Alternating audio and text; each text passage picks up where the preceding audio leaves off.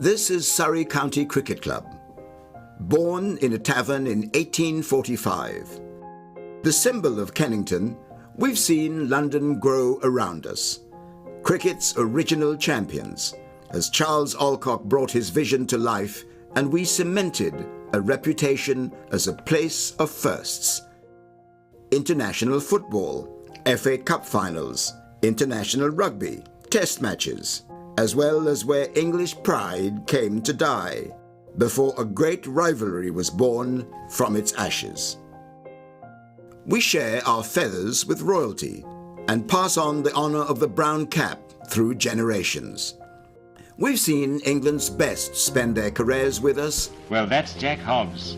Head and shoulders, yes, over all other living batsmen. And the game's best finish under our gasometer. We've won 7 in a row thanks to Surridge, May, Barrington, Locke, Laker and the Bedser twins. In fact, we're well known for our famous siblings, but there's always been one family who've stood out. We saw the West Indies grip a nation on our doorstep, and a pioneer set records galore in the women's game. The end of the century brought a fresh take on Ik Dien, as Holyoake and his England teammates transformed us on the pitch. The changing of the Oval skyline brought the greatest of finales. There it is. England have regained the Ashes. And an era of final test triumphs. Alistair Cook has done it. A century in his last. Well played. On our way to our own red ball century. We're one half of the game's oldest rivalry and its only London derby.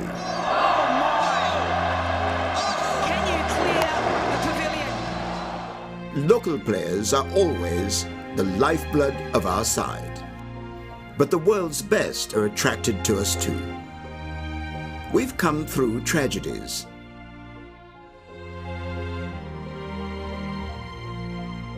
Now we're home to world champions and cricketers of the year. 175 years have passed. There's much more to come. This is Surrey County Cricket Club, heart of London, pride of the county, the grandest stage in world cricket.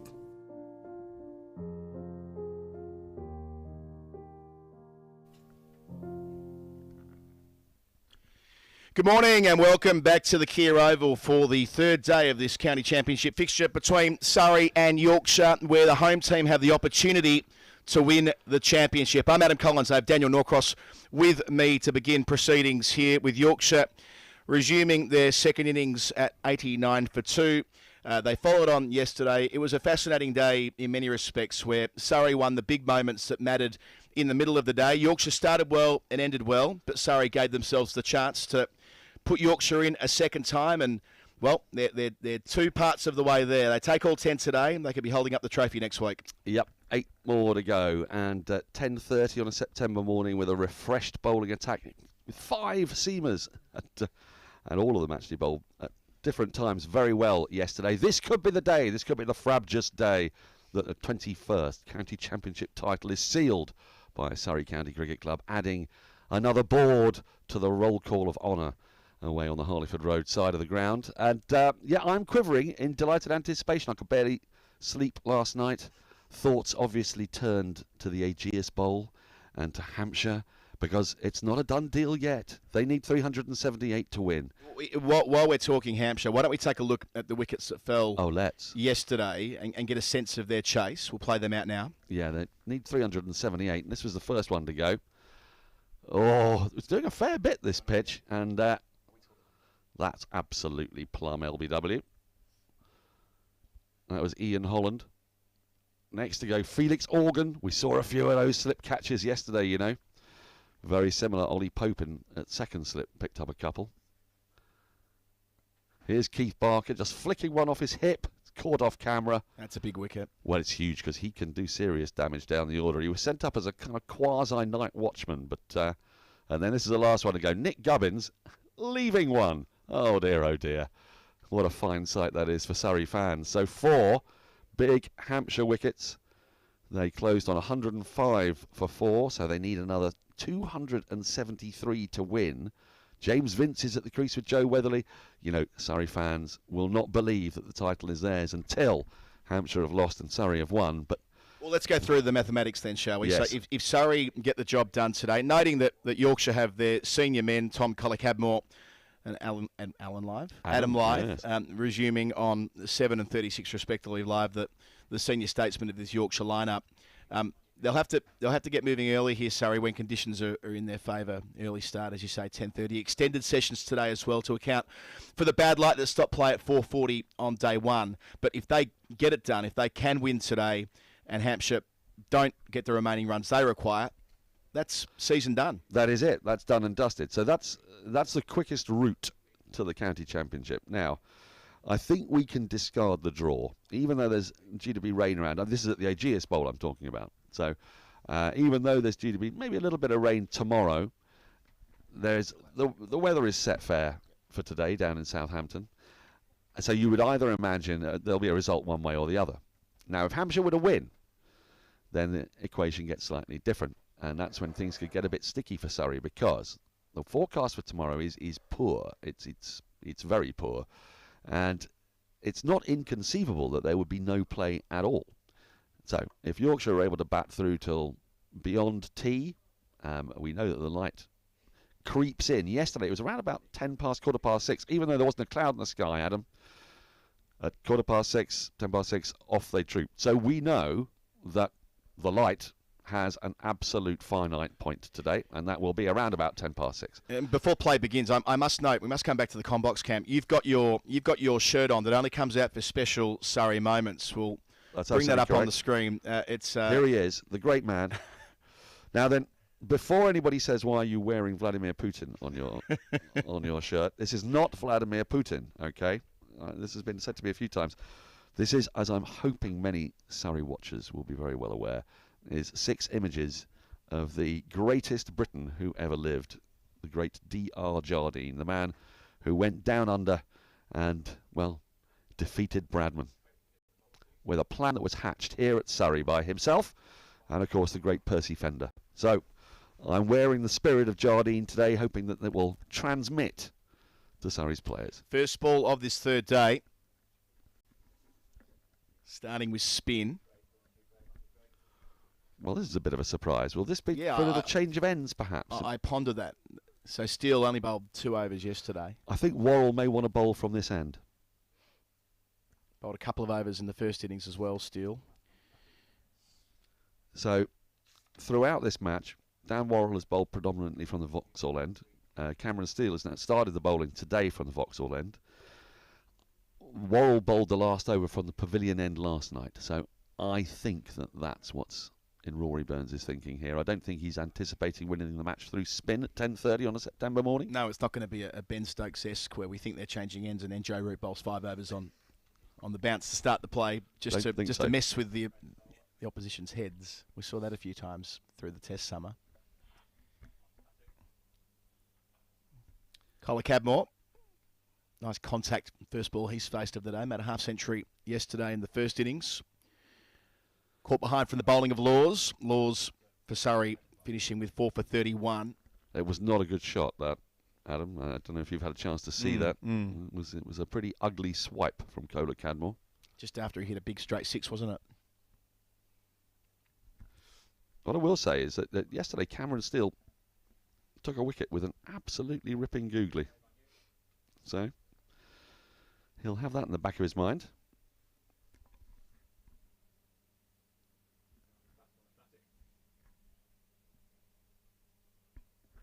There's the flat delivery, and it's pulled away. So the deficit's down to 60. That'll be a factor as well, I suspect, for Yorkshire here in terms of framing up their day. If they can be in the black inside, say, 90-odd minutes, and that will transfer some pressure back onto the home side. They'll want them snatching at this, knowing that there is a big opportunity on this third day. And as you say, with weather potentially around tomorrow, the challenge for Surrey is to just keep their cool, time on their side. Extended day. Oh, there's the wrong un. Outstanding from Steele. Through the gate. Collar Cadmore's castled in the first over of the third day. Well, that is an absolute beauty. That's very similar to the wicket he picked up yesterday, and it's a genuine wrong on that. Collar Cadmore hasn't picked it at all. He's just hit the previous long hop for 4. He's hung on the back foot, and it's kept a bit low as well. And, well, that's an inspired move again from Rory Burns, my word. Picking up a wicket in the first over of the day. That is exactly what Surrey wanted. And it's a big one as well, Collar Cadmore, one of the senior members of this side. Let's take a look at it again. It's too full to be playing that shot. He's hung on the back foot. He should have been coming forward. It's gone through a little low. Yes, of course it has. But that looks like it's gone through lower than it really has because he's stuck on the back foot. What's he playing it from there for? It's the sort of delivery where if we had stump cam, it would make that horrible sound where it crashes into the camera halfway up the middle stump. Beautiful bowling from Steele. If it was a change of ends, it's an inspired decision from Rory Burns to give him the first opportunity of this all-important third day. Collar Cadmore falls for 11, and Surrey are still 60 runs ahead. Yorkshire are 60 runs behind. Well, that might just open things up a bit. Well, every time I see this replay, I'm thinking, why is he on the back foot? Now, I mean, I know the previous ball's been a long hop, but take a look, just have a look at how full that ball was, and he's also thoroughly delighted. I don't think he can quite believe what he's done here. The players will have arrived this morning thinking, right, it's 10:30 in the morning. Roach, Worrell, we can get through 4 or 5 wickets early.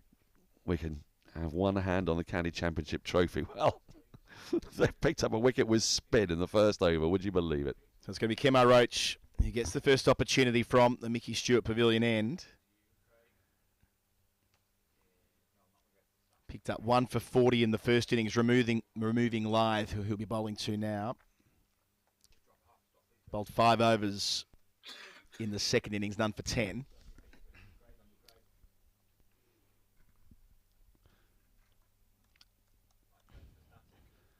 Now, he picked up Lyth yesterday with absolute beauty. It was from round the wicket, pitched, went away, took the sort of shoulder of the bat. It flew to Ryan Patel at third slip, who took a very neat catch, head height. What a great option for Rory Burns off the top, the number 8 bowler in the world according to the ICC in Test cricket. He's got a great record for Surrey. Starts round the wicket. Finds the inside portion of the bat right away. Yeah, that record he has at the club. 22 wickets at 23 this year. Returned in July after only playing a couple of games at the start, then having that hamstring tear. He's played 73 test matches and taken over 250 wickets. What a contributor he's been for the West Indies over a long stretch of time.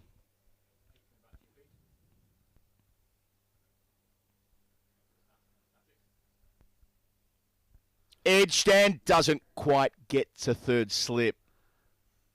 I'd like to see that one again. I think that one's pretty tight, you know. It's may just have bounced in front of Ryan Patel. He's nearly gone exactly the same way. Well, not literally, but caught Patel bowled Roach. Could have been twice in the match for Adam Lyth. Let's take a look at this.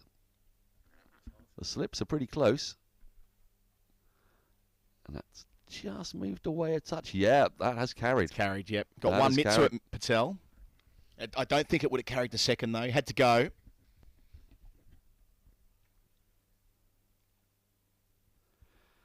No, he definitely had to go for that. And he's standing a little bit close as well, so you can... I mean, the first over from Kemar Roach is going to be a little bit of a warm-up. He's not going to be quite at top speed, but he's just had to advance a yard or 2 there at third slip. And that's a late season thing as well, isn't it? With pitches a fraction slower than they would be. He's such an asset to have, though, isn't he, Roach? Because he's that rare West Indian who doesn't feature in the CPL. He's the perfect signing for Surrey. Last year, picking up 22 wickets at 20 in his 5 matches, including that bag of 8 against Hampshire, to knock them over in 2 and a bit days. In a fairly mediocre campaign for Surrey, that was the high point, wasn't it? A big win over Hampshire. Yes. Which they repeated the trick this year, of course, with an innings victory against Hampshire.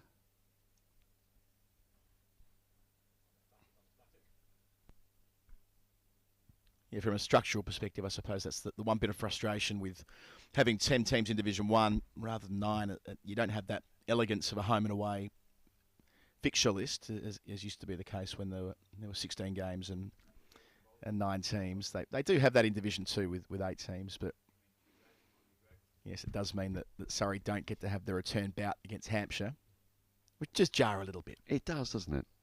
It does.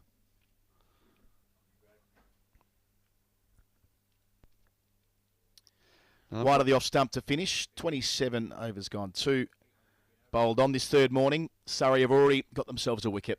The visitors 94 for 3. I was intrigued there by Adam Lyre's trigger movement. He moves a long way across to off stump, just outside off stump, and yet he's still playing at balls in the channel. This is it's a very modern English way of playing, isn't it? Get right out there. See Alex Lees doing that to the round the wicket bowlers. Now then, Steele is not going to continue. It was for Dan Worrell to change ends. And, well, that is almost a very definition of a bonus wicket, Gollo, that. Absolutely. Knocked over Bean yesterday, the first wicket to fall in Yorkshire's second innings. Bowled him for 6. At that stage,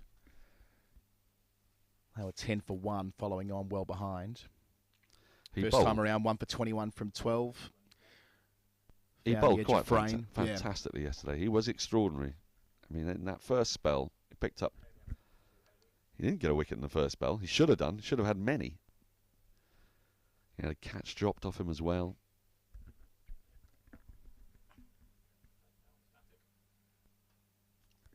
Full to start. Yeah, we say Roach is a good signing. With Worrell, given that he's declared that he'll no longer be playing domestic cricket in Australia, he's attempting to qualify for England, which is his prerogative. With a British passport, he needs to meet the ECB's qualification requirements over 3 calendar years. I think from memory it's 240 days in England in 3 years and you officially become eligible to be picked. He was also able to qualify for Ireland, I believe, or at least I was told by Cricket Ireland that. Oh, very, very good to start. And that's why he's been such a valuable contributor for South Australia, getting them to a couple of Shield finals.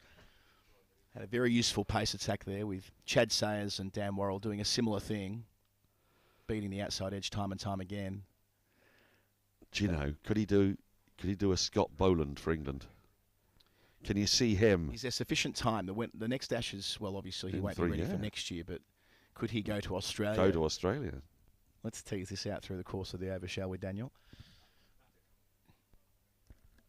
Will he be qualified by then? If this is year 1, it's 3 years. 2022, 2023, 2024, that Ashes series is in 25, 26. He will. Yeah. In saying that, Worrell is now 31 years of age. So, and your point? England's 2 premier bowlers are 36 and 40. No, well made. Oh, I can see a Scott Boland situation. I can see Melbourne. Dan Worrell picking up 6 for 12. I can see day-night test in Adelaide. That's where he played so much of his cricket.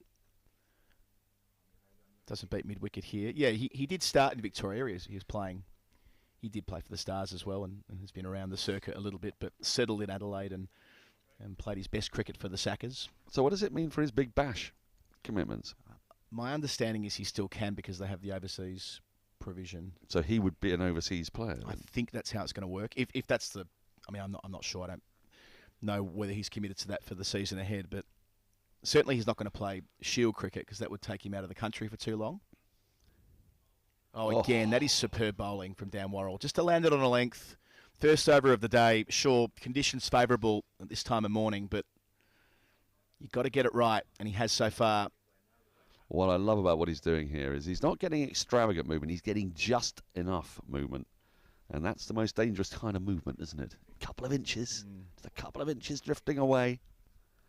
And this was the man he found the edge of in the first innings as well, Wolff. He was dropped in that over. And then Ollie Pope made amends.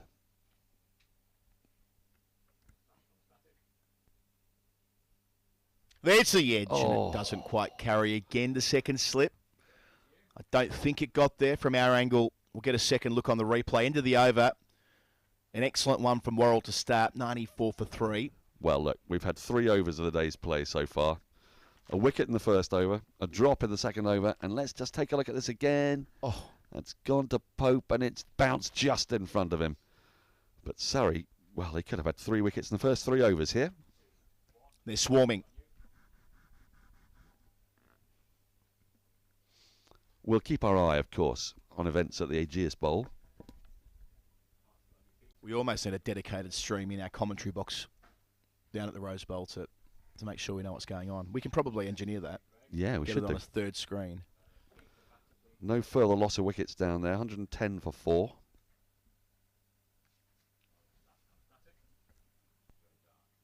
Of course, a Surrey loanee with the visitors down there at the Conor Rose McCurr. Bowl. How did he go first time around? Well, he got a duck when he came in as a night watcher. Okay. He didn't bowl in the first innings because Hampshire were bowled out in about 17 overs. Terry Blake, who does the ground announcing here at the Oval, was when we had bad light on day one here, was announcing each wicket to fall, and I don't think fans were here in expectation of any resumption of play. At that juncture, they just wanted to hear the wickets fall and to be with their fellow Surrey fans to experience that, and they were all out for what, 56? 57. We got to see all 10 wickets before the start of play yesterday. We played them out here on the live stream, and it was 16.5 overs of carnage. That's all it took. Matt Quinn 6 for 23. There have been some crazy games in the county championship this round. I mean, you will, I'm sure, have seen developments at Chelmsford.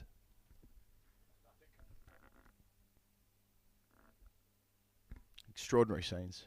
Well, Lancashire at one point 7 for 6 in their second innings. They still managed to win the game. Well, we were talking here, had Lancs lost another wicket, had they been 8 for 6, 6 for 8, sorry, I get my what country I'm in correct, they might have called for the extra half an hour on night one. Yeah, could have done. And then turning it around, a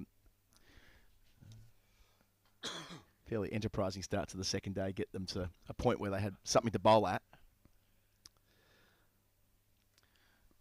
A square drive. Live moves into the 40s. Over pitch from Roach and made no mistake. 98 for 3.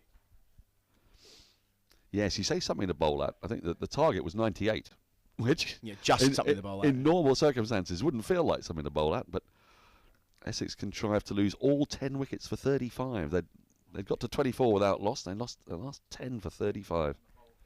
I'm interested in your perspective on the discourse, capital T, capital D, around the Chelmsford result.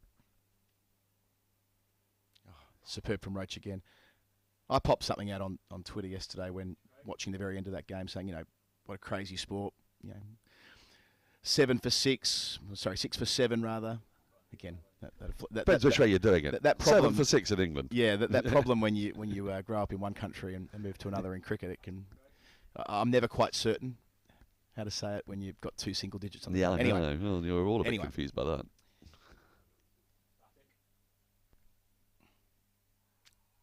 There's a shout. Oh, that looks mighty close, He does get outside off stump. That might be what saved him here. I feel like height as well. My impression was back pad height. We'll get a second look here between overs. 29 gone, 98 for 3. So it was Roach to live. On that angle around the wicket, so it's got to straighten. He does shuffle. Oh. Knee roll? Was it the back pad? Was it the front pad? Can I get square leg umpire face, please? That face, just the square leg umpire, just frame up on him, the guy that made the decision.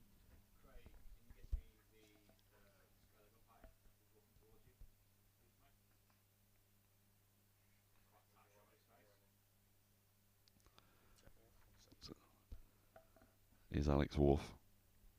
He's not given many decisions in this match. Shot.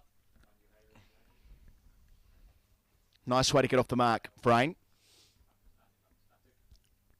First ball that Worrell's given him to hit on middle stump.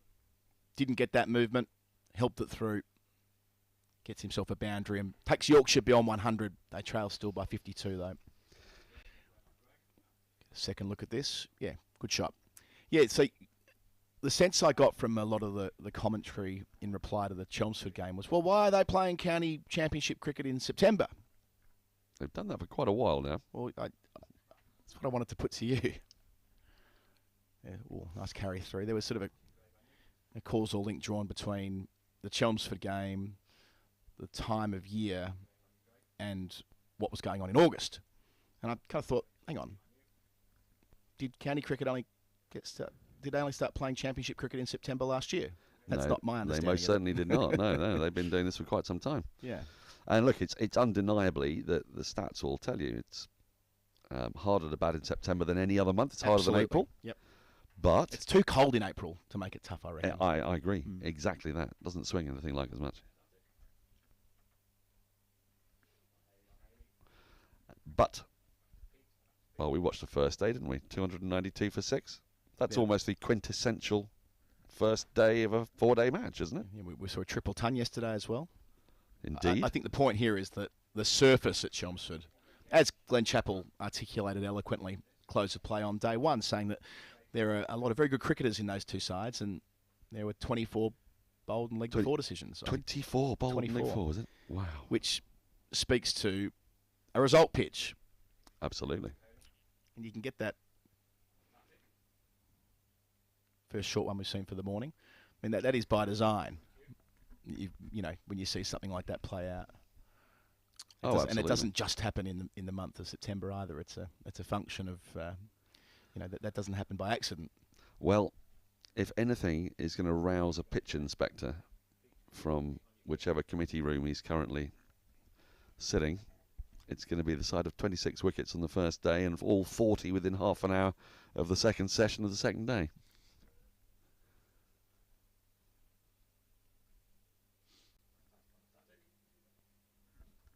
It's a sort of result that gets statisticians salivating, isn't it, in terms of fewest bowls bowled for a completed game across 4 innings and that kind of thing. Andrew Sampson, Andy Zoltzman. Yeah, they swoon when they see stuff like that. And we were both with Samo over the weekend, and had he known that his Tuesday and Wednesday was going to be occupied following that, he would have just been in a lather. Yeah. He's probably watching right now.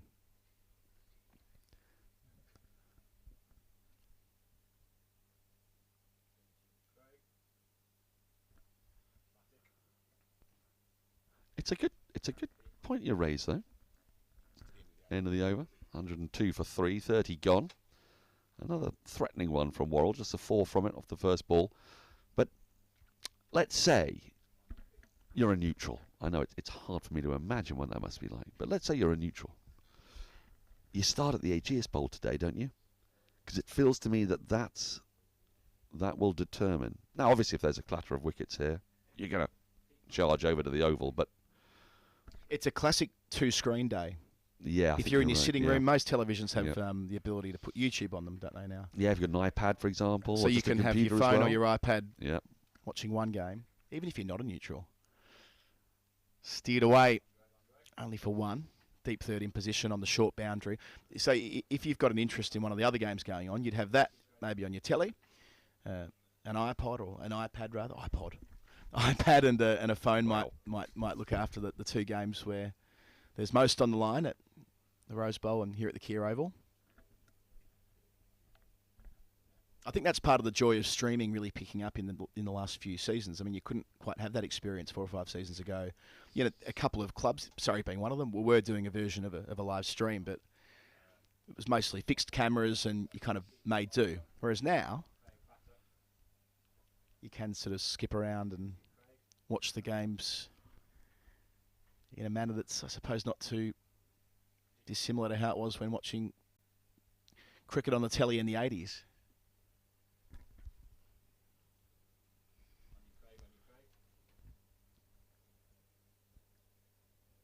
Although the one difference between watching this and watching cricket in the 80s, Daniel, as we learnt when making the Calling the Shots documentary a couple of years ago, is that it's often misremembered that they only started showing behind the bowler's arm at both ends in 1989 for the 89 Ashes. Isn't that extraordinary? As recently as 1988, you only had it was a deliberate choice as well. It was. Extra bounce there from Roach. And it wasn't universally welcomed either. There was Christopher Martin Jenkins was one of those who wrote at the time that you should be permitted to have a seat at the cricket and it should feel as though you're in that seat all day long, just like you're at the ground. I kind of see the logic to it, but it was a decade after Australia moved to both ends with World Series cricket by that stage. I sort of see the logic, but I think it's a massively flawed logic. Yeah. If you want to see the cricket, go to the cricket.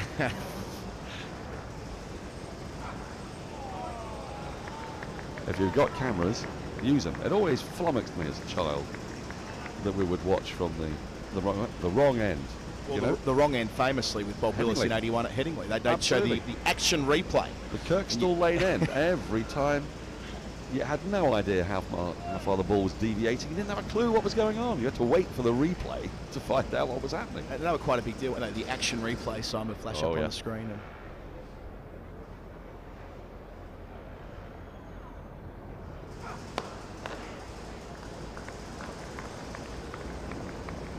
Frayne working himself into the innings. He's faced 16 deliveries now. Now you got were past talking, that initial interrogation from Worrell. Sorry, you were talking earlier about people watching in. Knuckle Pandey has been in touch. Okay. On the subject of Dan Worrell. He says Cricket Island might be disappointed if they're looking at Daniel Worrell. He said earlier this year, I don't ever think it was really a thing. I think someone just got wind I had an Irish passport. I'm committing fully to English cricket now. No, absolutely. I want to be clear about this. Roach completes his over, 31 gone, 104 for 3. There was never any public statements to the effect that he was considering playing for Ireland. It was simply that, as he says there's an Irish passport, thus there's a window, there's an opportunity. And it wouldn't be the first time that Irish cricket's been resourceful that way. The famous story of, is it Tim Murtagh in the bath with Ed Joyce after a Middlesex game, and Ed said, hang on, that Murtagh sounds kind of an Irish name. He goes, oh yeah, I've got an Irish granny. One thing led to another, and the qualification process began. And of course, Ireland being an associate nation at that point, he didn't need to do the 3 years. He hadn't played for England, and thus he was turning out for Ireland in limited overs cricket within 6 months. And then getting on the honours board at Lord's. What a day. It was an extraordinary day, though. Yeah, so it would be very different now with qualifying for Ireland, because they are a full member nation. But we have seen players recently decide to sign up there. New over from Worrell. Most notably Curtis Campher, Yes. who is a very, very good cricketer. We get very excited by Curtis Campher, don't we? I think he's going to be an absolute superstar. Do you? I mean, he bowls in new money, 140 clicks, and he bats in the top 6. Yeah, it's not I mean, bad, is not it? many guys it's like do the that. Cameron Green of Irish cricket. He's about 5'10", but apart from that, Yeah. he's very similar to Cameron Green. And he played South African under-19s, but wanted to live in Ireland and had an Irish passport and made the move over, and he's been going well. Took a double hat-trick in the World T20 last year. People will get angry for me using that term. The very 4 Australian and term. 4, isn't it? Yeah. That's what you mean by that. It's very. I got to the origin of why we call it a double hat-trick. Oh yeah. What is the origin? The theory.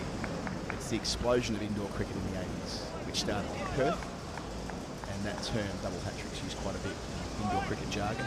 And I can't understate just how big indoor was in the 80s and 90s in Oz, and it sort of started to find its way into outdoor cricket as well. And thus, if you're a certain generation, and I'm of that generation, you just used it reflexively. And now when we say it, when it happens, we get chastised by all of you lot.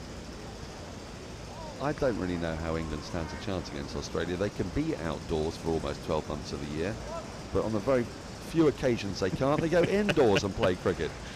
This is absurd.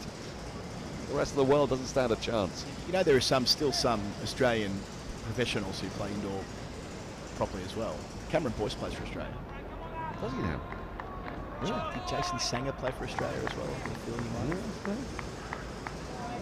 Well, it's great fun. The War Played a brothers couple played of for times. Australia, Right. or younger.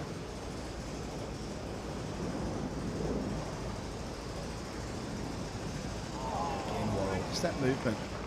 You made the point before, and it's not doing loads. It's not really through the air either. It's hitting the seam and it's nibbling. The way that we saw Anderson and Robinson bowl so well here, and Broad, in the Test match a couple of weeks ago.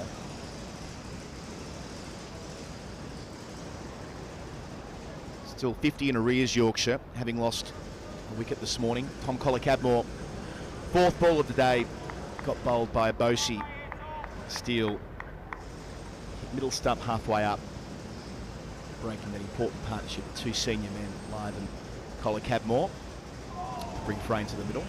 I'm going to bring you news, Colo. Do it. And I'm going to bring all the Surrey fans news A wicket has fallen at the Aegeus Bowl.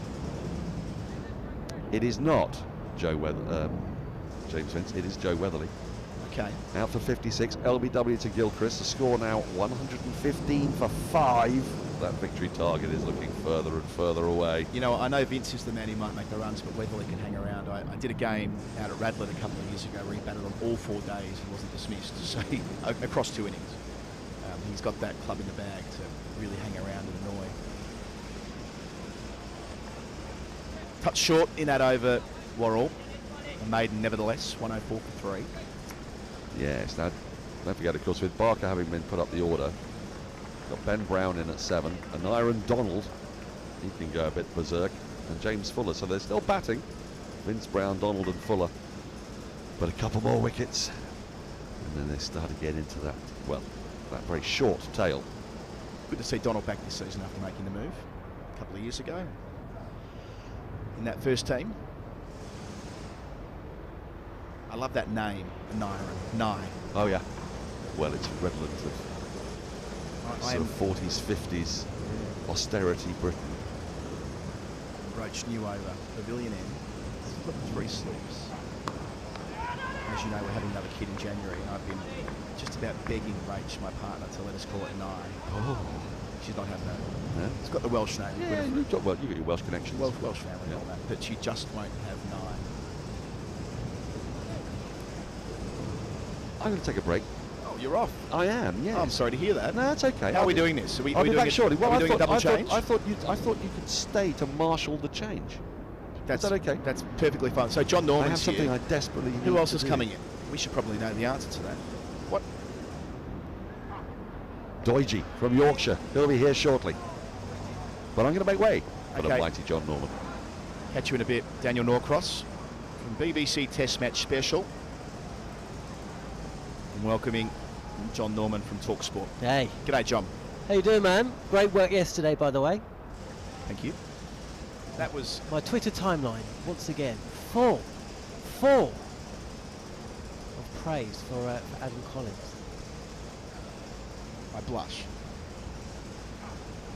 To be fair, when you are blessed with the ability to get rotated on to commentate when Harman is teeing off, it's about the best gig in cricket. Yeah. I mean, that was something else, wasn't it? They hit 62 runs in the last 3 overs. Harman hit 43 in our last 11, which included a dot from the final ball. So 43 from 10 before that. It was the kind of scorecard. I looked at it because I missed the carnage at the end. It kind of coincided with their bedtime.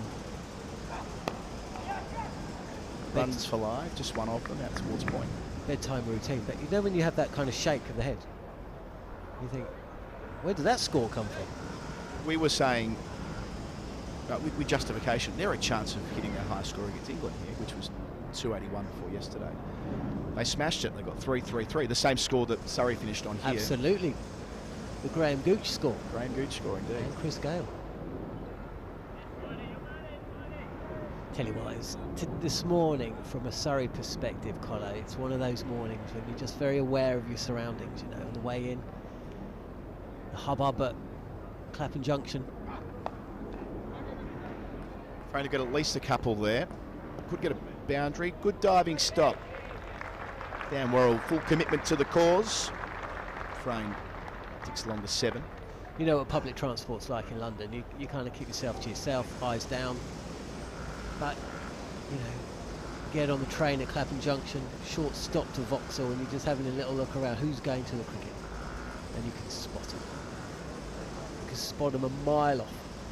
And they just seem a little bit more chipper today. Very happy to talk to anyone with a Leeds cap on or the white rose. Movement off the seam to finish for Roach. Back in the length though. Doesn't need to play for rain. 33 gone, 107 for 3.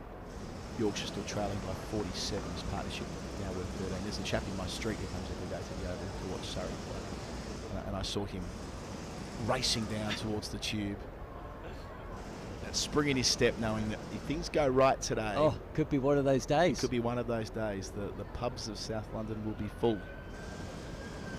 And you know, good crowd. We're fortunate enough to attend a lot of cricket here, aren't we? On international days as well as county. That was steady stream of bodies from Vauxhall to the ground. I mean, when I was a kid, I used to go on the tube as well, but these days it's via Vauxhall and Clapham Junction. But Surrey have left that door open. Worrell gets a chance at Lyde. That hasn't happened often this morning. You over. They've got 2 out on the leg side and by Sexton here. There's a long leg and a deep square on the short side, the Peter May stand side of the ground. So I've just been outside watching a little bit of the action alongside us here on the top tier of the OCS, or JM Finn. JM Finn. JM Finn. Get it right. Sorry. Getting excited. Sorry, Mr. Finn. At Craven Cottage, I still call the Johnny Haynes stand the Stevenage Road Inn, which I shouldn't do. It's been about 15 years. Given we've got Yorkshire here, I think you're duty bound when at Headingley doing a game to call it the football stand in, don't you? I certainly do.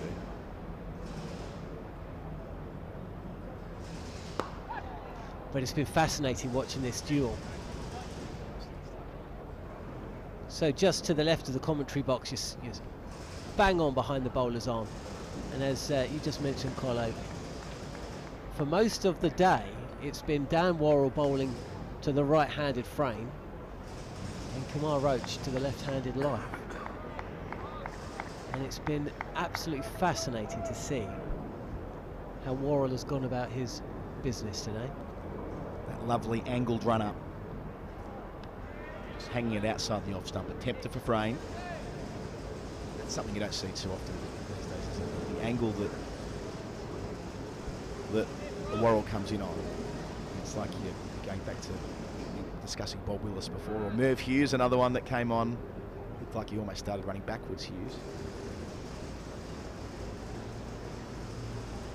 These days, all the coaches and biomechanists and so on say run in a straight line towards where you want the ball to go, but Worrell breaking with convention on the way here again. Nice straight drive, but takes pace off it in his follow through. So we're going to be going to the Cricket Writers Club luncheon at the start of October, the day before you fly off to Australia. Have I got you on the cool kids table? I think I have, haven't I? Well, I hope so. I think no, you're on. Pretty You're sure. You're in the naughty boys corner. I hope so. But we're naughty boys often, and girls corner, I should say. we have to put forward our nominations, don't we, for Player of the Year, do. Young Player of the Year, England Player of the Year and the like. But I tell you what, there's going to be some real conversations about who is going to be Surrey's Player of the Year, because there are a few candidates there, whatever happens in this match. Well worked again by Frayne. He's found runs through the onside a few times already in his brief innings of 8. 109 for 3, trailed by 45. By the way, run through some candidates before I leave. Before I leave you, I think the man with the ball in his hand, or about to get the ball back into his hand, I think Dan Worrell is certainly going to be mentioned in dispatches. He's got 36 wickets. It's not bad going for a guy that, you know, at the start of the season, I think we were all waiting to see a little bit about what he brought. Certainly answered that. Jamie Overton, of course, who had a difficult start to his career at Surrey, certainly put that behind him. End of 34 overs. Jonathan Deutsch will join you, John, with Yorkshire. 109 for 3. They lost Tom Collar. Cadmore for 11 this morning. Bowled through the gate by Steele Rongan. This pair have added 15 thereafter. They trail by 45. Yeah, and that dismissal of Tom Kohler Cadmore coming ball. The ball after a half tracker was clumped through mid-wicket for 4. Very next ball. Middle stump pushed back. But as Colin makes his way, I suppose I can continue with my thought process. I think Ryan Patel's up there. I think Jordan Clark. There's a few candidates. It'll be fascinating to see. How you doing, Doige? I'm all right, John. Thanks. Kemar Roach, who's bowled with a bit of pace, hasn't he, already this morning? Adam Lythe left the ball well, sitting a little bit further on. I think you said you were outside as well. Just getting that angle from a little bit closer to being straight on. A lot of balls angled in at the left-handed off stump, and he's left it well. Will Frayne. He's probably still got to prove to me that he leaves the ball quite as well as an Adam Lythe would do, but he's done pretty well so far today, and he's certainly been reading the length well in terms of his leaves. Were you commentating? Was that a a half chance for Ryan Patel at third slip from Lythe, or did it drop short? I'm not sure if you saw it. I'm putting you on the spot a little bit. I saw it live, but I haven't seen a replay of it. Yeah, in fact, I'll answer that in the affirmative. Yes, I think it was. I think it went direct to hand and he couldn't reel it in. Question back to you. The other one at the other end that went to Ollie Pope, did that bounce just short, or was that on the full? We couldn't quite pin that one down. Yeah, I think that was on the full as well. Or rather, I think that one was on the full. Watching again, and Frayne at the moment. He's just got to build here, Will Frayne. He needs a few runs on the board for all sorts of reasons. He'll be probably fairly tentative, but he gets the opportunity to get his hands through the ball.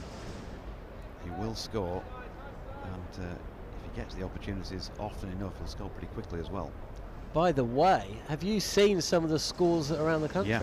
Have you seen that Warwickshire score? Yep, and this is dragging Yorkshire down into that relegation dogfight, isn't it? Well, I would have thought you'd be quite pleased to see Warwickshire 67 for 7. Well, yeah, that would be a good result from Yorkshire's point of view, wouldn't it? That one would. The Kent one, not dragging quite Warwickshire so much. into it, but Yorkshire still would want a few points. But yeah, I'm sure there are White Rose supporters hoping perhaps that Gloucestershire can see that one through and win against Warwickshire. Hampshire now 6 down, 119 for 6. That's not the result you wanted, is it? No, it's Certainly not going to happen, is it, in terms of Hampshire winning that match? No. I don't think it ever was. Just having another check here, John, about the ball. And once again, we're going to see the change. I tell you what, the Wisden Almanac. I mean, I'm not sure if Lawrence Booth, who's here today, the editor, is downstairs. But obviously every year, for the last few years, they've had a symbolic picture at the front. Stuart Broad with a COVID mask, Joe Root, cover drive. I think next year, if Lawrence is listening, a battered, dog-eared, 35 over ball. Yep, that's the story of the summer. And maybe just a discarded ball ring at the side of it, on a desk. Or maybe just sitting in the umpire's hand. Yeah, story of the summer particularly. I mean, it started again in this match, hasn't it? But that early part of the season, we saw a ridiculous amount of ball changes. Players just talking about how soft they went so quickly, and that combined with pitches that were basically better than that first raft of half a dozen county championship matches. And as a lover of the game, a lover of red ball cricket, even I was sitting there thinking, after 2 sessions of matches, we're heading for a draw. Straight away, you just knew. Well, it removes the art of middle innings or bowling, doesn't it? It removes the art of shining one side of the ball. It removes the art of reverse swing, or at least aiming to get reverse swing. Even spin, it affects spin. It affects so much the fabric of the game, when essentially a team is trying to get a ball changed after 25 overs. Yeah. And I mean, to be honest with you, I didn't realise how they get the ball to age, but I'm told there's quite a bit of a new ball will be used in practice, and somebody will be told you bowl 60 balls with this, and then that's it, no more. So that if a ball's changed after 10, you've got a 10 overall ball to change it for, because of course there's also that comes into the equation. Another good leave on length by Will Frayne here. Kemar Roach just hands on his thighs. He probably feels he's not quite getting this right. He's putting a lot of energy into this today so far without reward, and he got the edge of Adam Lythe's bat, didn't he, earlier on, that chance that we think was put down by Ryan Patel at third slip. Yeah, absolutely. And I wouldn't say he's a hot and cold bowler, because he has a consistency to his game that is very rarely cold, but when he hits those hot patches. This time Frayne again getting a straighter ball. A couple of other scores from around the ground. Sussex trying to do a Lancashire. Lancashire, of course, won this week despite being 7 for 6. Well, Durham have gone that route. Trailing by 288. Sussex, this is 9 for 4. Match delayed by rain, though. Steve Harmison my old mate, he's up there. We've got a good friend of mine, Gareth Batty, head coach of Surrey. Goffey's at Yorkshire, of course, who I worked with at Talksports for many years. And Harmy, James Franklin's left Durham. Did a good job there, but Harmy's gone in just to help Neil Colleen, his old buddy, for a couple of matches. So be interesting to see how that goes. But I tell you what was really interesting. It's the game between, well, there's two games in Division 2. And I think much like that game between Hampshire and Kent, most people have given up the chance of Leicestershire beating Middlesex. But I tell you what, while they might not force a win, they came within 3 of Middlesex's first innings score. Middlesex 11 without loss in second innings, so that game is going. It looks like a good 4 days. It will be it's basically a 1 innings game, isn't it, John? Absolutely. You mentioned Gareth Batty. Yeah. Remember Gareth? Former Yorkshire man himself. Remember Gareth as a nipper, side of the pitch. Do you? Yeah. In matches I would have played in back at home in sort of junior games against his brother Jeremy, of course, played for Yorkshire, played for Somerset. Absolutely. Goffey played alongside Jeremy, didn't he? Yep. Clark, by the way, into the attack at the Vauxhall end, and Adam Lyth, watchful as he has been this morning. He's happy to try and pick up the pace of this one. Worth mentioning, I'm sure you probably have done already, but I'll say for the avoidance of doubt that this is probably about as good as it's been in terms of batting conditions this morning. You still would want to get through that first hour without much in the way of a loss. Get moisture out of the surface, but the sun shining from minute 1. Much better feel from a batting point of view. So Live leads another one. So yeah, Rosemary, Gareth's mum. Well, George, Gareth's dad, would be out there in the middle umpiring a junior game, and Jeremy would be playing. She was one of the great net bowlers, I think you've got to say. Gareth he never saw him without a bat in his hand, and Rosemary doing a great job. Well, he lives in South London now and has done for many years, and of course has represented Surrey for a long time as well before taking a coach job. He's still got the accent. Yep. Still there. And what I love about him is that he wants to talk cricket. So I don't know what the conversation was on the balcony at Scarborough in the reverse fixture of this one. So Everton beat Yorkshire, but it was just chewed away. I think it was Kemar Roach who was talking to at the point that we looked across. You can probably imagine the number of theories that were being, espoused at that time. Just cricket chat. Well, there was dropping one down the leg side. There was a funny moment.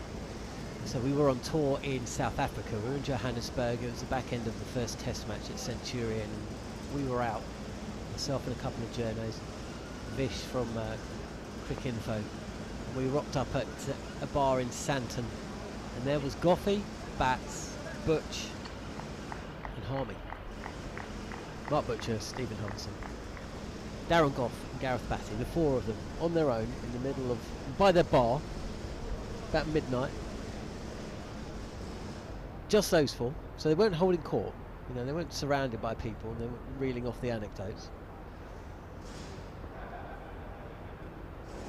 Yeah, Jordan Clark doesn't give Adam Lyth anything to hit, just drops that into the offside, and again continues to be watchful. He knows, talking to Adam Lyth this morning, that a huge disappointment among the Yorkshire ranks that they didn't avoid the follow-on yesterday, and he'd be a case in point in terms of just wanting to avoid, first and foremost, you want to avoid defeat, want to avoid embarrassment. You're playing for pride, you're playing for trying to ensure your first division future in 2023.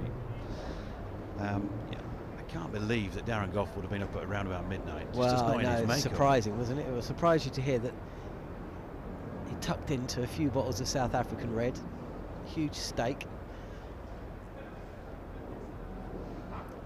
Nicely driven, beautiful shot by Will Frayne. That's what he can do if you give him a little bit of room to work with. Right over the top of it. And he's going to be feeling that much better about life now. Ducking the first innings, a couple of boundaries to his name here, and a bit of width either side, and it will go. Well, that's the shot of the day, isn't it? And you're right, the conditions have eased from what we saw certainly on day one, and at times the start on day two. And if you take the scoreboard out of the equation, you'd have to say you'd almost rather be batting than bowling at the moment. And haven't been able to say that for much of this match. Roach again. Got the boundary, not going to chase another wide one. With discipline. Let's see what looks like. Get the eyes tested, JD. 36 deliveries. So he'll be starting to feel about as in as you can feel in this match, and that's probably not been a feeling that many batters have experienced. Yeah, absolutely.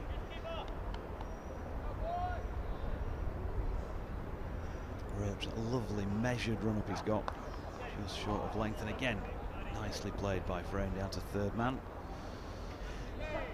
So it's past midnight, myself and Vish rock up at the Hard Rock Cafe or whatever it was, what bar it was, in middle of Santon, in the middle of Joburg, and there's Goffey, Harmy, Bats and Butch having the mother of almighty rows.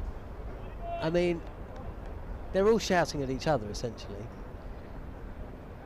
Lots of finger pointing. Now then, Adam lines up the face on this one. He's going to get 2 down to Dan Worrell, third man. So just to get the hurry up on second run. Credit to Worrell for getting around the boundary pretty quickly to return that throw. 116 for 3. Well, they started this second innings 154 behind, so still trailing here. 38 runs. I'm not sure if we're going to see a replay of that, but did he open the face of that? Did he guide that through? I'd give him the benefit of the doubt from the one-sighter. That's a devilishly difficult delivery for anybody to play. He's going to do a bit of gardening on the back of it, Adam Lyth. That's the way you think that one pitched, but spat. And there's been good bounce and carry in this pitch, John Norman, but there have been few that have really taken off. No, that ball just did enough, didn't it? A little bit of extra lift. Good line. Batter had to play. Can't wait to find out what the argument was about. There's a good delivery once again. Adam Lyth definitely playing this one. So I'm thinking 2 Yorkshiremen and another Northerner involved in this. They're arguing about whose round it is. Do you know what? They're actually all pretty generous, all of them. No, they were arguing about coaching. They're arguing about cricket coaching. See, this is the thing. I don't think people realise just what kind of the level of cricket badgery that goes on. So essentially, picture the scene. We're on tour. It's a cricket tour. We're talking about cricket for 7 hours a day, and then after we pack up our kit, get in the coach, get back to the hotel, freshen up and head out again, you'd think the last thing we want to talk about is cricket. It couldn't be further from the truth. Yeah, as Jordan Clark continues at the Vauxhall end. Another leave by Will Frayne. Tight to off stump. Yeah, well, it's in the blood, isn't it? The kind of, I mean, Gareth Batty, for example, an absolute cricket badger. Oh, but they all are. Harmy is, you know. Harmy, he has I'm not sure how to describe it, but it's almost like he's got a photographic memory for moments in his career. Like he will remember individual deliveries that took place 20 years ago.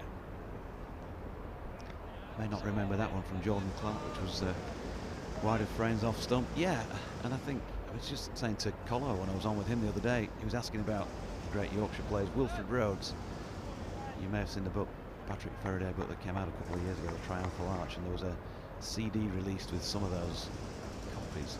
It's a great audio interview with Rhodes and his recall of matches that were decades and decades earlier. It's phenomenal when you find people like that. Clark again wide of Frayne's off stump. I think it's quite normal to find spectators or journalists that can recount stats, dates, moments in time, but for the players themselves to remember, you know, such specifics. Boycott's the same. He released a book this year, didn't he?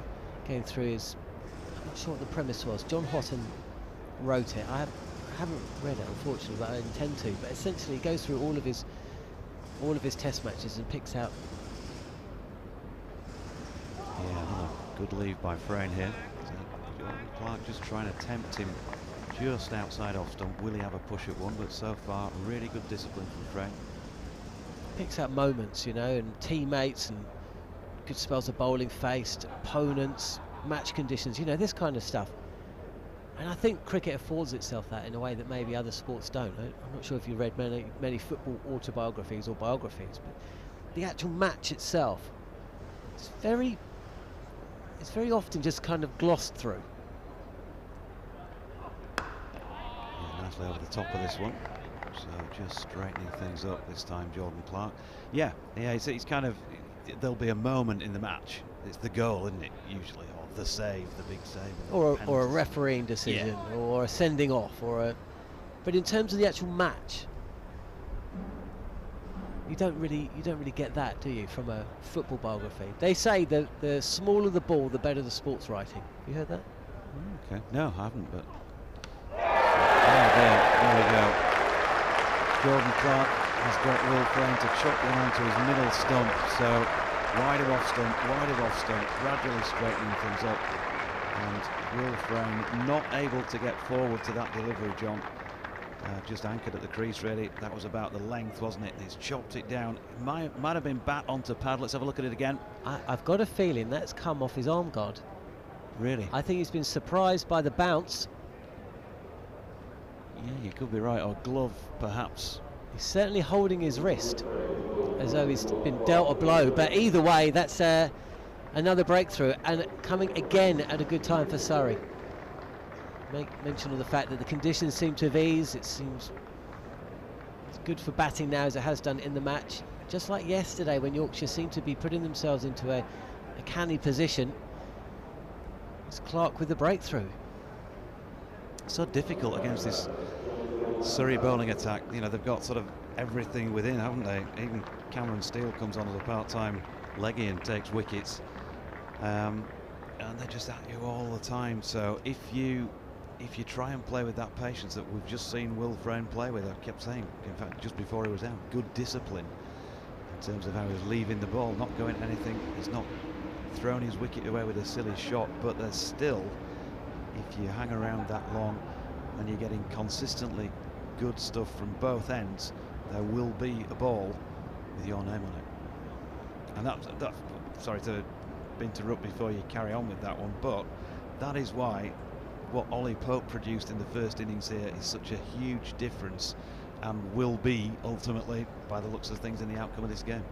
Absolutely, and without being sounding wise after the event, when Pope came to the crease on day one, Surrey 80 for 3, I think, at the lunch break, advanced down the track, first ball, and the feeling was it looks like the kind of pitch where a 60 or 70, like it was in the Test match actually, could be the defining innings, and he scores 130 odd.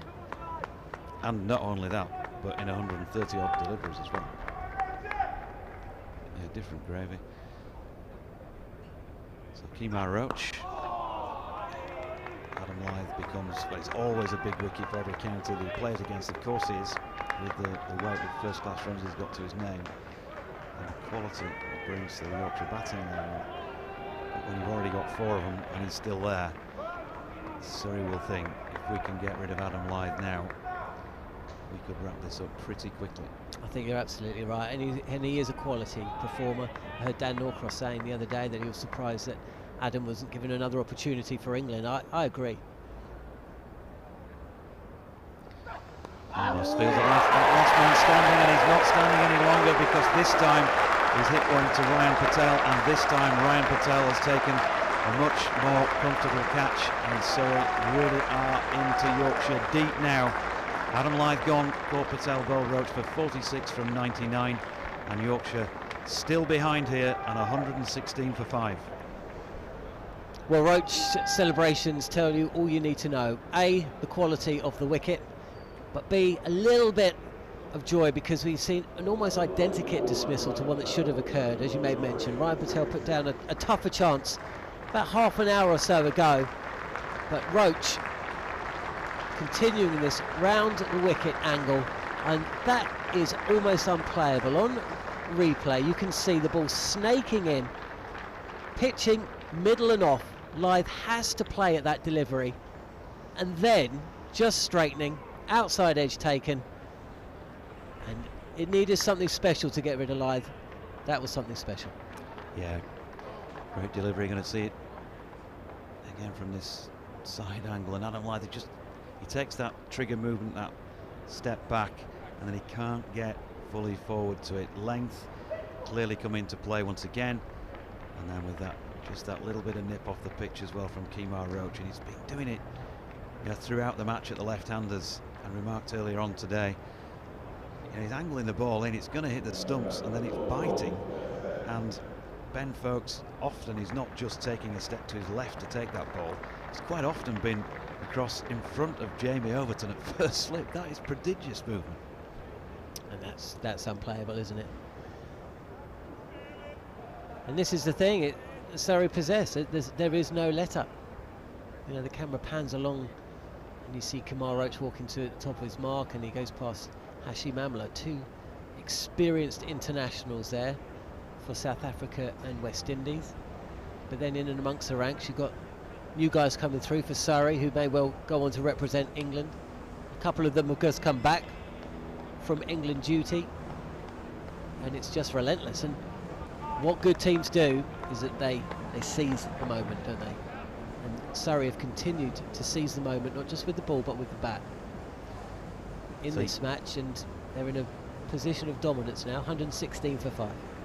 Yesterday Yorkshire 139 for 4 just after 3 o'clock. By 4:21 they've lost those last 6 wickets for just 40 runs, and so they've got the sniff of blood here, haven't they? 38 runs they still have in hand, 5 wickets to take, and you know what they'll be thinking.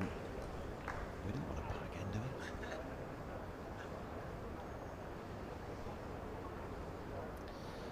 What has Don Best got to offer in resistance?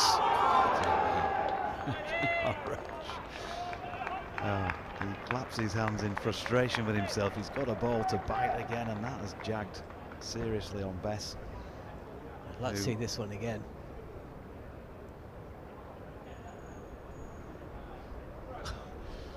It's already on its way tailing in, and then hits the seam and goes that bit further. Play that one. First ball.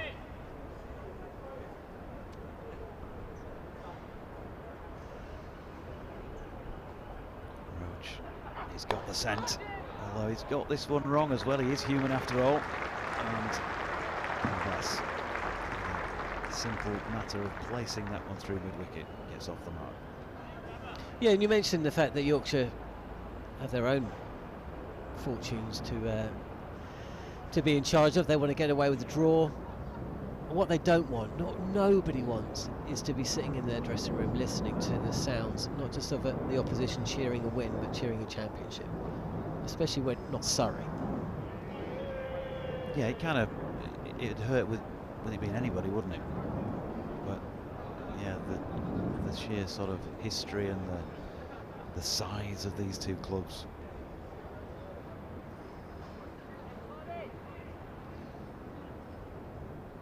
It's just taking his time. Bit of an extra scratch at the guard. Is Roach going to serve up here? By the standards of some of the stuff we've seen from him this morning, that's relatively tame. Wide of off stump, and an easy leave for Don Bess, who we know can bat, John. He's got first-class 100 to his name and plenty of first-class half-centuries. He's got a test half-century to his name as well. Yeah, I was at that match. I think if his first innings was anything to go by, just needs to give himself a couple of overs.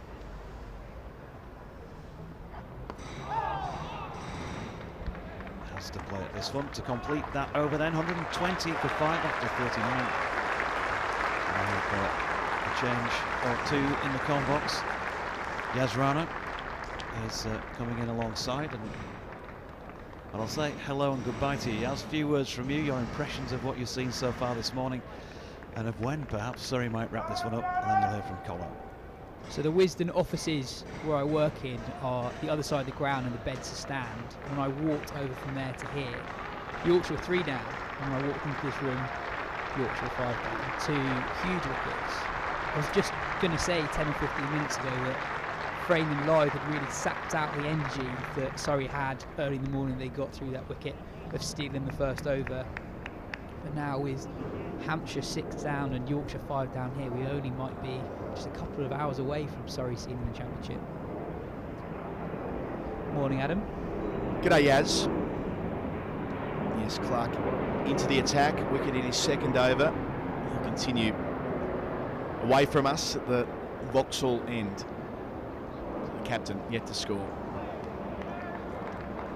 Yes, 2 wickets in the space of 3 balls. Frayne bowled by Clark and then Lyth edging to Patel at third slip from the bowling of Roach, is really building up ahead of steam from the pavilion end. He was gone for 46, the all-important senior pro. And earlier today, Collar Cadmore bowled 5th ball after the resumption. A wrong un from the spinner Steele. He was only on to change ends to help Dan Worrell get down to the Vauxhall end, but he made his time at the bowling crease count.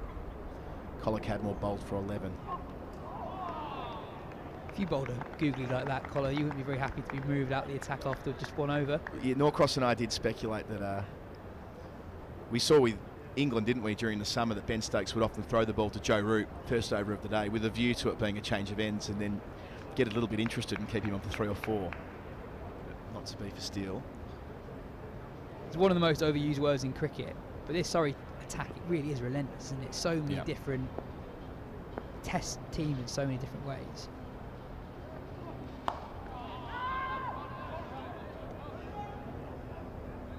With the best first-class teams, you say they've got a test-level attack, and Surrey are edging towards that. Dan Worrell's played international cricket for Australia. Kemar Roach, 252 test wickets. That just gets them going at the top of the list. I know you and Dan were talking about Dan Worrell in your first stint this morning. His record in the county championship across his time at Gloucester and Surrey is phenomenal. It's 80 or so wickets at 24. Complementing Roach with Jamie Overton as well. Jamie Overton bowled 4th change yesterday. Says a bit again. You know, he was the number 3 seamer in England, at least for a week, up at Headingley earlier this year. Tattersall off the mark with 3 out to square leg. I guess one of the differences in first-class cricket compared to Test cricket as a captain is you have to manage the schedule and the relentlessness of the schedule, but also the shorter time you have to force a result. So sometimes your bowlers have to just bowl more. And Surrey yesterday in the second innings, no one bowled more than 6 overs yesterday afternoon. So they've got an attack that can do that. Speaking of schedules, have you caught up with the Strauss manifesto this morning? I have, yes. It's quite a bit there. I think we sort of had a pretty good handle on what it would say, but still, seeing it all there in black and white, it's a lot of food for thought. I guess the big things are the reduction of county championship matches, reduction of blast matches, so counties only hosting 5 matches a season as opposed to 7.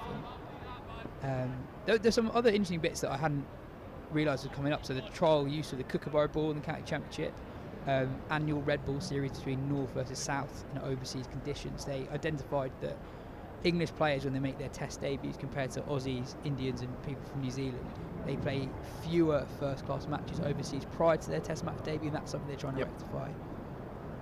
So I think individual players won't necessarily play fewer first-class matches, but there are fewer county championship matches. It's a reduction of 11 days for the average first-class cricketer. Into the 40th over, 123 for 5. That's the headline figure in terms of that goal of reducing quite so many days. The first thing that jumps out at me was the one-day cup being played in Oval, which I support, and it's playing white ball cricket. It's more conducive to cold weather because you're running around. Standing at second slip when it's 3 degrees on the 4th of April. I'm not saying it's always that way, but it can be. It doesn't quite feel right for first-class cricket. We'll start that in May, which I think is fine. But the fact that it's a knockout, granted the minor counties involved, so there'll be that extra level of interest. But what if you get knocked out on day 1 of that? If you play on April the 4th and you're eliminated from the knockout tournament, as Laws gets an opportunity in this second innings, He's been bowled an 4 overs last night, none for 10, but bowled splendidly yesterday, taking a 4-for. He's been an absolute superstar for Surrey this season. Revelation with bat and ball. He's got 3 slips. Yeah, so that's one of my first questions is that, I think there's a line in there about provision for counties to have friendlies between themselves in that window of time before the championship starts in May, but I don't suppose counties will be enjoying the prospect of turning out in a pointless 3-day game, having been bundled out of the One Day Cup early on. I would have just played the One Day Cup in April, or at least grouped it in a way you have at least 3 games possibly. The risk of being eliminated after one start, that might mean that if you're a domestic cricketer in England, you only play the one competitive 50-over game for the entirety of the season. That's a significant reduction.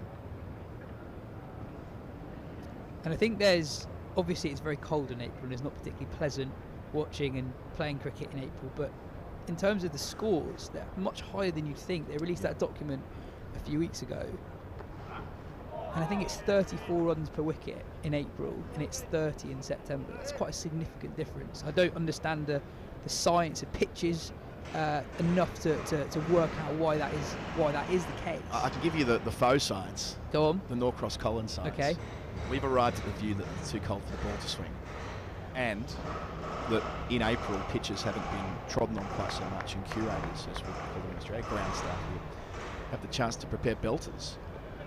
So you've got the entirety of the winter to prepare those pitches. I mean, your first pitch on opening day is going to be a good one, right? It's not going to be a result deck like we saw at Chelmsford the last couple of days. That was an extraordinary match. Watched the highlights. I think that game had all the ingredients for a really strange result. A slow wicket, but also the type of bowlers in both teams. Yes. Loads of 75 mile/hour bowlers who bowl stump to stump, keeper standing up, batters stuck in their crease. September specialists. Nice and straight there from Captain Taylor. Yeah, so the championship being reduced to 10 games, I think we knew that was coming. And the reason they're not going to play in August, there'll be red ball cricket in August, a regional style structure, not too dissimilar to what we've seen with the women with the London Cup in the last couple of years. So they'll break them off into groups of 4. They'll play 3 games each. They'll have first class status and they'll be playing for a trophy. Putting the pieces together on why they're just not playing 4 championship games in that month of August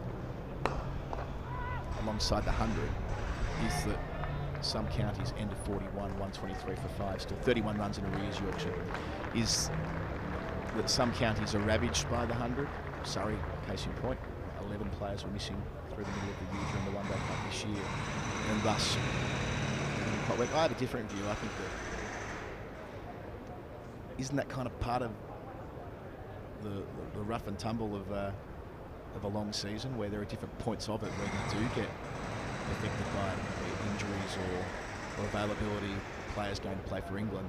I know that the 100 takes a lot more players than England do, but there could have been a world where 14 games in the championship remained, and using August to play 4 rounds alongside the 100, but that won't be the case. Run from the first ball of the new Clark over.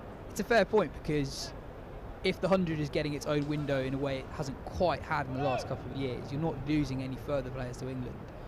Surrey have fielded 22 players in the county championship this year. They are used to losing lots of players.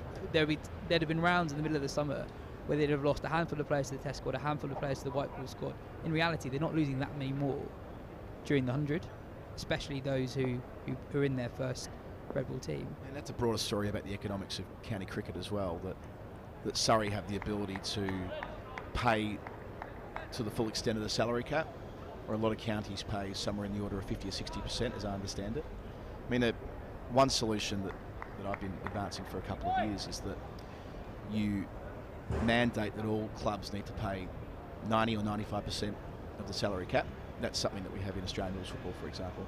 And where clubs can't afford that, the ECB provide a subsidy to ensure the competitive balance between the clubs across the country. That might be a little bit too egalitarian for the powers that be. Yeah, in the current scheme. Somerset, for example, they lose, I think, 12 players to the 100. They wouldn't be able to cover that the same way that Surrey can. Yeah, exactly. Well, we saw that, didn't we? Somerset were ravaged through the One Day Cup. So those regional comps will play out in August. I'm really excited. I mean, look, there could be a world where that becomes quite a fun month. Graham Hardcastle next door, who is the man who does all the words for Yorkshire. All squared up out towards third slip. Did it carry to Patel? I don't think it did. We'll take a second and a third look, get the right angle on it. Had to get down low. He's taken one catch today and one fell just on his left boot when diving across in the second over of the day. I think it might have carried, you know. Judging by his reaction as well. Yeah.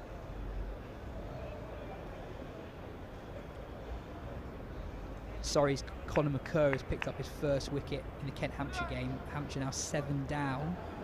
225 still needs to win there.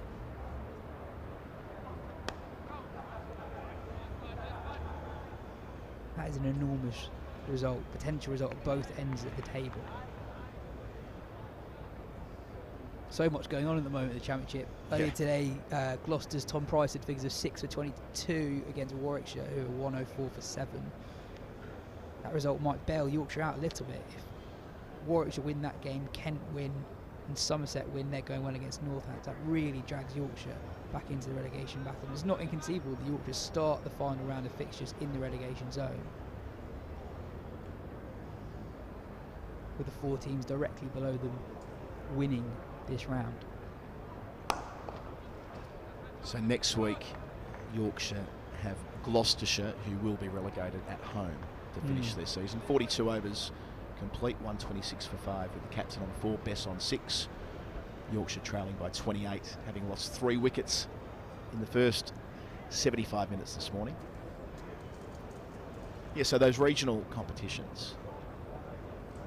Yeah, I mentioned Graham Hardcastle next door saying, well, if there were a 3-game Rosa series played, well, you know, that'd be tasty. Again, I don't quite know how much involvement the ECB will have on the way that those August games are played. They'll be playing for something, so there'll be another trophy, I suppose, on offer in each of those groups.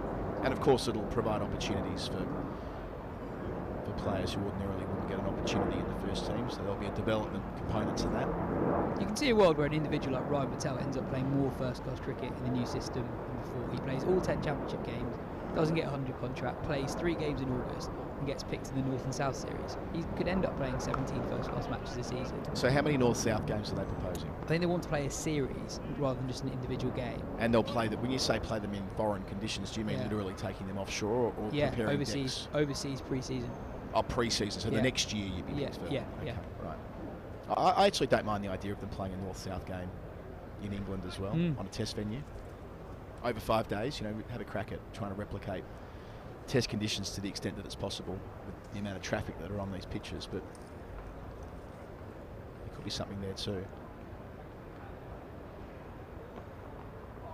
Ultimately, the club chairs and presidents will need to vote for this. The reduction of blast games, you can see why there'd be a diversity of views on that, because counties that don't have 100 status and thus have fewer nights where they're inviting punters through the gates. At the moment, 7, reducing it to 5, well, that's a considerable loss. But on the other side of it, it's reasonable to say the 100 is unwieldy at the moment. Playing games every other day, it is very, very, very difficult to follow that competition, and even for fans to get along to as many games as they might. If they concentrated to 5, that might balance out. Yeah, optimistically. 5's not ideal, but I think what we had this season wasn't ideal either. To have so many games in such a short period of time, it was difficult for counties to sell out in the same way that they used to be able to in the pre-100 years. And look, that's clearly a story about the 100 as well, isn't it? That if you're at home considering what games you might go to, then where it might have been more blast heavy, that there might be an interest in attending some 100 games there as well. Nothing wrong with that. Wanted to leave, ended up playing their best down towards deep third. Moves to 8. One thing the review doesn't tackle with the same rigour that I thought it would is how to address the increasing problem, I guess, of your best all-format players. How do you get them playing enough red ball cricket? So, North versus South pre-season, obviously, it's a great idea. But your best young players are going to get PSL deals. Where is this time coming from?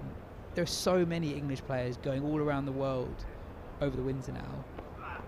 When are you fitting time for them to play a 2 or 3 game red ball series where they're probably not going to be financially remunerated in the same way as they will be playing in the PSL, for example? Well, that's it, isn't it? This is the broader meta-narrative around international cricket scheduling and the increased competition from white ball tournaments, T20 tournaments principally. Where is this window? Even if they wanted to play it in the middle of winter, let's say, when England weren't touring, well, there's going to be competitions in South Africa and the UAE starting next year. Coming down the track best there before leaving. Looking through the squad list for the new Cricket South Africa tournament, there's loads of English players playing in it. Of course, and it'll be Big Bash that time of year as well. New tournament in the UAE as well. Yeah, and the money involved in the UAE and in South Africa, which is, of course, a part of the IPL owners buying up competitions and franchises, if you like, the world around, and it'll be the same when eventually there's private equity in the 100. You can be sure that the BCCI and IPL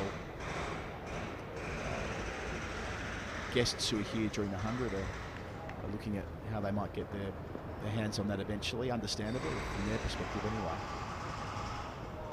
Nice, good shape there from Clark to start his new over. What do you make of the proposed use of the Kookaburra ball in some county championship cricket? I think that if we were having this conversation 12 months ago, I would have said, well, no. I mean, the Duke's ball's just objectively better. And I know they use the Kookaburra in Australia and, well, in more parts of the world than the Dukes, but the Dukes historically has just provided a better contest between the bat and ball because it gives the bowlers more. And it stays newer for longer in these conditions. But there have been well-documented issues with the Dukes this year, and some of those are related to the COVID-19 pandemic, of course, and the production of those balls. They've had their own challenges, that company, but remember, these things go in cycles. You've only got to go back 5 years when Australia started using the Dukes in the Sheffield Shield, because they lost here in 2015, and one of the recommendations out of the review, there's always a review when you lose an Ashes series in Australia or England, was that Australian batters weren't equipped to play against the Dukes ball, so half the season were played with Dukes. Now they binned that after 2 or 3 seasons, and now they're quite comfortable just using the Kookaburra throughout the course of the Sheffield Shield season. So yeah, it's a bit of a cyclical thing with the debate. And yeah, I mean, I don't think it hurts to use the Kookaburra in some games. It won't make a material difference to the development of these players, but yeah, I don't think it's a silver board either. I think a problem we've had in English cricket over the last few years, and we saw it especially in April when, for whatever reason, pitches, balls, whatever, a lot of high-scoring games, that you had a lot of bowlers, young bowlers in particular, who'd only really been playing when you had a pass score of 220. So when the going got tough and the ball wasn't doing that much, they didn't really have the skill set to fall back on of bowling when it's really difficult. I remember speaking to Simon Cook at Kent after a day where Hampshire scored millions of runs against their quite young attack at Canterbury, and he said that it's a really young attack and they've not bowled in those scenarios. That has done plenty from Clark. Seen there Tattersall trying to play down the line of the off stump, and gee, that's gone over the top of middle in the end. So he's got it moving both ways so far this morning, Clark. Operating wide of the crease. That angle back towards the captain, Tattersall. On top in the contest so far. Still got 3 catches behind the wicket. Bit short of the finish. He retains the strike, moving to 6, 131 for 5 after 44. Trailed by 23 Yorkshire.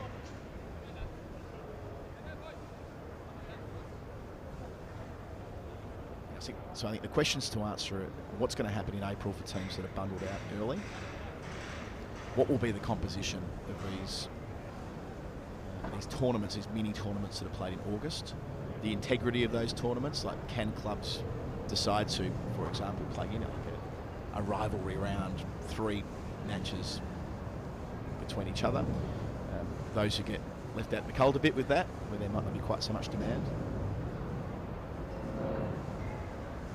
We're going to have to get the sort of policy settings right there to make them worthwhile. But I think that from a fan's perspective, the fact that there will be red ball cricket in August, there was a lot of consternation this year, understandably, around the month of August being a confusing month for fans. There was obviously lots of cricket being played in the Royal London Cup and the 100 and test matches all happening at the same time, but when it came to red ball cricket in the middle of summer, there wasn't much of it. Now, it's not going to be the championship, but it will be red ball cricket. Is that the suitable compromise? Is that where...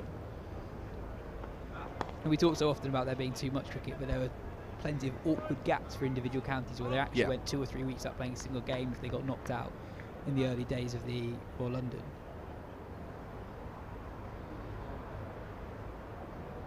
So I wonder how they'll set that up as an elimination tournament if you make it all the way to the final. How many games are you actually playing? Noting that at the moment in the 2 group system, you were a minimum of 8 games, 50 over cricket.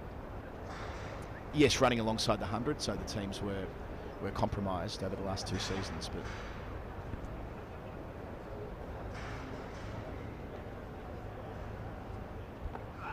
the way I'd do it, I'd have 24 teams, so the 18 counties plus a further 6 minor counties. You have 8 groups of 3, round robin.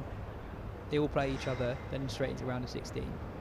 So 8 groups of 3, meaning that... So they guarantee 2 matches instead of just a straight knockout. No, I completely agree. I would actually go a step further than that and see whether there's a way of having 4 groups of 6. I mean, look, that's probably going to defeat the purpose of reducing cricket, though, which is what they clearly want to do. But if you had 4 groups of 6, then 5 games minimum. That would be a comparable reduction to the Blast. It'd be more consistent. And 5 games of cricket across an entire month isn't that taxing either. We're not talking about sort of playing 5 more 4-day games. It's 5 more limited overs games. And then into the knockout thereafter, you'd be left with, say, around the corner, easy single. Say you took 2 from each group, and then you're into the quarter semis-finals. That would mean the teams that make it all the way play 8 games, which is still fewer than they played in the Royal London this year, where if you made the final, you played a total of 10. And as I said earlier, April's not that bad a time of the year to play cricket. Sure, it's not ideal, but if you're trying to pack as much cricket into the summer as possible, you're going to have to play more at the extremities. And as you said, you can prepare the pitches better. Playing one-day games at the start of the season isn't going to create an unreasonable burden on ground staff. Tattersall retains to strike, still trailed by 20. 134 for 5. If you're just joining our coverage, Colin Cadmore was bowled in the first over of the day by Steele Googly for 11. Wolff Rain castled by Clark for 13. And at the start of the next over, Kemar Roach getting in on the act, finding the outside edge of Adam Lai, the crucial wicket. Caught at third slip by Patel for 46. At that stage, Yorkshire 116 for 5. The Spirit have taken it to 134 for 5. But they are following on, so a huge mountain to climb for the visitors. And how long can they hang in there? Other side of the ledger, Surrey, they can roll through the second half of Yorkshire, have the chance to win today, and that might be enough to secure their 21st county championship if results go their way. If Surrey do win it, they'll be the first county to win it 4 times this century. So I think there are 4, maybe 5 counties that won it 3 times. Just pointing out one very interesting scorecard that's developing in Division 2. Middlesex 45 for 3 in their second innings against Leicestershire, with Glamorgan going really well against Derbyshire. That second promotion spot. Yeah. And that could be really important.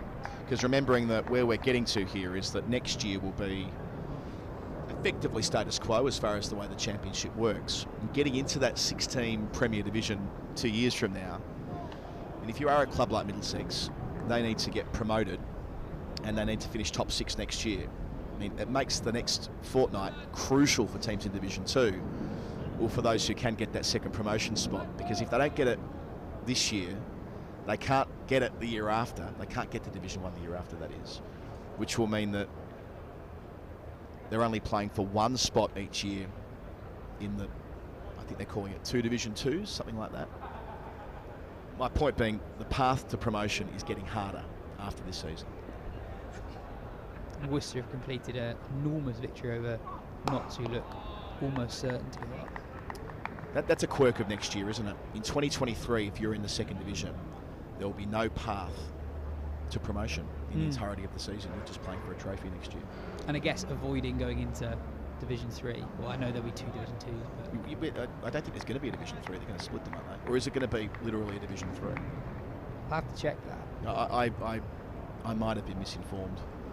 I think it's going to be like a 2A and a 2B, where one spot goes up from each, so there won't be that sort of stigma of Division 3, which I don't think was particularly helpful last year.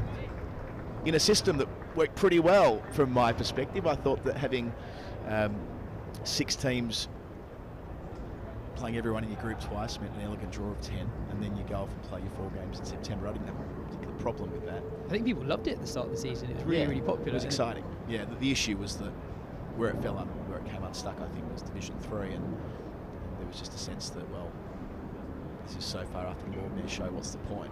But in saying that, it gave clubs like Middlesex a chance to regroup. They used that time well, Middlesex, last year. They won 3 of their 4 games, I think it was, and started this year really well. Nice drive down the ground, Tattersall into double figures on drive. Fraction full from Clark. Helping build into some confidence. He's been very patient since he's come to the crease. Unbeaten yesterday, of course. He was on 45 when the last wicket fell. Took that single, didn't he? Put Patterson on strike and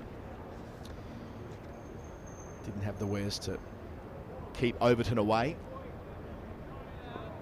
And we haven't seen bowl yet today, Jamie Overton.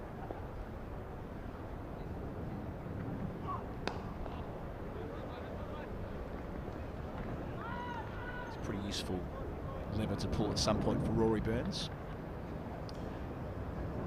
End of 46, 141 for 5, Yorkshire. Partnership now of 25. This might be the right junction to hand over Yaz. I've enjoyed that conversation, going through the new regional system and county structure for 2024 and beyond. Handing over, take us through to lunch, Daniel Norcross and Mark Steele for the first time today. I'm looking forward to this as well. Thank you, Adam. Well, are we going to see anything of Jamie Overton at some point? I don't know. Can't be long. Anyway, I'm delighted to welcome to the Surrey live stream. You need to move a little bit closer to me, I'm afraid. Okay. None other than comedian, podcaster, host of In Town. Give me a host. Yeah, I suppose I'm a host of In Town. Yeah, yes, a host, Mark Steele's In Town. Yeah. Yes. So Mark Steele. It's lovely to be here, and we just pretty much finished the series of Mark Steele's In Town for this year, and so I thought, I've got a few days off.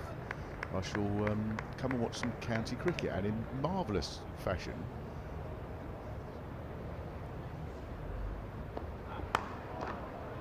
Of course, it's quite possible that my day at the cricket will be about a third of a day at cricket.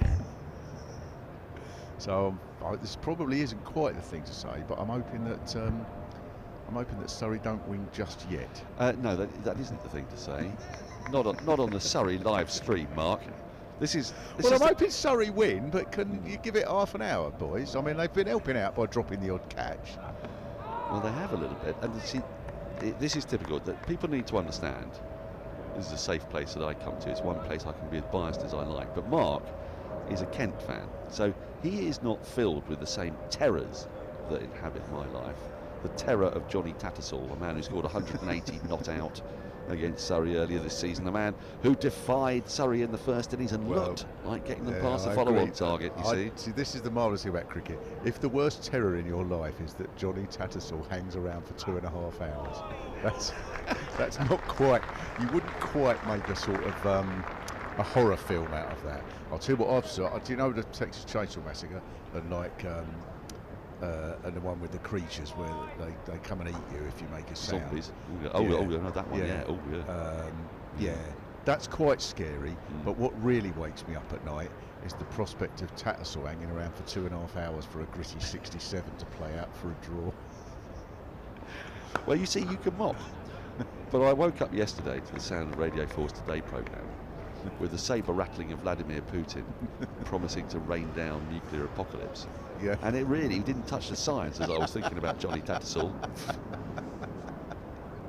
Well, this is the marvellous thing about sport, isn't it? Is that you know that if a nuclear war was imminent, you'd think, oh, please, at least wait a few days so that we can win the championship. Well, actually, as luck would have it, those referenda are taking place tomorrow in Russia, so I don't expect there to be any advance until at least the end of this match. And Surrey are well placed to win the title. It could, at that rate, it could be the very last county championship. Oh, so they'd be the eternal champions. They'd hold it in perpetuity, yes. Like when aliens come down here in a couple of million years and find the relics of what's left. County championship trophy in the Micky Stewart Pavilion. At the Micky Stewart Oval, of course, because it wouldn't have changed its name back. No. There'll be all lions walking around here and stuff, but yes, or cockroaches or whatever is left. But that's cheery. I should point out, because we are here for a bit of cricket as well, that we have got the sight of the lesser spotted Jamie Overton, who, with his pace, caused a fair few problems yesterday. Are we supposed to be commentating on each ball? No. Oh. No, the way it works is, the wonderful thing about telly, unlike radio, is that we only really need to make comment when something happens. So, and the wonderful thing about cricket is that quite often not a lot is actually happening. Yeah. Well, this is, as you know, I mean, one of the ways to sell cricket, I mean, when they say nothing happens, I always say, well, everything you see as a negative, see it as a positive. So I always say to people, right, go to the cricket, if nothing's happening, that's a positive thing. It's part of the sort of the beauty, the zen of it. Nothing's happening. You've gone to a thing where nothing is the aim. Well, indeed. Yeah. At times.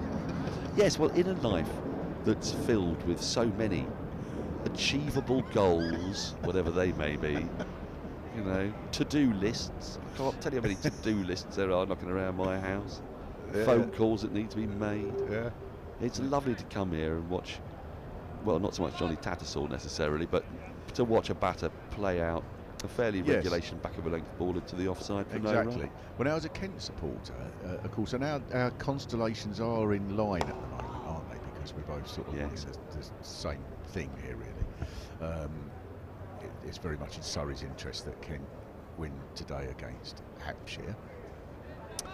And so sort of, I have to tell you that this sort of wonderful scene here at the Oval with, you know, what is it, 1,000 people dotted about? A bit more, I think. Maybe a bit more. 1,500.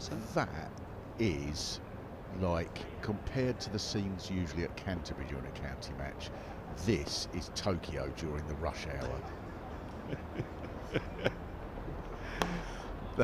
Oh, that's a lovely shot. Well, that is a lovely shot. We do get to comment on that. They've got to come back for a couple of runs, and they're getting, they're edging ever closer to forcing Surrey to bat again. You were worried about this match being over in half an hour. Well, that's not going to happen. That's going to happen now, isn't it? No. So I just finished the series in town, and one went out yesterday, and there was a sporting connection, not cricket sadly, but it was Newport, my favourite place in the world. I absolutely loved it, even though, and sometimes when I go around, the idea for people who don't know, I go around these towns and have to learn as much as I can about it, till I get absolutely obsessed with the town, to the annoyance of everybody around me. And then when I've learned as much as I can, and Newport was tricky as well, because the accent was quite tricky. And they've got a very sort of half Cardiff, half Bristol. It's like, all right, Clark, I sees you up the park, and the draw, you knows it. Quite a tricky accent. Ooh. So I spent a little session with the fine people of Goldie Looking Chain, who were the sort of joke rappers of the 90s, brilliant, and they came to the show and so on. So, but this was my sporting moment. No, that was a bit loose. I only got a signal for it though, so Tattersall playing within himself as he often does against Surrey. Yeah, the gritty Tattersall, I mean, knocking that down on the onside there. But Goldie Looking Chain. Yeah, and there was the story. There was a certain sadness to this story, because, well, very much a sadness to this story, because there was a boxer that they called Newport's Rocky, called Dave Pearce, that I'd not heard about really, despite my sporting obsessions. And in the sort of not in the 1980s, it was British boxing British heavyweight boxing champion. They called him Newport's Rocky because he used to run up this massive transporter bridge, 300 steps, more than Sylvester Stallone ran up. And he used to run up there, and he became British champion, but he had one or two illnesses that weren't connected to the boxing, but he died at the age of 41. So his nephew then began campaigning for a statue to be built in the town centre, which is there now, and it's a very fine looking thing. And there was this brilliant documentary on the BBC that I found about raising money for this statue. And Luke, his nephew, is on the programme, and he goes, and then we went into this dinner, he said, and it was marvellous. Oh, that looks very close. That's surely, oh my word, is that going down? Well, they love that. When you get bouncy slips, that often indicates something there. And all 3 slips went up. Tom Laws can't believe it. Let's take a look at the replay. It was hitting middle and off to me, do you reckon? Well, unless there's a bit of bat on that. Clip the bat, perhaps. Oh, no, it's swinging a lot. See, it was going down. Late swing, could be reverse. It was going down. Leg by given, so the umpire didn't think there was any bat involved. No, that was definitely missing. There's a lot of swing there, wasn't there? Yeah. So documentary. Yeah, documentary, and they're raising money, and the council have said you've got to raise money for this statue yourself, but if you can have it. And he's from this area of Newport called Peel, which is the poorest bit, Peel Gwenley, and it was the poorest bit of Newport. So people are contributing, but they've only got £1. And he said, and this marvellous bit in the documentary says, then the most marvellous thing happened. We went along to the dinner, and someone said to me, "I've got a treat." I said there was this dinner where we were trying to raise money for it, and they said, "We've got someone coming in on video link for you." And he said, "It was marvellous." He said, "Because they're on the video link, we couldn't believe it, supporting the campaign. Charles Bronson, Britain's most notorious criminal." And then that's marvellous, isn't it? And then you had Charles Bronson from his cell going, "Right, I like Dave Pearce. He was a geezer, a proper fighter. So I'm donating my art, what I've drawn from this cell, to raise money for your statue. So get hold of that. Paintings, raise the money, I'll build the statue now." and this guy Luke was, "Man, I couldn't believe it." And I said in the programme, I said, I got the impression that if they'd said, "Oh, the person on the video link is Elton John," you'd go, "We were a bit disappointed. We were all for Charles Bronson, Britain's most notorious criminal." So Mad Axman Malloy. Yeah. Rose West. That's how they raise money for this statue. Did he get much for the art? Yeah, quite a bit. Yeah, made quite a bit of difference. Yeah, he's quite a decent artist by all accounts. Is he? And if he's not, you wouldn't tell him to No, he wasn't. No. Now I imagine the art critics go fairly soft on Bronson. No sense of perspective. It made no sense at all. Tell you what, mate.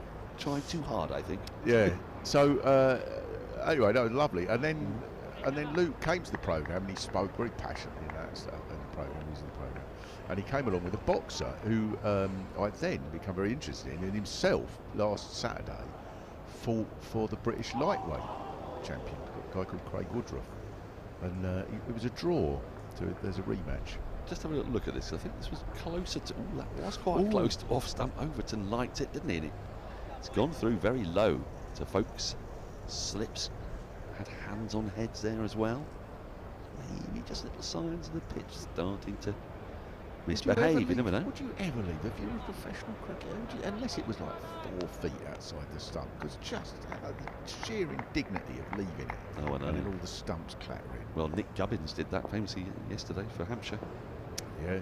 And so we're all very glad he did. We're delighted. More of that, the merrier.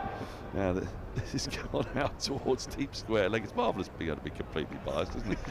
And they pick up one more, so the deficit now is just 149 for 5. Now you've done a fair bit of Welsh towns and in town. And there's been a boxing connection with another one, Merthyr Tydfil. Yeah, Merthyr Tydfil, quite fighty, isn't it? Yeah, Merthyr Tydfil was very fighty. We had a bloke who came on there. it's annoying actually. It was about 10 years ago now. I can't remember his name, but I read a little book he made, and obviously people who have boxers come from poor backgrounds. It's like 150. I should point out. Unlike other sports, I'm reminded, and I can't claim this as my joke, but I saw last year during the Olympics from Tokyo when the equestrian was on, someone on Twitter put, what a lot of people don't understand is that for a lot of kids, equestrian is the only way out of the ghetto.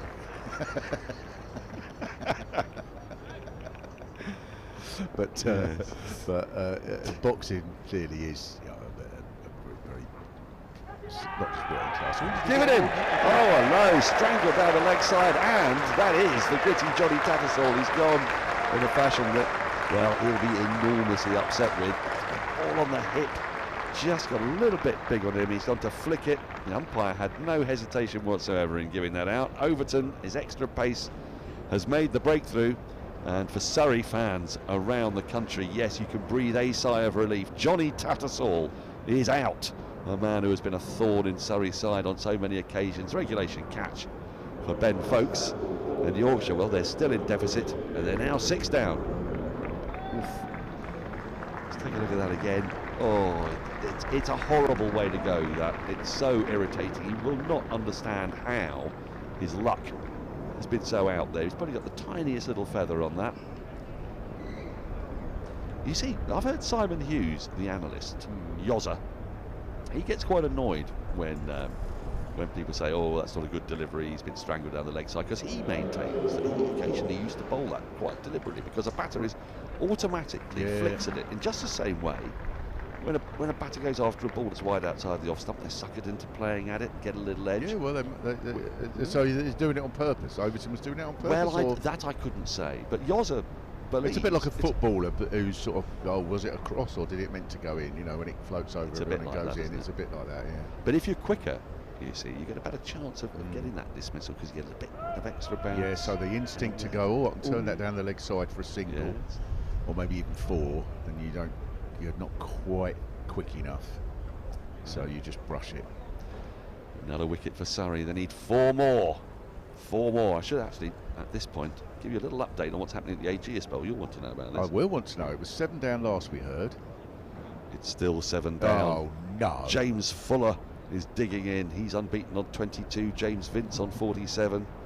They only need another 186 to win that game. 187 to win. 191 the absolute madness of being a sports obsessive was probably, for me, maybe at its peak when I remember watching CFAX, or I suppose even now, when you've got your sort of crick info or something, yes, and you just sit there staring at these numbers, oh yes, willing the numbers to go round in one way or the other.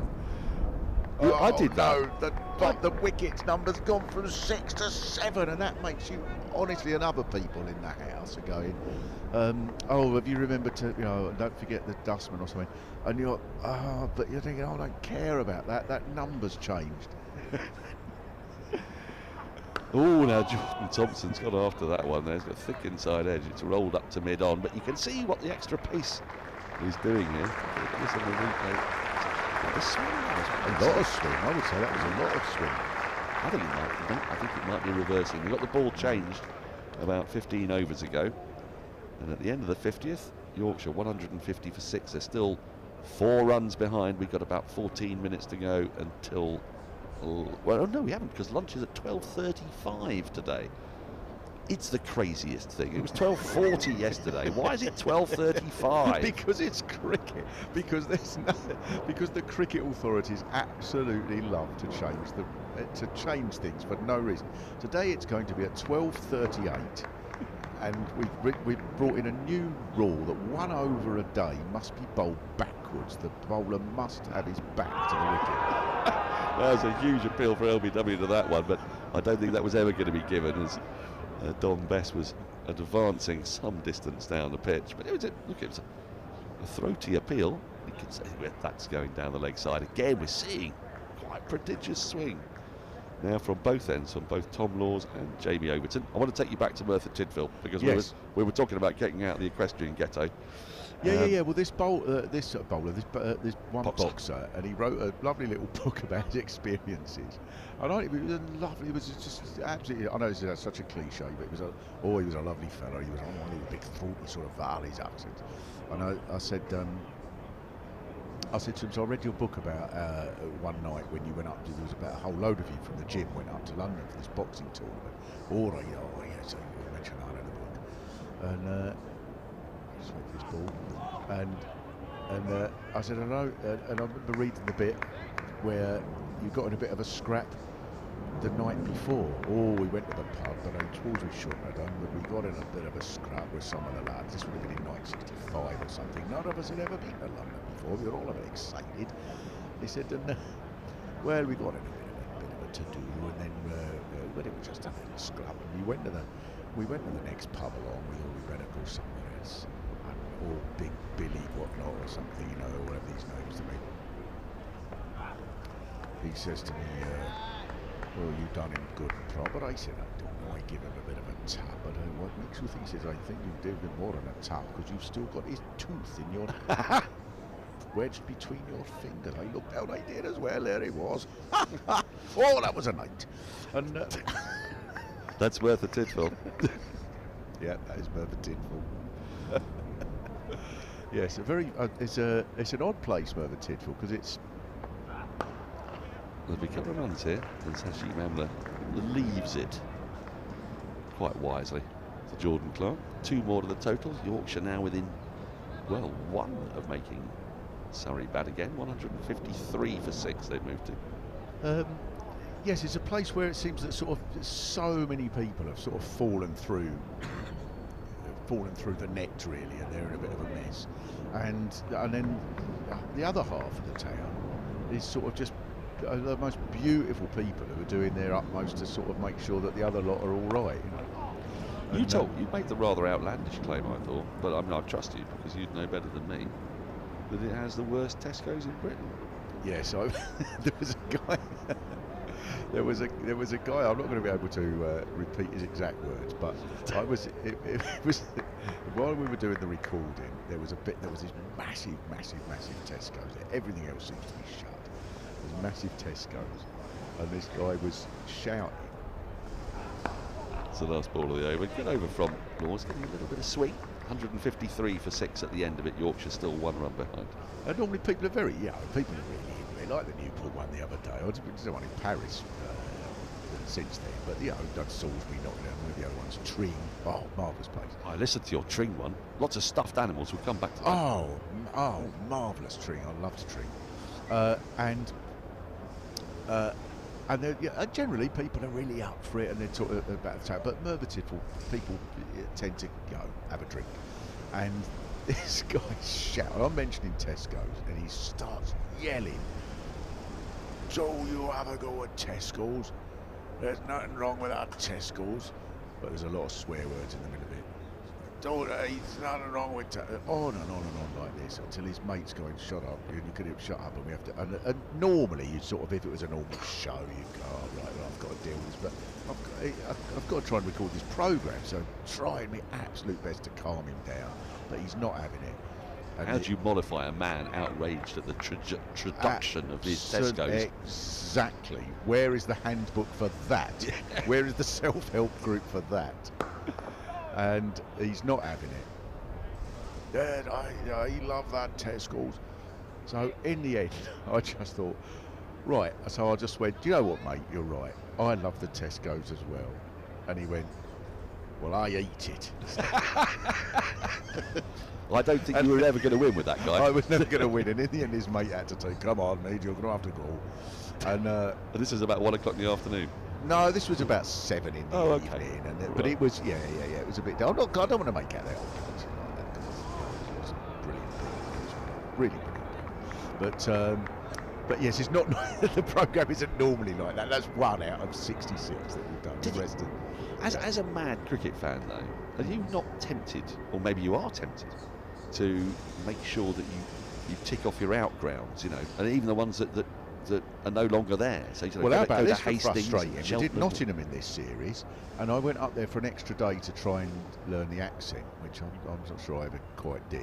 It's quite tricky. It's a tricky one, isn't it? That single, by the way, means that Surrey will have to bat again. 154 for 6 scores on that level. And the day I went up there was the Trent Bridge day, the Bairstow day. It was that day. Oh, yes. So I thought, right, I'm going to spend the morning working on the programme, and then I'm going to sneak off and I'm going to go to Trent Bridge. Unaware, of course, that all the tickets, you had to register, although the tickets were free, which I thought was a brilliant move by Trent Bridge. And the tickets were free, but you had to register, and it was packed, which of course was a magnificent thing, but also frustrating from my point of view, because I was watching the what a brilliant shot. That's a mighty shot, isn't it? He's absolutely laced that to the boundary, a bit too full from Overton. And Jordan Thompson, who's a dangerous customer, he's had a very good season. He's had a very good semi-final, quarter-final, I should say, of the Vitality T20 Blast on this very ground. Is he going to come back to haunt Surrey? That was a beautiful shot through the covers for 4, and Yorkshire go into the lead. Oh, I just love the patience of a good bat, just so. Right, because that was just one loose ball there. There's not been any from Overton, has there, for a while? You've got to judge it, haven't you? Judge it. That's just over pitched, and now at my awful, appalling, abysmal standard of club cricket, you wait for a bad ball. You probably don't have to wait more than one ball for a bad ball. And then when it comes, and there's that moment when when it lands halfway down the track, there's that moment where you go, oh, and it's like money that you've spent before you've earned it. I've got 4 there, and then you just mistime it and clunk it, and it rolls about 5 feet on the onside. Or you lean back on the shot and caught it cover. Oh, I hate that one. Or you top edge it to short fine leg. There are so many ways to get out, and so few ways to score a 4. It's absolutely miserable cricket, isn't it? Yeah, it can be. Speaking of which, let's take us back to Johnny Bairstow at Trent Bridge. Yeah. So I ended up watching it in my hotel room, but which of course was marvellous, and I don't begrudge all the people that went there and stuff, because that was fantastic. That cricket managed to do everything brilliantly that day, didn't it?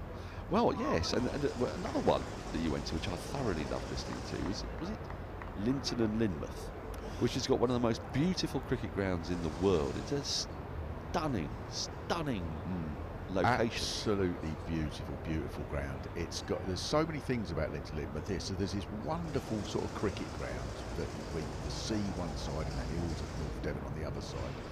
My dear lady actually got me a very beautiful sort of painting on this sort of cloth thing, which sat around in the house. Sort of sneaked off and got this beautiful painting, and it was it's brilliant, and it's also very, very well known because it's Linton is full of feral goats, and it's I'm laughing because I know about it and it tickles me. Yes, Tom Law's it's wonderful. Now, it's without question the most controversial sort of issue that's cropped up in 11 series. I've been to Derry. I went to that was fine, not a problem. I went to Gibraltar, where as soon as we were going to Gibraltar, I said there's only one possible opening line. I'll wait until after this ball. And the only possible opening line to do a show in Gibraltar is it's marvellous at last to be able to do this show in Spain. So. And of course, because they know I'm saying that because it's the worst possible thing, yes. They all cheer, right? So it's great. But the one place that was absolutely mad and absolutely did tip over into rage was divided. It's divided. It's divided down the middle, Dan. It's divided between people who love the feral goats and people who hate them. And it became really quite worryingly animated in the town hall. And there were people screaming at each other, I hate them goats! And, why do you hate them goats? It's all right for you, they tip up my bins! They were going absolutely fuming. We were quite worried afterwards that we'd be able to get half an hour out of it for the recording. One bloke it got really dark at one point. Because a bloke said he wanted to shoot the goats because one of them had been messing about on a grave of someone in his family, and he hated for that reason. I know. I heard that bit. What I also heard was that there was a genuine reluctance on the pro-goat faction to put their head above the parapet and appear on the programme. Absolutely, swear this is true. So me and the producer Carl, we went round to see. We spent quite a bit of time there before. We spent a whole morning around this bloke's house. He was president of the Linton Feral Goat Preservation Society. He even takes pictures of the goats and stuff and does a calendar. I had the calendar in the house. Oh my word, now that he's gone after that short ball, and what perhaps is not immediately obvious to everyone watching on their screens is that Tom Laws for Jordan Thompson has put in a kind of leg gully position. So he's bowling for precisely this. He's got a long leg and he's also got a leg gully in. And that was not a million miles away from the man at leg gully. I thought it went straight on the ground. A bit in the air for a little bit. But they were, so we spent a whole morning, and then in the programme, I turned to him, because I speak to people from the towns in each of the programmes. Nicely guided for another single. And on this occasion, I turned to the bloke and I said, hello, you are the president of the Feral Goat Preservation Society. And he went, no, I'm not. Oh. He said, I'm nothing to do with that. I said, mate, I was around your house all day talking about it, not mine. Oh my God, he's down out. He's just like sort of coming out as a, coming out as a sort of, as part of some sort of religious cult in a town in America where it's all secret. Well, or a Catholic under Queen Elizabeth I. Yes, exactly. It's exactly the same as coming out as a Catholic under Queen Elizabeth. I doubted him. He's probably been burnt with a goat at the stake somewhere in Linton. Good grief. Oh my word. No, they were really, really furious about it. And that's the only time. I mean, I'm painting a picture here that this is sort of like something like the sort of programme that Kate Adie would make. I'm going around the world. It's really not. It really isn't. It's normally everybody is absolutely like lovely and there's never the slightest hint of tension. But I've picked the two places where there was. Now then, Cameron Steele's back in the attack, and he bowled the first over today. He's got the wicket of Tom Kohler-Cadmore with googly, but Cadmore completely misread, trying to play off the back foot. It scuttled through quite low, and with 6 minutes to go till lunch, he's going to get one more over here from the Vauxhall end. And, actually, it caused a little bit of an error first up. Going to run away for 4, but it's a bit top edgy, that length back cut from Don Bess, and I like this move because Don Bess will be looking to get after Cameron Steele. He won't want to be bowled at by him. Spinners don't tend to like to be bowled at by spinners. So, do you think that's it? Yes. Do you think they do? You think there's some sort of mentality where they're a little bit angry that they've spinners, call yourself a spinner? Well, also they're not having to face somebody quick, so they feel moderately relieved. I think there's an element to that because Jamie Overton's just come off, having been bowling 88-mile-per-hour rockets, and he's been replaced by Cameron Steele. He's a bit more than a part-time spinner. He performed well down at Wantage Road the other day, last week, on a pitch that offered him nothing. He's got 2 wickets in this match. Down a wicket comes Bess. He's going to get that up and over Hashim Amla. It's bounced once. About a yard or so inside the rope for 4, and I don't think Cameron Steele will mind that. Good use of the feet from Bess. Have you had any nightmares about Bess playing all day and getting a quick 100? No, and I feel I should have done. This is what's concerning me. I was a bit more scared about Jordan Thompson because of what he did to Surrey in the quarter-final of the Blast, but I am now you've put that seed in my mind, Mark, I'm feeling a trifle uneasy. The lead has rocketed along to 15, and it's going to be 16 now with that cut. Bess is looking, well, I can't see how he's going to get in. We'll be back through the rest of the day. Now, how long have you been doing this? I'm always amazed at sports commentators that they sort of so often think that because something's happening, it's going to keep happening. The worst is the tennis ones. Well, now I just cannot see how Tsitsipas can lose another game. He's won 3 in a row. He's completely, oh my word, things have changed and he's lost one, and now he looks like he's the one who's losing every game. There's a truth to that, yes. By the way, I can't see where another wicket's coming from for Kent. 209 for 7. Oh no. Right, so a couple more balls left, one more ball left in this over, and then we'll have one last over from the pavilion end before lunch. Gives Surrey's bowlers Suitably a chance to get timed their at feet up. 12:35. Brilliant. I mean, it's a perfect time for lunch, as anybody knows. It's marvellous that cricket is a game more than any other that relies on tradition, and yet it's also the game where the authorities love to just muck the rules about for no apparent reason. Oh yes. Well, I mean, well, not least of which now the entire county structure is being revamped again for the 805th time. Oh yeah, but I mean, there's also that thing where you're on Test match special, and next to you is a statistician, one of the best statisticians in the world, in Andy Zoltzman, or Andrew Sampson for that matter. Again, the best statisticians in the world. The sort of people who do actually check playing regulations, the sort of people who do know all the laws, and you turn to them and say, so if bad light happens now, does that mean that they have to go off and abandon play for the day? And they look at you and go, I don't know actually. They've only been at 150 test matches, but nobody knows. I played football with Andy Zoltzman on Tuesday. Oh, should point out, Overton's a change of ends here. Oh, right, yes. He's going to bowl the last over from the pavilion end. Oh, you played football with Andy Zoltzman? Yeah, I played football with him. He's a very decent player, actually. Sort of attacking midfielder. He's got a shot on him.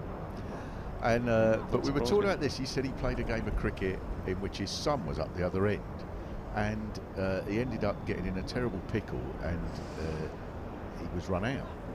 He was run out. He was run out. Not the son. Not the son.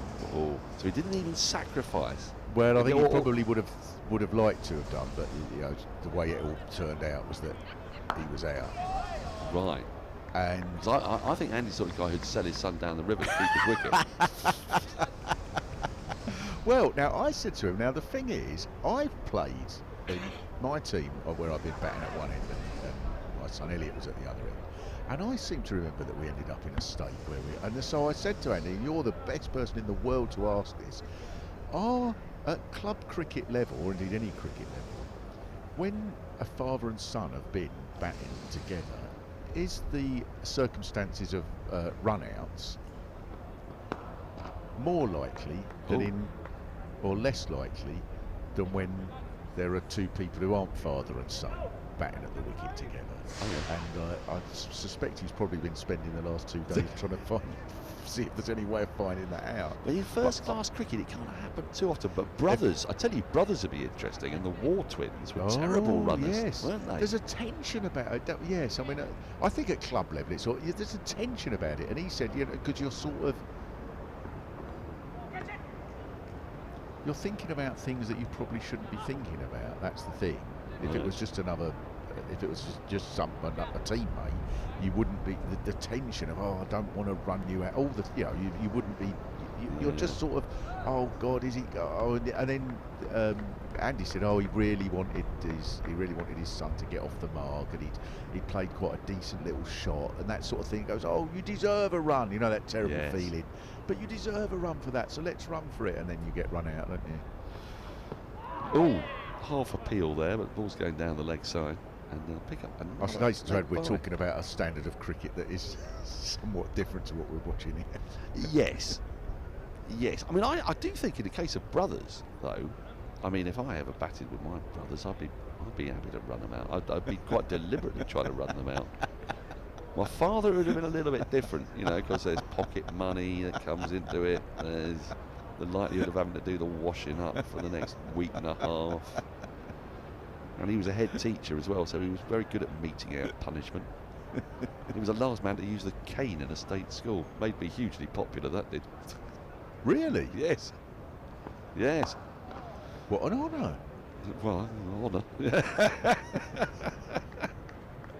Well, at least he goes down in the history books. My father was a hangman. Exactly. That's lunch, by the way, ladies and gentlemen, as we well, we made it. The most irksome jobs your dad could have done. Yorkshire are 17 runs ahead. They're 6 wickets down. Surrey are very well positioned to win this game. Of course they are, but with bad weather tomorrow, Yorkshire will know with Don Bess and Jordan Thompson there, and a little bit of batting to come if they can just dig in after lunch. This ball is now 55 overs old. It's been changed once. It's not doing a great deal, Mark. So well, it's still like tension. It's been all in the Test series all summer that once it gets to 55 overs, then nobody gets out until the new ball comes along. Exactly. So look, there's plenty of tension in this day, but it's a big but. That could all dissipate. A couple of quick wickets go down, and this match could careen to a swift conclusion. The next session, will it be the last session of this match? I wonder. We shall see. Over at the Aegeus Bowl, just to give you a final update. We could do a bit more careening at the Aegeus Bowl. We really could, but irksomely, Hampshire they've steadied the ship. They go into lunch at 209 for 7, need another 169 runs. Now then, we're going to take a break shortly, but out there on the pitch you'll be able to see there is a cap presentation, and a very worthy one it is too, for Jordan Clark, who joined Surrey in 2018 from Lancashire, and he's a hugely popular man. He's receiving this county cap. He's established himself as a serious threat with both bat and ball, and as a first-team regular across all three formats. Everyone at Surrey is enormously impressed with his performances. He has filled the shoes of Ricky Clark, I would say, who retired last year, performs a very similar role. And we're delighted that the chair, Martin Eden, interim chair, is here presenting Jordan Clark with his cap. And they will now troop off and have a well-deserved lunch, and hopefully a cap-inspired Jordan Clark may come in after the break. 3 wickets in the first over. Oh, you've had your cricket now, Mark. Isn't it time? Isn't it time we celebrated a county championship and then headed to the Fenton Arms for a lengthy imbibement? I've got to nip off for the afternoon session. I'm back at 4. I forgot I've got French. I do sort of a couple of hours talking French to somebody every week. To keep that going, yeah. Well, the next series of the next in town, the last in town one is in English and French on the podcast. Oh, the Parisian one. Yeah, I'm very much looking forward to that. So does that mean that you're heading now, are you? So if the game is still going at tea, we'll have you back. Is that right? Well, I'll be here till 1:30, so it's possible, but 3 wickets and 16 runs. Maybe we need to squeeze a bit more out of Mark after lunch. Yeah, well, I've had a look at the producer. He's nodded. Let's go and get some lunch. During this lunch break, we're going to show you a documentary about the last time Surrey County Cricket Club won a title, their 20th title. It was in 2018, I remember it well, and one thing I will never forget is Will Jacks's catch in the pink ball game. I'm sure that's going to feature against Lancashire. I've teased it for you. We'll be back after this for the afternoon session. Surrey have their first championship title in 16 years. What we've really tried to encourage, or what I've tried to really instill in the group is, it's hard work at the end of the day. You get your rewards out of hard work, and I've encouraged guys to back themselves and come through those gates every day and try and get better as players, get better as teammates. Really focus on A, initially the individual, but B, the team. We were in a pretty dark place, pretty low place. I think just generally, as a cricket setup, and Gaz took it by the scruff of the neck and really instilled in us some really key values. And I think the great thing about this year is that Burns has just sort of taken that mantle and run with it. And we've got a good core of senior players who enabled him to sort of put his vision across. We sort of passed down the mantle from generation to generation, and I suppose I revisited the Holyoke era and the Butcher era and tried to pass on the whole what it meant, the brown cap, and what it means to be playing for the club and representing the club. Well, for me, the striking thing was when I joined, all the stuff on the boards and sort of quotes they want to live by, and for me always it's important during the season to keep an eye on those sort of things. Are they truly living according to what they spoke about the winter? Because I wasn't here the winter, and for me the striking thing was just how guys led from the front and really looked after this culture and built something is quite special. He's a man of few words, but the words when he speaks to the team are definitely worth listening to. He knows what a strong team should look like, how a strong team and squad should behave, and he played a massive part in putting together the team culture how he wants to see the team represented, and I think we've seen that grow over the last 12 months. It hasn't been, a 1 year process. It's been a good 4 or 5 year process, and this year it's all just come together. So there's a great culture, vibe in the team. Obviously helps when you're winning, but as a group we felt something special was around the corner, and luckily things came together this year. First and foremost, he's led with the bat. The way he's gone about his batting has been sensational, really, and people have followed. As a captain, he's very calm, he's very relaxed, never gets flustered, and has an air of confidence about him that actually feeds off to the players as well. The game plans that we've had, the guys have fully bought into, and you can't say any more than the guy who's led from the front with the bat, really. If he's going to be asking something of his players, then there's no finer way to go out and do the business on the field and have the guys back that up behind you. To captain teams, to manage people, to try and manage a side successfully, you've got to know the sort of characters that are in that dressing room. We've got some big characters, we've got some smaller characters, and we've got some quite unique characters as well. I think it's, a few people can tell you if they walk in there, it's a pretty exceptional group of blokes. Love spending time with each other off the park. We've seen on the pitch that we've obviously done exactly what we set out to achieve this year in winning the championship. So everything looks rosy, but off the park there's been a lot of hard work behind the scenes, and walking into that change room and being able to work with that group of lads day in day out, it's an absolute pleasure. I know Burnsy is very, very much a Surrey man through and through, and all it is he's putting his take on passing that mantle on. We're all just sort of custodians for a while before you pass it on to somebody else, and at the time of giving up, I couldn't have thought of anybody better. Proof is in the pudding that Rory's done an exceptional job, and it's brilliant that we finally got over the line after 16 years.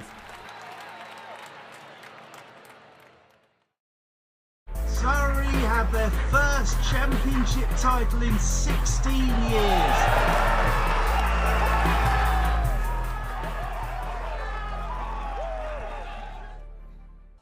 Going into that game, they obviously got all the England boys back, so we obviously had to up our game that extra bit. We just spoke about sticking to what's worked for us, and luckily on that game we prepared a wicket, which was a great cricket wicket, good, you could score runs on it, and when you play against the big names and you do well against them, it gives you a lot more belief.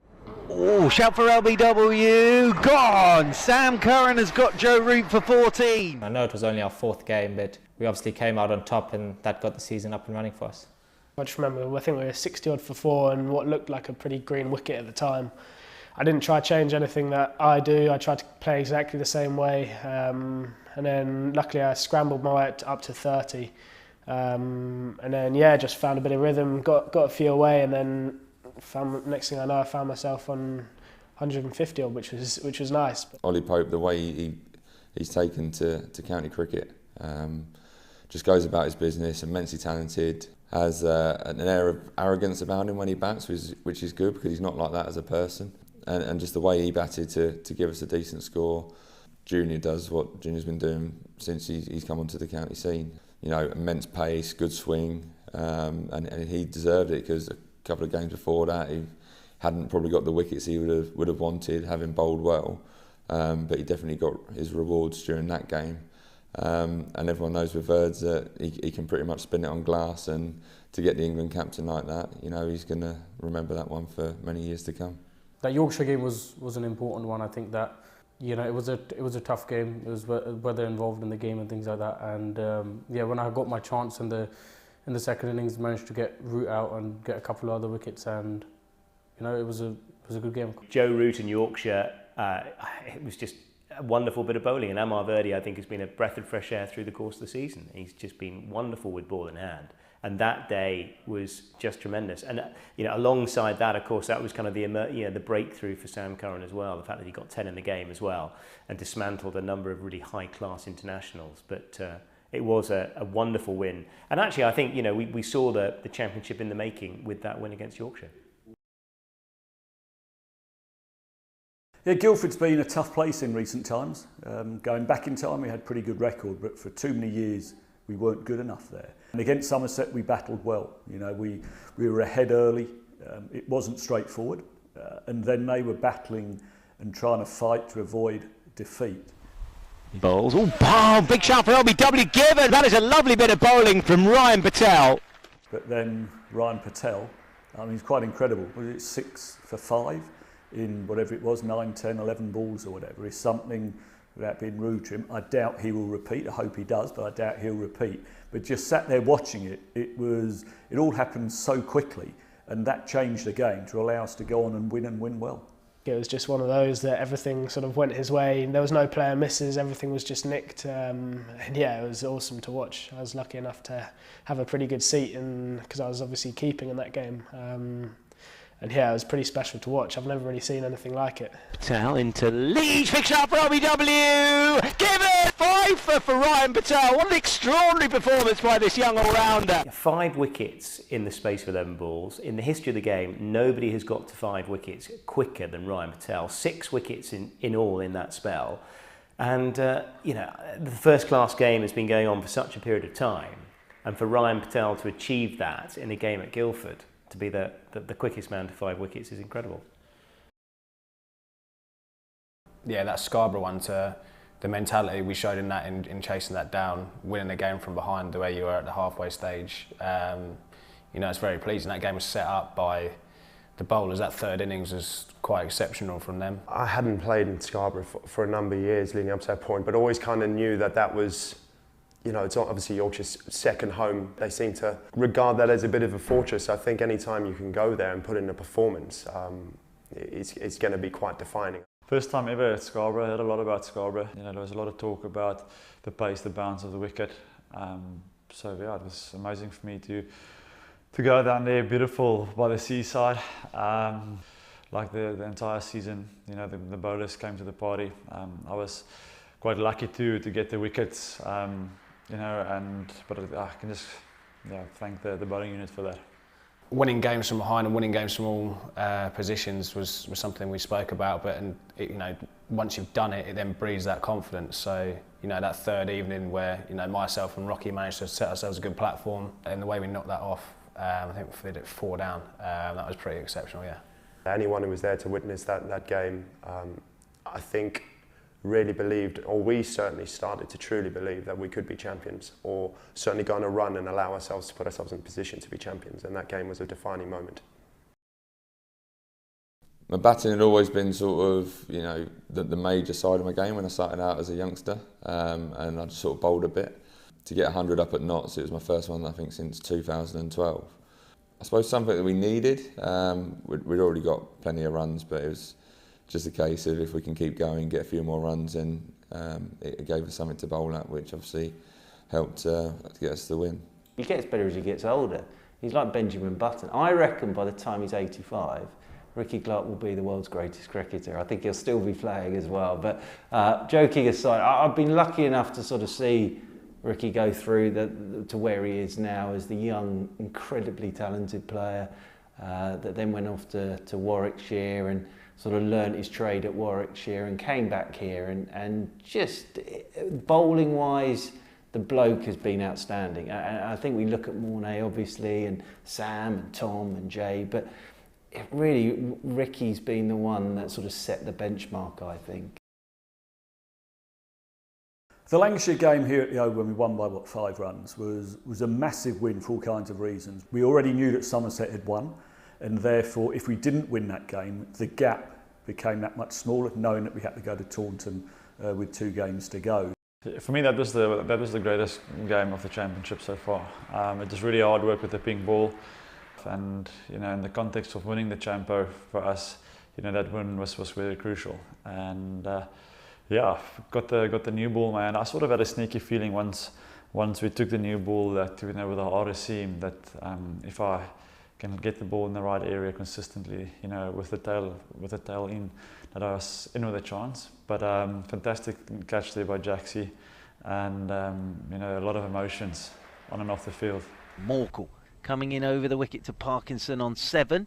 Parkinson is out. What a catch from Will Jacks at short leg. Obviously, credit to Jaxie. That's one hell of a catch. And I think there was a video after that game where there's blokes were running after Mornay and Jaxie in different directions. Saw it come off the bat, and the next minute you see everyone running off in all kinds of directions. So you worked out that we'd won it. But no, I just watched Jaxie, and again, credit to Jaxie, because short leg is not a position too many people put their hand up for because of the danger and you're going to get hit. But he's thoroughly enjoyed it, and he works really hard in training to make sure he's the best he can be at short leg. And while he's catching catches like that, it's a job for life for him. Really hoping, don't make a mistake and let the team down as 12th man. And that moment, Parkinson just clipped one to my right a few balls before for 2, so I was thinking I went a bit squarer, just pot luck really, and I stuck a hand out when he middled it and it just stuck. Not gonna lie, I can't really remember it, it all happened so quickly. I just remember running around and jumping all over people, and that was it. Surrey have their first championship title in 16 years.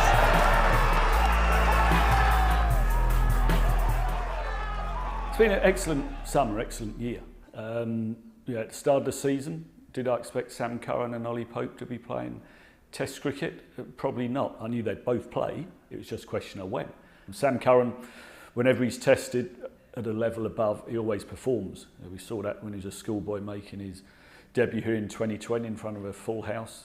He's always risen to the occasion, and that's so important.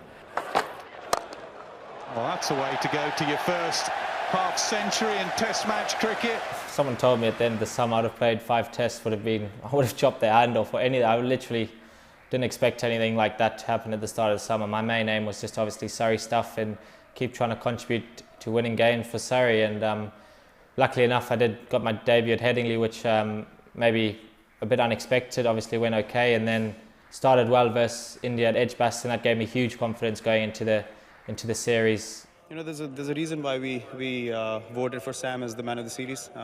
I think coming in at that stage in the batting order and with the ball as well, he's made very important contributions. And if you look at the significance of the Test matches, the first one is massive, and after 2-1, the fourth one was massive, and he made plays in both those games. So it takes character for someone to come in and play like that.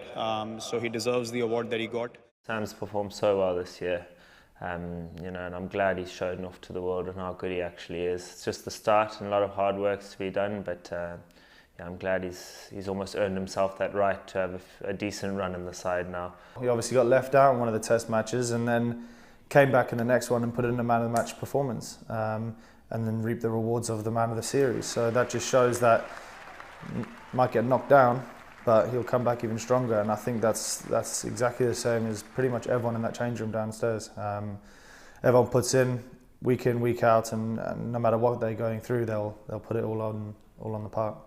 Every time Sammy's gone up a level, he's responded and just took it like a duck to water, really. He's extremely talented, but he's got that character within that if you challenge him, whether it's the first or second time it doesn't quite work out, the third time he comes back and he's putting in a performance, he finds a way and he learns very quickly. So we're going to start off with some breaking news from cricket, with England making 2 changes to their squad for the second test against India at Lords. And it's Ollie Pope who comes in for Davin Milan. He scored 684 runs in the county championship this season. Pope is very similar. You don't see him often make the same mistake twice, and that's great traits for them as young players, but also as a club, that we're actually getting performances, match-winning performances at county level and international level from guys at 20 years of age, and long may that continue. The man making his debut in this Lord's Test match, 20 years old, Ollie Pope from Surrey, and he will feel the hairs on the back of his neck rising. Just walking out, it was special, but I was pretty nervous at the time, just wanted to get off the mark. But I just remember clipping that one off my legs to start off, and then I just remember I've never really had a applause or roar like it for a boundary. So yeah, it was that was a bit of a relief to get off the mark. But we had a few moments where at the end of the game, we knew it was over, and me and Sam were sort of fielding at deep square and fine leg, and just looking around and thinking this is pretty cool, and wouldn't mind being a part of this for the future. We played our academy days, then we got into the second team, then to the first team, and now we're both in the England side, so it was a great feeling for both of us. Our families are very good friends as well, so it's a special day for both our families, and it was just a great series to be involved in. Oh, that's gone a long way. What a way to go to a century. You can see, from various England call-ups that we've had, and, Jace has been our probably most consistent performer for England in recent times. It gives something for the boys to aspire to, various different stages, TC, Sammy that have been called up, Popey gets called up. there's a pathway for people to follow, and it's great to see our boys performing on the world stage. Jason Roy is a world-class white ball cricketer now, and we've seen that for a period of time, but the consistency shown this year has been outstanding. And he has almost gone under the radar because of everything else that's been going on associated with Surrey. We shouldn't forget an established England player showing off his qualities on the world stage. Been lucky enough to do a few tours now with Jace with the England stuff, and yeah, he's going from strength to strength and only getting better. So yeah, it's always nice when we've got a full squad of players here at the Oval, because there are going to be a few guys away with England now. We've seen it, and I guess that's a plus. You know, that's what we work for as players, and we want to be playing on the biggest stages. So as much as it is a bit of a loss for Surrey, I'm sure there's guys ready to put their hands up in the squad. Our captain has finally got England recognition, and that is through sheer weight of runs. He should have been selected in England line probably 2 years ago. Just looking forward to seeing him wear that England shirt and hopefully wear it for a long, long time. You know, the fact that I have got a plane ticket, it still feels a little bit bizarre to me. But yeah, I'm incredibly proud, and hopefully if we keep winning championships, then we're going to keep producing players for England.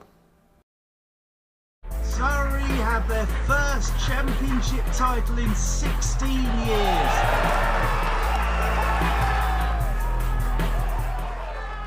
It's been an excellent summer, excellent year. Yeah, at the start of the season, did I expect Sam Curran and Ollie Pope to be playing Test cricket? Probably not. I knew they'd both play. It was just a question of when. Sam Curran, whenever he's tested at a level above, he always performs. We saw that when he was a schoolboy making his debut here in 2020 in front of a full house. He's always risen to the occasion, and that's so important. Well, that's a way to go to your first half century in Test match cricket. If someone told me at the end of the summer I'd have played 5 tests, I would have chopped their hand off or anything. I literally didn't expect anything like that to happen at the start of the summer. My main aim was just obviously Surrey stuff and keep trying to contribute to winning games for Surrey. And luckily enough, I got my debut at Headingley, which maybe a bit unexpected. Obviously went okay, and then started well versus India at Edgbaston. That gave me huge confidence going into the series. You know, there's a reason why we voted for Sam as the man of the series. I think coming in at that stage in the batting order and with the ball as well, he's made very important contributions. And if you look at the significance of the Test matches, the first one is massive, and after 2-1, the fourth one was massive, and he made plays in both those games. So you know, it takes character for someone to come in and play like that. So he deserves the award that he got. Sam's performed so well this year. You know, and I'm glad he's shown off to the world and how good he actually is. It's just the start and a lot of hard work to be done, but yeah, I'm glad he's almost earned himself that right to have a decent run in the side now. He obviously got left out in one of the Test matches and then came back in the next one and put in a man of the match performance, and then reaped the rewards of the man of the series. So that just shows that he might get knocked down, but he'll come back even stronger, and I think that's exactly the same as pretty much everyone in that change room downstairs. Everyone puts in, week out, and no matter what they're going through, they'll put it all on the park. Every time Sammy's gone up a level, he's responded and just took it like a duck to water, really. He's extremely talented, but he's got that character within that if you challenge him, whether it's the first or second time it doesn't quite work out, the third time he comes back and he's putting in a performance, he finds a way and he learns very quickly. So we're going to start off with some breaking news from cricket, with England making 2 changes to their squad for the second test against India at Lords. And it's Ollie Pope who comes in for Davin Milan. He scored 684 runs in the county championship this season. Pope is very similar. You don't see him often make the same mistake twice, and that's great traits for them as young players, but also as a club, that we're actually getting performances, match-winning performances at county level and international level from guys at 20 years of age, and long may that continue. The man making his debut in this Lord's Test match, 20 years old, Ollie Pope from Surrey, and he will feel the hairs on the back of his neck rising. Just walking out, it was special, but I was pretty nervous at the time, just wanted to get off the mark. But I just remember clipping that one off my legs to start off, and then I just remember I've never really had a applause or roar like it for a boundary. So yeah, it was that was a bit of a relief to get off the mark. But we had a few moments where at the end of the game, well, we knew it was over, And me and Sam were sort of fielding at deep square and fine leg and just like looking around and thinking this is pretty cool and wouldn't mind being a part of this for the future. We played our academy days, then we got into the second team, then to the first team, and now we're both in the England side. So it was a great feeling for both of us. Our families are very good friends as well, so it's a special day for both our families, and it was just a great series to be involved in. Oh, that's gone a long way. What a way to go to a century. You can see, from various England call-ups that we've had, and, Jace has been our probably most consistent performer for England in recent times. It gives something for the boys to aspire to. Various different stages. TC, Sammy that have been called up, Pope gets called up. There's a pathway for people to follow, and it's great to see our boys performing on the world stage. Jason Roy is a world-class white ball cricketer now, and we've seen that for a period of time, but the consistency shown this year has been outstanding. And he has almost gone under the radar because everything else that's been going on associated with Surrey. We shouldn't forget an established England player showing off his qualities on the world stage. Been lucky enough to do a few tours now with Jace with the England stuff, and he's going from strength to strength and only getting better. So it's always nice when we've got a full squad of players here at the Oval, because there are going to be a few guys away with England now. We've seen it, and I guess that's a plus. That's what we work for as players, and we want to be playing on the biggest stages. So as much as it is a bit of a loss for Surrey, I'm sure there's guys ready to put their hands up in the squad. Just like that. Fabulous effort from Ben Foakes. Second England wicketkeeper to score 100 on Test debut after Matt Pryor. It's actually one of those really nice things when you see a young man develop and go through the gears with his skills, but also as a human being. And to see him get the 100, I was live on air with Talksport and I nearly got the sack because I was jumping and shouting, and I had to turn around and apologise to the producer. You almost feel like you're out there with him, and I think that's the beauty of where we're at as a club, and certainly Foakes, who he didn't let anybody down. It was quite magnificent. To see familiar faces kind of makes you feel at home straight away, and I had the previous winter as well with the England guys, so it was quite a familiar environment to come into, which was really handy. Foakes is a brilliant story, I think. It really is. You think of the number of Lions tours he's had, and direct contrast, I suppose, to Burnsy. He's been around for a good number of years. He's really well thought of. He's an exceptional gloveman. But you just felt, or you thought, he has his chance passed him by. And then when he does get an opportunity, think of all the pressure that's involved. Is this my only chance? And to cope how he did was brilliant. The more guys that are around the sort of England setup, the stronger Surrey's going to be, and the more we're going to be able to challenge for a long period of time. So obviously that's the main goal. Our captain has finally got England recognition, and that is through sheer weight of runs. He should have been selected in England line probably 2 years ago. Just looking forward to seeing him wear that England shirt and hopefully wear it for a long, long time. The fact that I have got a plane ticket, it still feels a little bit bizarre to me. But yeah, I'm incredibly proud, and hopefully if we keep winning championships, then we're going to keep producing players for England. Surrey have their first championship title in 16 years.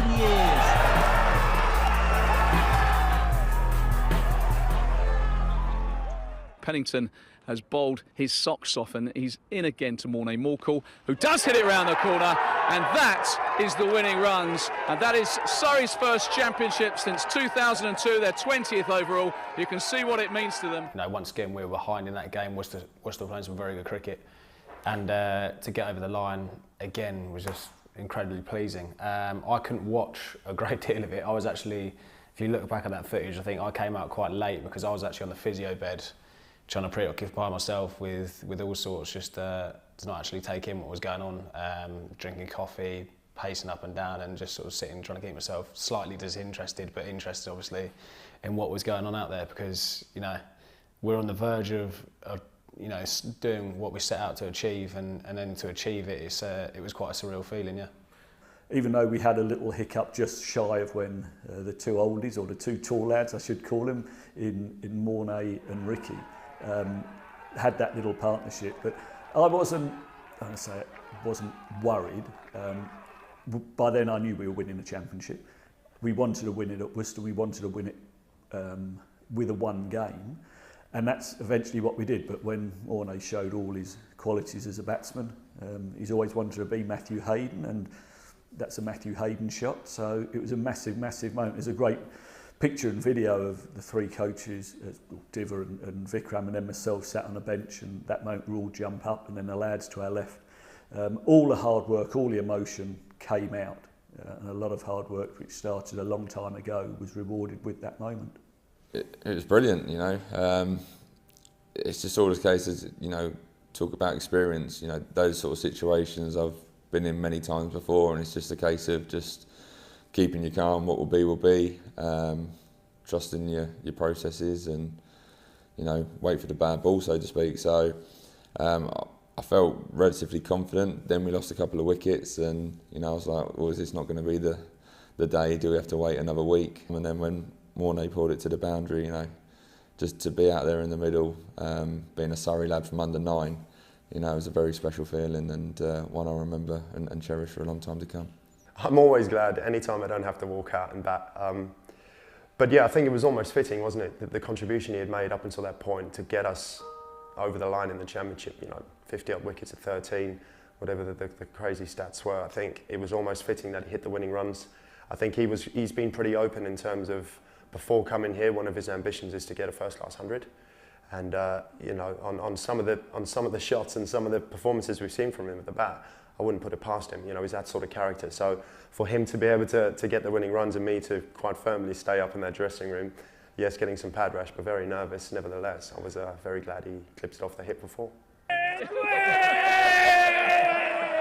And Tom Curran showing all his inexperience, and I will be sending the dry cleaning bill to Surrey for that one. To see everything come together like it has this year, the boys play so well, and you know, we've played terrific cricket all year and thoroughly deserve this. Really, really proud of the group.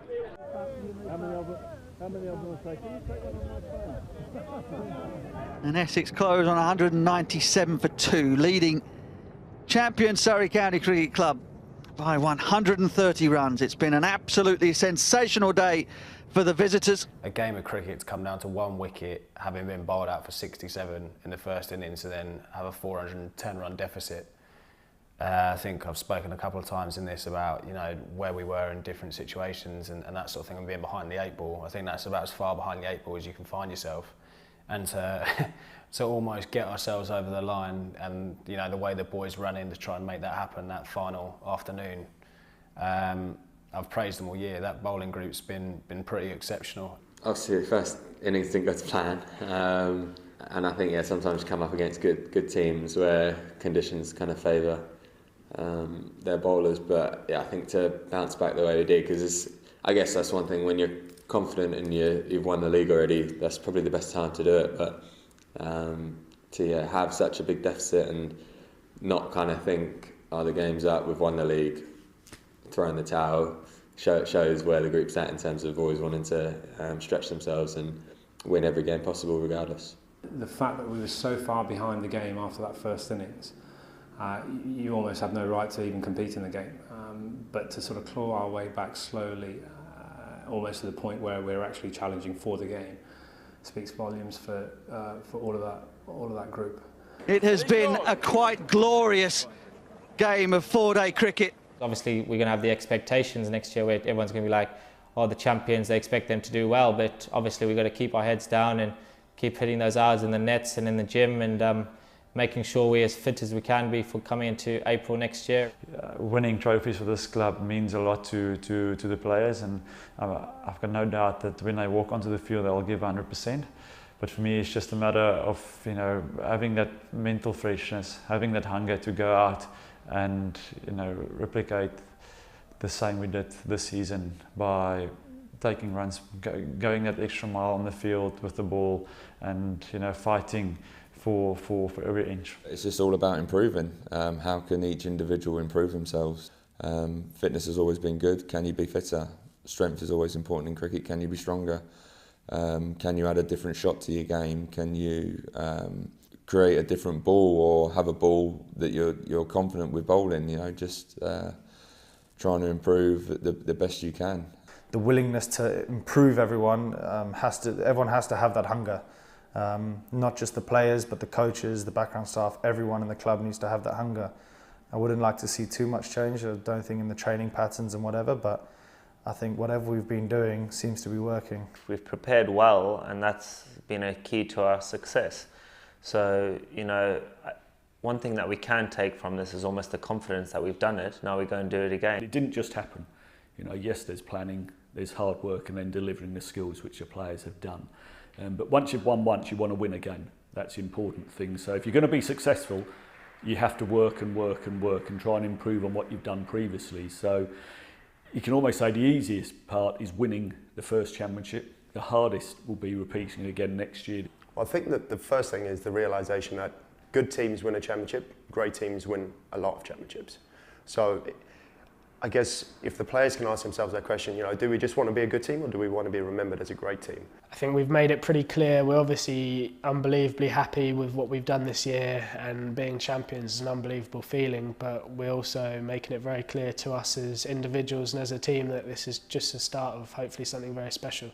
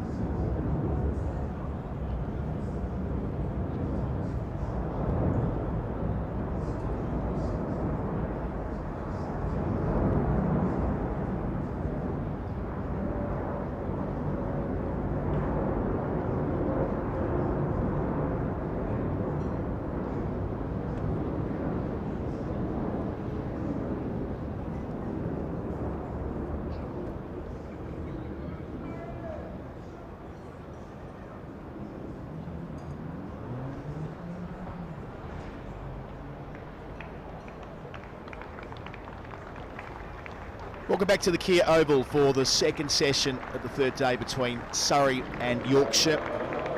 The visitors trailing by 17 after losing 4 wickets in the first session. But since then it's been Dom Bess who'll resume on 24, Jordan Thompson with him on 17. First time Thompson's, well, sorry, he's on 7 I should say. Jonathan Deutsch is joining me. I'm Adam Collins. He's struggled with the bat of late but has got the ability with it, as we've seen in recent seasons. A few half centuries for Yorkshire at this level, but to have any chance in this game they'll need to swell that lead from 17 to, well, in the first instance something with 3 digits in front of it, maybe 120. That could get interesting. It could get interesting, but with the Surrey batting lineup you still want a lot more than that if you've got any serious hopes, I think, of winning this match. Listen, cricket, we love cricket because strange things sometimes happen, so you can't totally discount that possibility, but Surrey are overwhelming favourites to see this off, and realistically speaking, Colo, to see this off in this next session. Jordan Thompson, you know, he's had a wretched run with the bat, as I mentioned when he came in yesterday. 9 single-figure scores in succession, and the other one before that was 10. Started the season well. The pitches were different, ball was different earlier in the campaign, with you know, more placid conditions, if you like. He started the season so well too, didn't he? 42 not out at Bristol, then 51 at Wantage Road, 33 at Kent. But yeah, it's a sort of a telephone number since June, 95469452 on the duck yesterday, and 7 not out now. So they need him to pick it up. A really good year back in 2020 with the bat, the Bob Willis Trophy truncated season. It's going to be Worrell to start. First ball wafted at by Bess. Don't need to be playing at that young man. When you look at the two of them play, and you see them play regularly, Jordan feels the natural player of the two when he's, when he's on song. You'll have to see that white ball half century against Lancashire in the semi-final defeat at Edgbaston a couple of months ago. When it's up there in the slot, he will smash it out of the park all day. But it's a bit different with the red ball, and Don Bess doesn't look that natural by comparison, but gets more consistent runs. Watchful leave there. Yeah, Bess by contrast has been pretty consistent with the bat this season, averaging 27, made a half century against Hampshire at Scarborough to finish that stretch of county games where they played a few in the middle of the year, or the middle of the season. Made 89 at Leeds against Kent, and a 51 not out at Southampton against Hampshire's outstanding bowling attack. So all told, Bess needs to be the man who can steer Yorkshire to safer waters. Yeah, and I'm not saying Jordan Thompson does not take his batting seriously, but Dominic Bess certainly does, and he wants to improve. I've spoken to Martin Spade, who he's been using for a bit of coaching. Came on a commentary with us earlier in the season, talking about several players at Yorkshire that he's involved with, and Bess is kind of, because of the success that others are having using Martin, he's gone to him as well and said, can you help me win my game?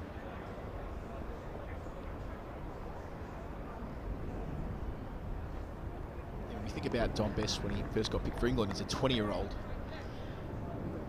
Jack Lynch was injured in the 2018 Test Series at home against Pakistan, made his debut at Lords, and only played 2 Test matches in that stretch, but it was with the bat that he was perhaps more impressive. Half century on debut, and then looked good at Leeds as well in his second Test match.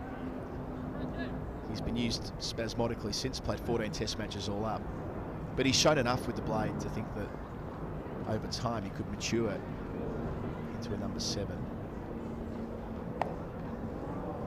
Well played here, really well played. Gets the angle spot on. There is a deep third there for that shot.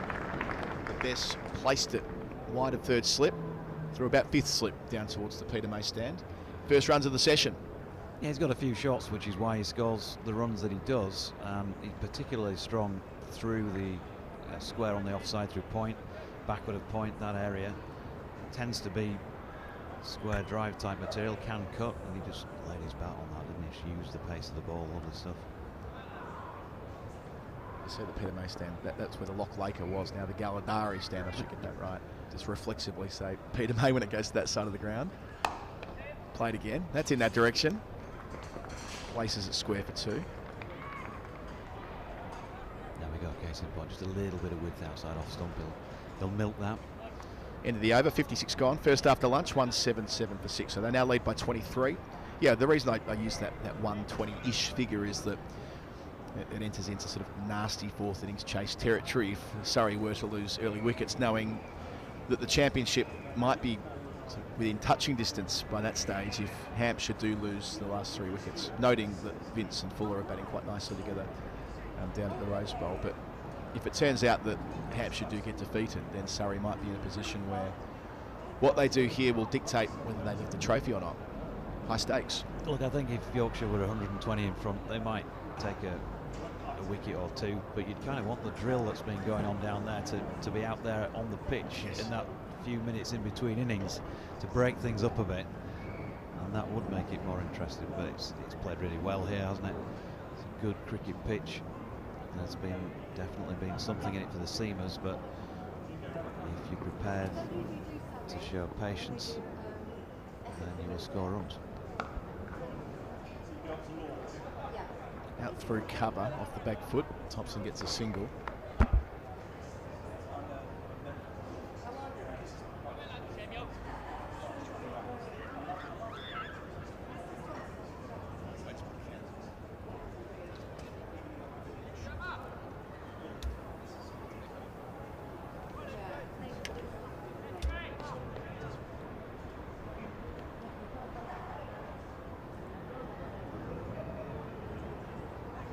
Overton. Enjoy a bit of a snarl at the lower order batters for Yorkshire. You'd think so. Yeah, and Don Bess was hit in the head earlier this year. I'm not saying that's what Overton will be thinking, but he was concussed, wasn't he? Scarborough, a one-day game? He was, yeah, that was not... Well, he was batting, but not facing a delivery. Yes. Good shape from Overton. Just tempting Bess into a shot, pulled out at the last moment. Got to say, actually, I mean, you know, you wouldn't want to joke about that too much. We think of Philip Hughes, of course, and his sad loss because of reasons like that. And Don Bess was running from the striking end to the non-striking end. A throw came in that he just was not expecting. It was just a routine run, ground your bat at the other end. Thanks very much. The ball winged in and hit him just at the bottom of the lip of the back of the helmet. Again, that movement back towards the right-hander, well left. So, you know, he was pretty convinced, no helmet, and I'm in serious trouble. And it looked like he was in serious trouble to start with, but fortunately, his recovery was pretty quick, and not heard of, certainly not mentioned to me of any, you know, lasting effects of that. And Tom Kohler-Cadmore took a blow to the head in the PSL earlier this year. And he struggled for a while afterwards.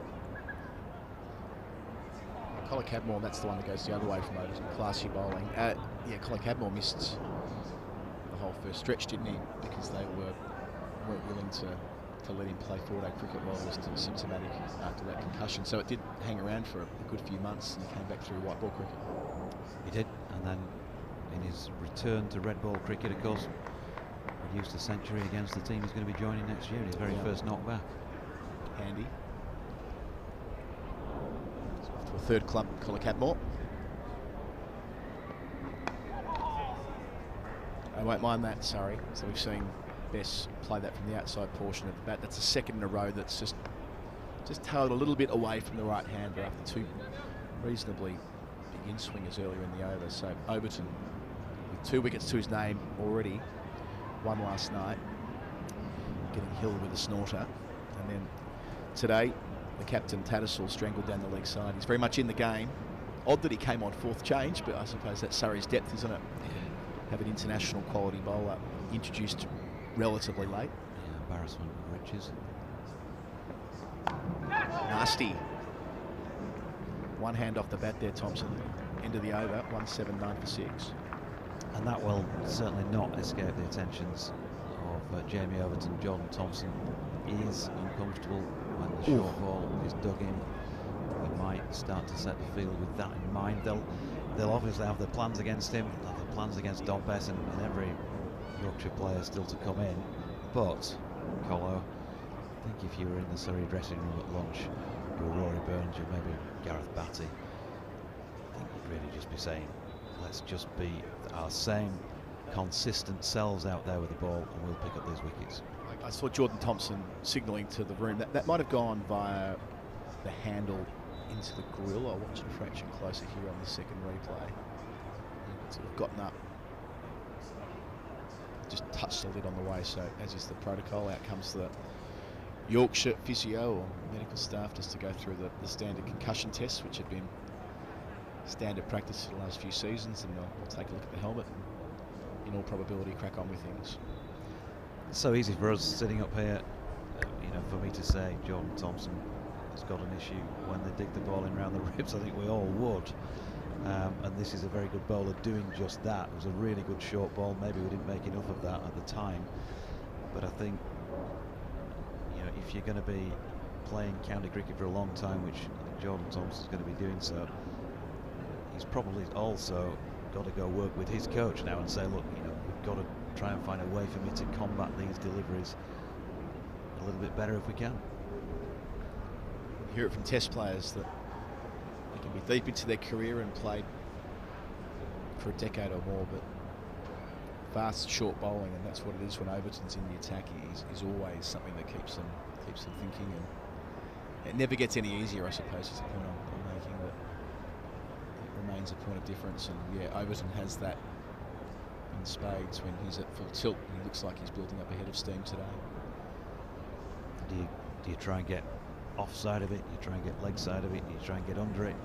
If you don't want to play it, and you can't play it with any conviction, you've got to be thinking about doing something. One of those three things. Well, if it's a well-aimed short ball like that was, it's easy in theory, isn't it? But you've got to get yourself out of the way of that, and at that pace. Ow.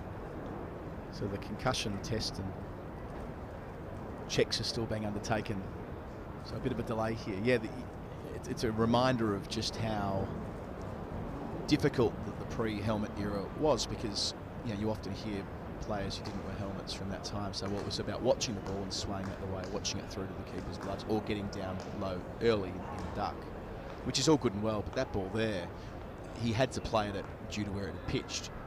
I was reading Alan Lee's book about the 78-79 Ashes tour a couple of months ago, and it reflects on just how many England players got hit in the head early in that series. Rodney Hogg, that series? Yeah, that's the Rodney Hogg series. He definitely was part of that. But in the tour games as well, they called it skull, didn't they, back then, to be sculled. And that was just when helmets were becoming more common. But some players simply did not wear them or weren't conditioned to wearing them, having been raised in an earlier generation. But yeah, 78-79 had a big influence, I think, on that technology that we were seeing a little bit in World Series cricket. Famously, Tony Gregg walking out in a motorcycle helmet, of course, but more generally. And now you wouldn't dream of walking out in a professional game of cricket unless there were two spinners operating without a lid. And even then, with two spinners, it's fairly rare that a batter will call for a cap. Dennis Amos, of course, as well, with the crash helmet that he used to wear. To think how modest those early helmets were as well. There's a bit of protection around the temple, and that was it. Off you go. It's Worrell again after the delay. Gives Bess something to clip, does so towards the Betzer stand. They get back for an easy two. Looked good since lunch, Bess. Left well. Played with confidence when he's had to in the stumps. That was the padding that Mike Brearley used to wear, isn't it? With the two little pads around the temple, and that was his lot. That was a bit like a skull cap, wasn't it, with the cap over the top of it? I suppose they weren't to know then how quickly the technology would evolve. Yeah, Don Bess, 3 half-centuries to his name this year. He crept closer to another first-class century against Kent back in April. 89 there. Before they got his wicket. 51 not out against Hampshire at the Bowl back in June. And he made a 67 against Hampshire again. Let's go.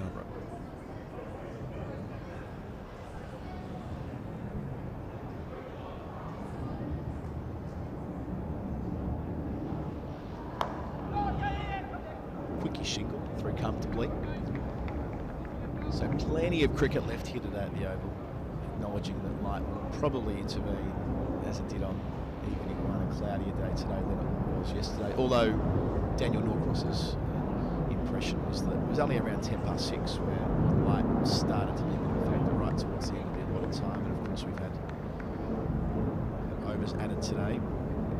5 minutes extra per session to make up a little bit of time after the players left the field and didn't return it. 20-5 on day one. Yeah, really important, I think, that Surrey maintain consistency with the ball. They don't want to go too deep into today, with the forecast still not being great for tomorrow. Ooh, that's got to be close, yeah. Absolutely. Just didn't quite get up there from Worrell. On the angle round the wicket, Thompson caught on the crease. Up goes the finger of umpire Wolff. One step closer for the home side. Yorkshire, 182 for 7. Yep. Good delivery, Worrell. It's the length that's done Jordan Thompson, isn't it? He's just feels slightly short of length, and he doesn't want to get forward to that. Going to see it again. Coming in from the angle. He's got 2 feet off the ground there. He's got 2 feet off the ground there. You're thinking height. You're thinking height. Let's have a look again. I mean, it doesn't quite get the... Well, I'm also thinking as it hit him in line. Look, put it this way. If it's sent upstairs in international cricket, there'd be an umpire's call component to that, only little bit of the ball would need to be inside the tram tracks. Watch it from behind as well. I'm a little bit more comfortable with the line than the height. This will be a better angle for analysing that part of it. Let's see here. I think that's okay. Yep.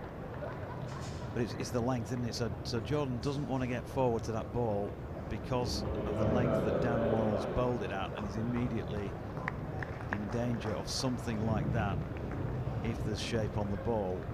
And then, of course, if you're playing a cricket shot with both feet off the ground, you're not balanced, so you're laying yourself open to something like that happening, and it's just ultimately, I think you've got to say it's the shot of a player who's just searching for some form in this form of the game.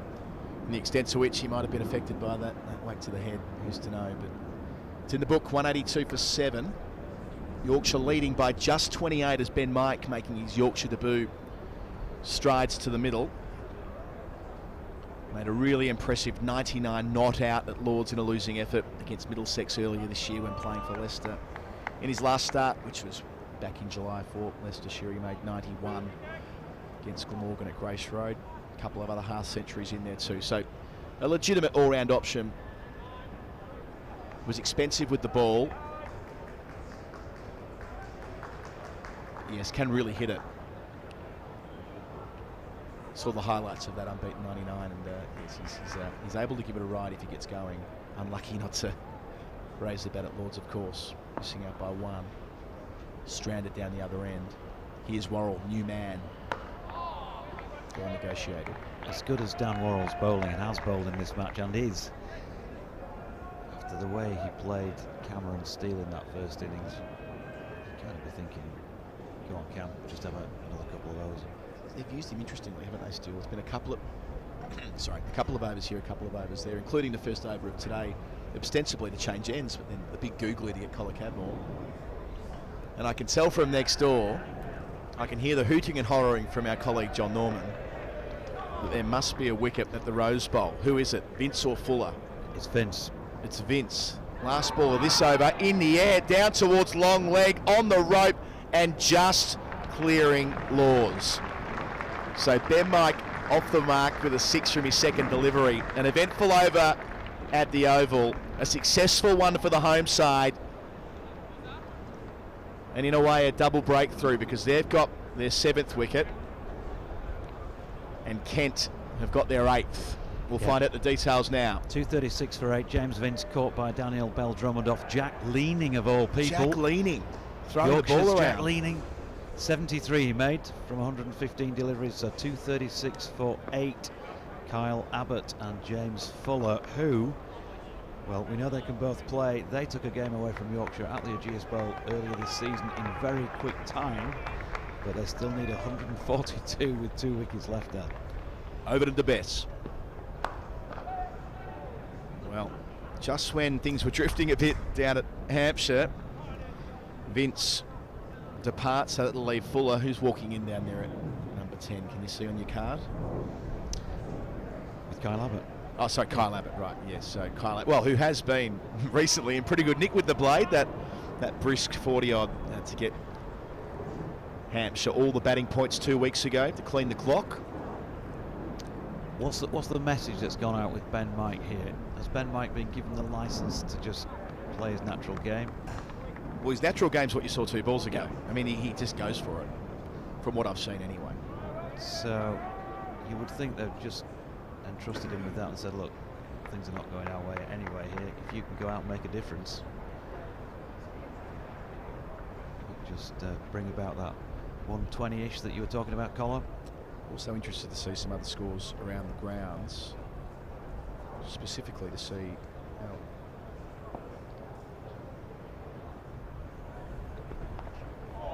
the other games going for those who are finding themselves in the relegation zone or near enough to it. When we first commentated together a couple of days ago on this match, we were sort of saying that a lot would need to go wrong for Yorkshire to find themselves in that drop zone, and it's a significant drop this year because going down to Division 2 means you can't get back up to Division 1 the following year on the basis of what we've seen, and that makes the Warwickshire Gloucestershire finish absolutely crucial. Now, Gloucestershire require 148 for victory to beat Warwickshire. They've lost a wicket. They're 26 for 1. So Yorkshire fans watching this game will also be taking an interest in what's going on at Bristol in the corner of Gloucestershire. They will, in more ways than one, of course, because they are Yorkshire's final opponents of the season at Headingley next week as well. Because, I mean, Gloucestershire can't stay up, right? So it's just about whether it's Warwickshire. So looking at the table as it stands, and this won't be a live ladder or anything quite that sophisticated, but maybe it will be. If I jump on Cricket Info, other cricket websites are available. We don't need to say that on here, do we? The lay of the land, they are keeping up to date. So Warwickshire are on 120 points, Yorkshire on 135. Somerset between the two on 129. But if Warwickshire do go down in that game, they'll be there with Kent and Gloucestershire in 8th, 9th and 10th respectively. As we were making that point before lunch with the Strauss review that's been sort of firmed up today, it would mean that the teams that go down next year, there'll be no way to go from Division 2 in 2023 to Division 1 in 2024, because there'll only be 6 teams there based on what we've seen, and it'll be comprised of those who are already in Division 1. So it is a massive couple of weeks as far as the jeopardy is concerned with relegation. So Gloucestershire 79, Kent 118, but Kent likely to beat Hampshire from here. Warwickshire, Somerset and Yorkshire, the other teams in the mix. Big on him there, extra bounce to Mike. Athletic work from Overton. Dancing over, having a ping, falling down, laying down. He's okay, isn't he? Looks like he's fine. Yeah, look, as you Aussies would say, yeah, look. It's there's always ifs, buts and maybes, Colo. Always ifs, buts and maybes, aren't there, about every team and every season. Yorkshire will look back at that game against Northamptonshire at Northampton back in April. I think they could have put them away. Finished in a draw, 7 down. Northants and Yorkshire, I think, went on quite a long way too long with the bat second time around that. Into the over, 59 gone, 189 for 7. And yeah, I think the fact that Yorkshire had such a sturdy start to the year, not losing a game, only winning 1, but first 6 games, you kind of reached the halfway mark there, or the turn, thinking, well, we're in pretty good shape here. We're not going to get promoted, but we're going to finish mid-table. To lose 4 of their next 6, including with 3 balls to go at Scarborough against Surrey, and that 1 wicket loss last week. 1 wicket loss last week. So there's a few ifs, buts and maybes. Another game to mention. They needed 114 to beat Kent at Headingley in 21 overs on the final day. Adam Lyth and George Hill walked out to bat, and the umpire said, too dark. And no further play was possible, and you really would have fancied him to knock those off.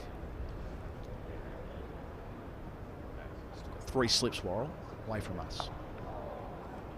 It's a Pleve. I don't think that Best was playing at that. Still reared up at the back of his blade. I like that. Down towards the Lock Laker, gets a single. Yeah, you like that? The Pleve? Pleve, yeah. Pleve. You even did the accent there. The Pleve. Yeah, Kath and Kim sort of style. Oh, look, the Pleve. That'd be perfect. You'd fit right in where I grew up in South East Melbourne. Which is Kath and Kim territory, by the way. That's where it's filmed. It comes from just listening to so many of those Aussie commentators over the years, both in cricket and in rugby league. Okay. You know, Darryl Eastlake. Darryl Eastlake. Plenty of defence out there in the green and gold. Darryl Eastlake commentating weightlifting. A few things better in sport. I think he's probably got a special place in British rugby league fans' hearts because of the first win in 10 years back in Sydney in '88. When Henderson Gill scored a try, and he does a bit of a boogie. Henderson Gill does a bit of a boogie. Passed away a few years ago, Darryl Eastlake. Well played, Ben Mike. Started well. I know I've talked him up a little bit this week, but I think he will be a good recruit for Yorkshire. Bowls quickly, bowls aggressively. I know he went around on day 1, but he'll improve from there. He was elated to get the call from Yorkshire, said was an opportunity he couldn't refuse, signed on for 3 years. And certainly coming in down at number 9, he'll offer plenty with the blade. 4 half centuries this season. Yeah, you can understand that. And look, I know Yorkshire are no great shakes this year. Colo, bottom half of the table, we're talking about potential of needing to avoid relegation next week. But no disrespect to Leicestershire, but if a big club like Yorkshire comes calling, then yeah, you're going to be your head turned.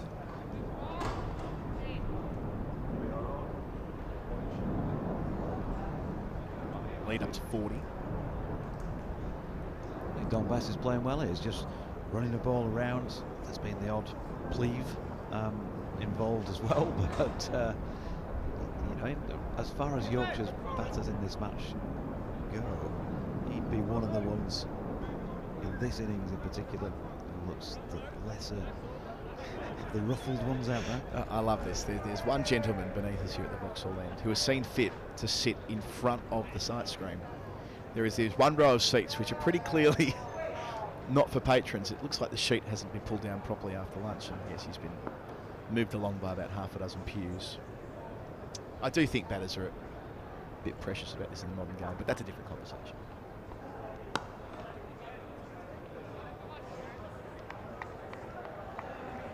Again, Best just, Ben Mike, I should say, just rotating the strike, just picking him off for a single. We're going to make way in a moment, Jonathan, for 2 very excited men. Got one wearing a Douglas Jardine t-shirt and another who was literally thumping the walls when James Vince was dismissed. I could tell it was Jonathan Norman. It's Norcross and his amazing Technicolor Dream shirt. As much as I love calling the big moments, we all do, when this gets hot and heavy later today, it'll be these 2 on mic. We'll make sure of it. It might be a bit sort of fan TV, but it's worth it. Yeah, I think I might be on the M1 at that point.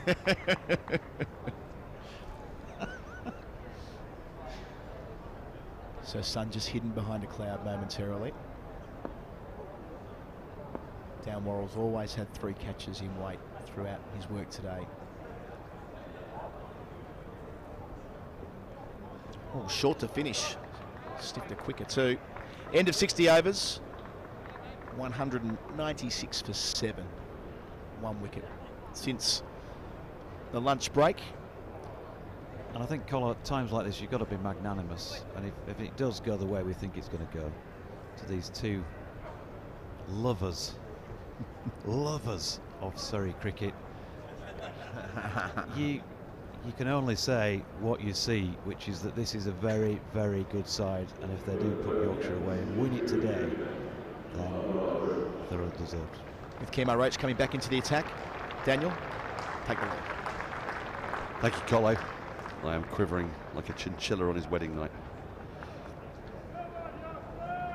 The anticipation is building, but Don Bess, well, he's hung around for those 38 runs. He's looked in pretty good nick.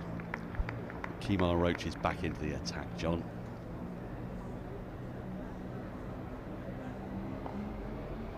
Oh, advancing down the wicket is Bess. I thought we might see a little more of that. We saw that before lunch, didn't we? Bess came down the track. Was it Laws bowling? I've never seen a batter advance down the track quicker. Laws was about, I'd say, 6 or 7 foot from the wicket, and Bess was starting to move. There was movement next door when news came through of that Hampshire wicket. Oh, James Vince, it's a big one, isn't it? But then, you know, Kyle Abbott, James Fuller, surely they can't. Second new ball available there shortly. And there's still work to be done here, let us not forget. There is. Yorkshire have a lead, they're 42 runs ahead. But you do just get that little bit of relief, don't you? It's a bit like cup competitions when your team wins through. You know you're not going to go on to win the cup, but it just gives you a week of dreaming. And when a wicket has fallen, you know the job isn't done, and hopefully it will be done. But it just gives you 4 or 5 overs. 4 or 5 overs where the pressure has just been released for a little bit. Yeah, I know exactly what you mean. An opportunity to drink in the moment. I thought of a second there. Unfortunately, they didn't go for it. So that brings Ben Mike back on the strike. He can hold a bat. After this, though, it's Code, it's Patterson, and then hopefully at some point today there'll be a run chase. We had Sean Keaveney in yesterday, didn't we? And Tom Colomosi. Remember Tom Colomosi? Former editor, sports editor, I think, of the Evening Standard, London Evening Standard. Hostile short ball into the ribs. Yes, I remember Tom Colomosi. I think he works in the Midlands now, but essentially you'd be out talking cricket and he would seize like a sparrowhawk or a rodent. Any cricketing cliche, he would seize on it. And yesterday obviously we had Sean Keaveney in, who, despite not knowing anything about cricket, seemed to have quite a few cricket anecdotes as the day progressed, including holding his bat aloft after hitting a 4 and 2 sixes, or the other way around. What, he put his bat aloft and then hit the 4 and 2 sixes. Well, I did point it out, you can only hold your bat aloft after you've reached a milestone moment, and he didn't realise that. But essentially, the point I'm trying to make, labouring to make, is, he can hold a bat. Yes. I'm suddenly starting to think of all these, I wonder what Sean, if he was here now, whether he would understand that phrase, essentially. Well, it had to be explained to him yesterday about making things happen. There you go. There's quite a lot within the game, isn't there? Yeah, Tom Laws makes things happen. Oh, big appeal, really, really likes it. He's imploring the umpire, who is unmoved, as they have been through most of this match. It's been hard to extract a decision out of these umpires in this game, and Kemar Roach is disconsolate. Let's take a look at this. It's Don Bess. And, well, a little high maybe, back leg. Bess instantly rubs on his right thigh there. I think that probably was. If the replay stays with it. Oh no! No, I can see why Kemar Roach wanted it. He's right down on his haunches. Well, well, well. Well, Ollie Pope, fielding at second slip, indicated to Ben Foakes. Should review that. Yes, well, they're used to that. Start of a new over, Dan Worrell in. This ball now 61 overs old. The ball at the Aegeus Bowl. I'm watching. Where are we at? How many overs old? 2.2 overs remaining till the second new ball is available. Hampshire still 8 down, 257 for 8, so they need 121 runs. James Fuller and Carl Abbott at the crease. The thing is with supporting Surrey, I don't know if you get this as well, but as an AFC Wimbledon fan, I'm a Fulham fan. That's a nice stroke from Mike. They'll bring in one. They'll think of a second. It's not there. The throw comes in. As an England cricket fan, as an England football fan, done hard yards, haven't we, as supporters of our various sides? Yeah, you'd agree? Oh, we've lived through the tough times. I mean, AFC went out of business. Yeah. Do you know that Fulham nearly went out of business? Do you know that? Did you know that Fulham nearly merged with QPR? Oh, was that when? What are we talking? 80s? Yep, 89, yes. I think. They were going to become Fulham Park Rangers. Ooh. Going to sell Craven Cottage. Oh, that is an absolute ripper. When we take a look at this again, look at where Don Bess ends up, because he's outside the off stump and he's looking to turn the ball into the onside. He has been turned right round, baby, like a record player. Look at this. That is unplayable. Well, unplayable. Yesterday we were talking about the perfect hat trick, and we decided it was going to go caught and bowled, leg before, bowled. Oh. I actually, for a fraction of a second, was half expecting the ball to loop back to the bowler. Well, it's a tremendous delivery. He's not got his man, but with a solid doubt on Bess's mind.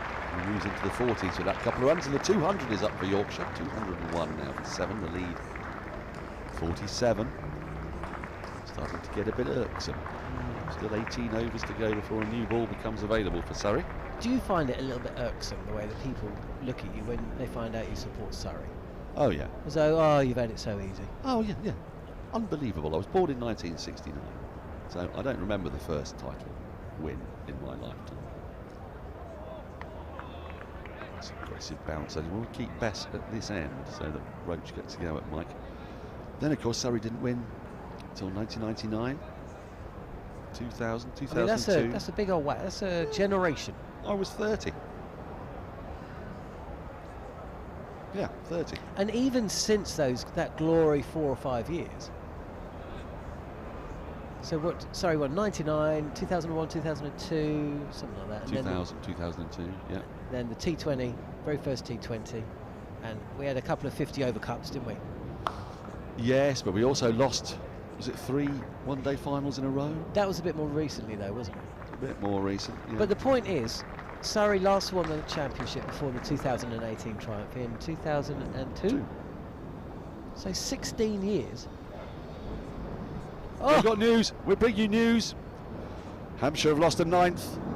They are on the precipice. They're on the brink, John. See, this is the thing, right? I remember going to a pub to watch Manchester United play Wigan Athletic in the League Cup final a few years back, and Manchester United won it. And my 2 London-based Manchester United fans, they could barely even look at each other. They just did not care. So engorged in success were they that a League Cup triumph, they'd forgotten it before the teams had collected the trophy. Well, let's put it another way. Surrey have only won 1 county championship in the last 20 years. Exactly, and that's why when people look at me like, oh, easy street, I think no. What would be the easiest of those streets, though? You know, because the county championship is a wonderful competition in so many ways. But one of the reasons is because it's very rare that you get a long-lasting dynasty. Middlesex hinted at it. Essex, certainly. I mean, you'd say that the current Essex team. Warwickshire for a while. At the time of their lives. Warwickshire for a little while. Sussex briefly. Surrey back in the early 2000s. But it's never 5 or 6 in a row. I mean, obviously it has been twice for Surrey in the 1890s and the 1950s. I mean, another couple of runs here. Nice shot from Ben Mike. Well, actually, no, only with a single. Signed against the second. But it's a very rare thing for that to happen. Yorkshire had a few spates of titles. I think part of the problem is that you lose your players to England. If they were to just stay there, that Surrey side at the turn of the century, if they had Thorpe, Butcher, Stewart, Bicknell, Tudor, Salisbury, I mean, we all know the names, playing every single match, Ormond, Giddins, then they probably would have won another 2 or 3, wouldn't they? So maybe that's part of the reason. Oh, another snorter. That has gone a mile after leaving Don Bess. He knew very little about that. As we watch it back, short, and it gave the impression it'd taken the edge, actually, from where we were sitting, sitting. Well, I tell you what, Don Bess's reaction tells you all you need to know. And just leant back on his bat, didn't he? And what can you do? Kemar Roach is doing that with a 62.5 overall ball as well. Oh, now then, has he got that? He has! That's the 8th wicket. Bess has got to go. A second strangle down the leg side today. Roach short, hostile the ball before. Shorter again, this time a bit more wayward down the leg side, but a bit of glove, maybe a little feather of bat. And Bess departs for 43. Yorkshire 204 for 8. The lead just 50. And now Surrey can say they are genuinely down to the tail with just Ben Code and Patterson to come. Let's take a look at this again. Don't think it was necessarily quite where he intended, but he's gone for a little waft on that. I think it must have touched glove. It's deviated a long way, and a terrific catch from Ben Foakes. He had to make a lot of ground away to his left, and yet, you know, watching it, never in any doubt that he was going to get there.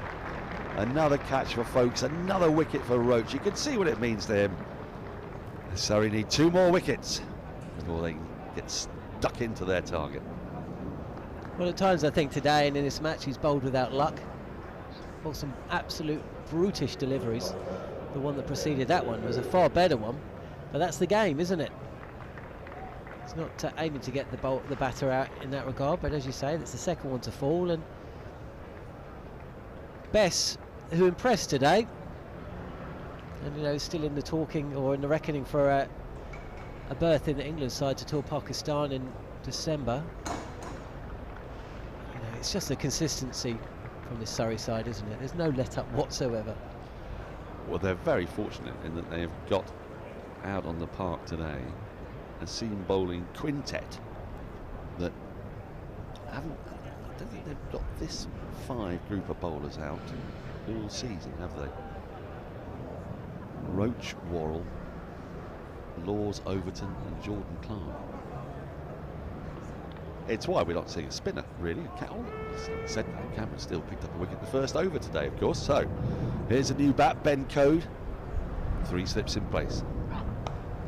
And he's off the mark straight away. Yesterday, it was very entertaining watching Ben Code. Jamie Overton was summoned the moment Code arrived.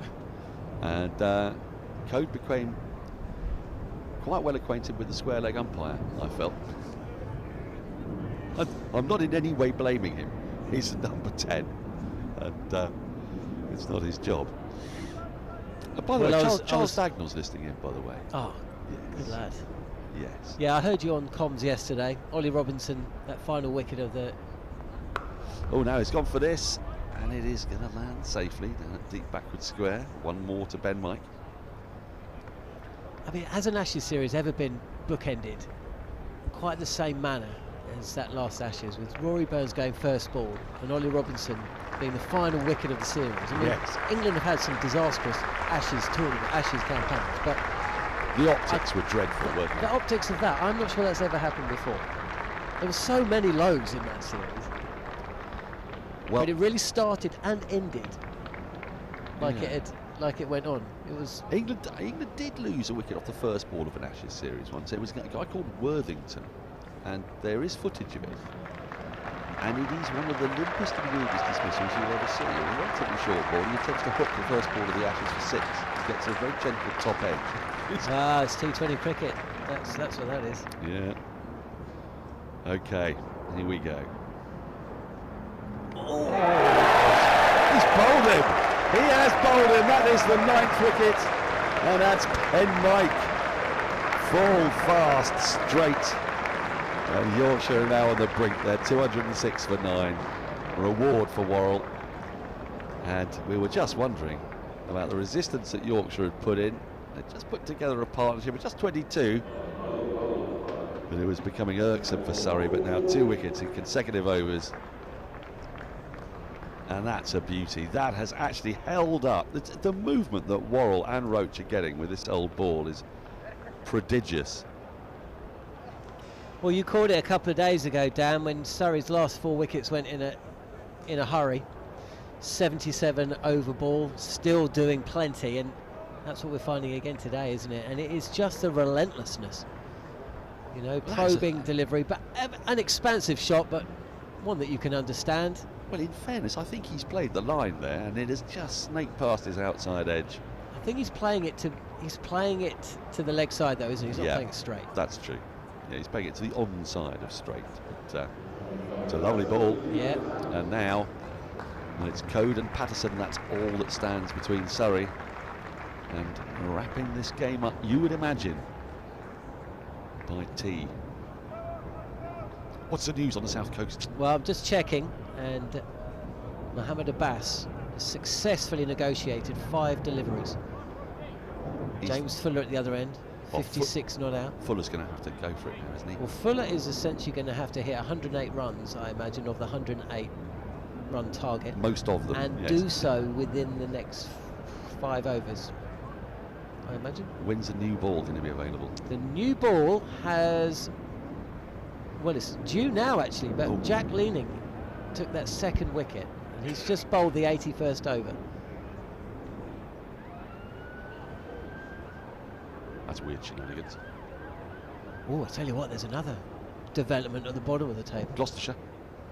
They've lost their 4th wicket. Oh. 34 for 4, chasing 148 to beat Warwickshire. I tell you, that puts pressure on Yorkshire. James Bracey out for a duck.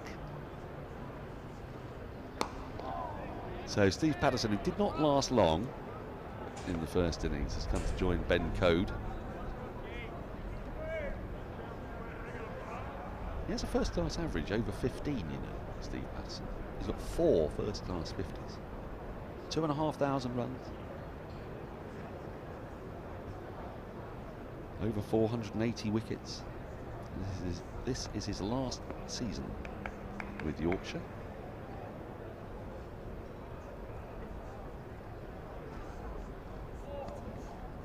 And he's staring down the barrel of twin defeats against Surrey.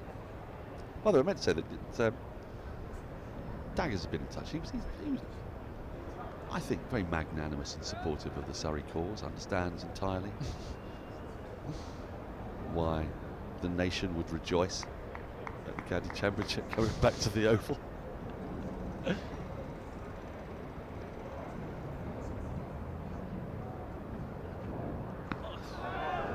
He's following him with that one. Just needs to keep it full and straight. We saw in the first innings.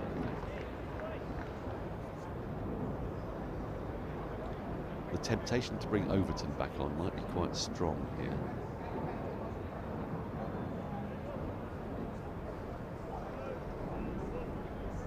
For all this, the talk about the strength of this squad, of course, we have got a rookie head coach.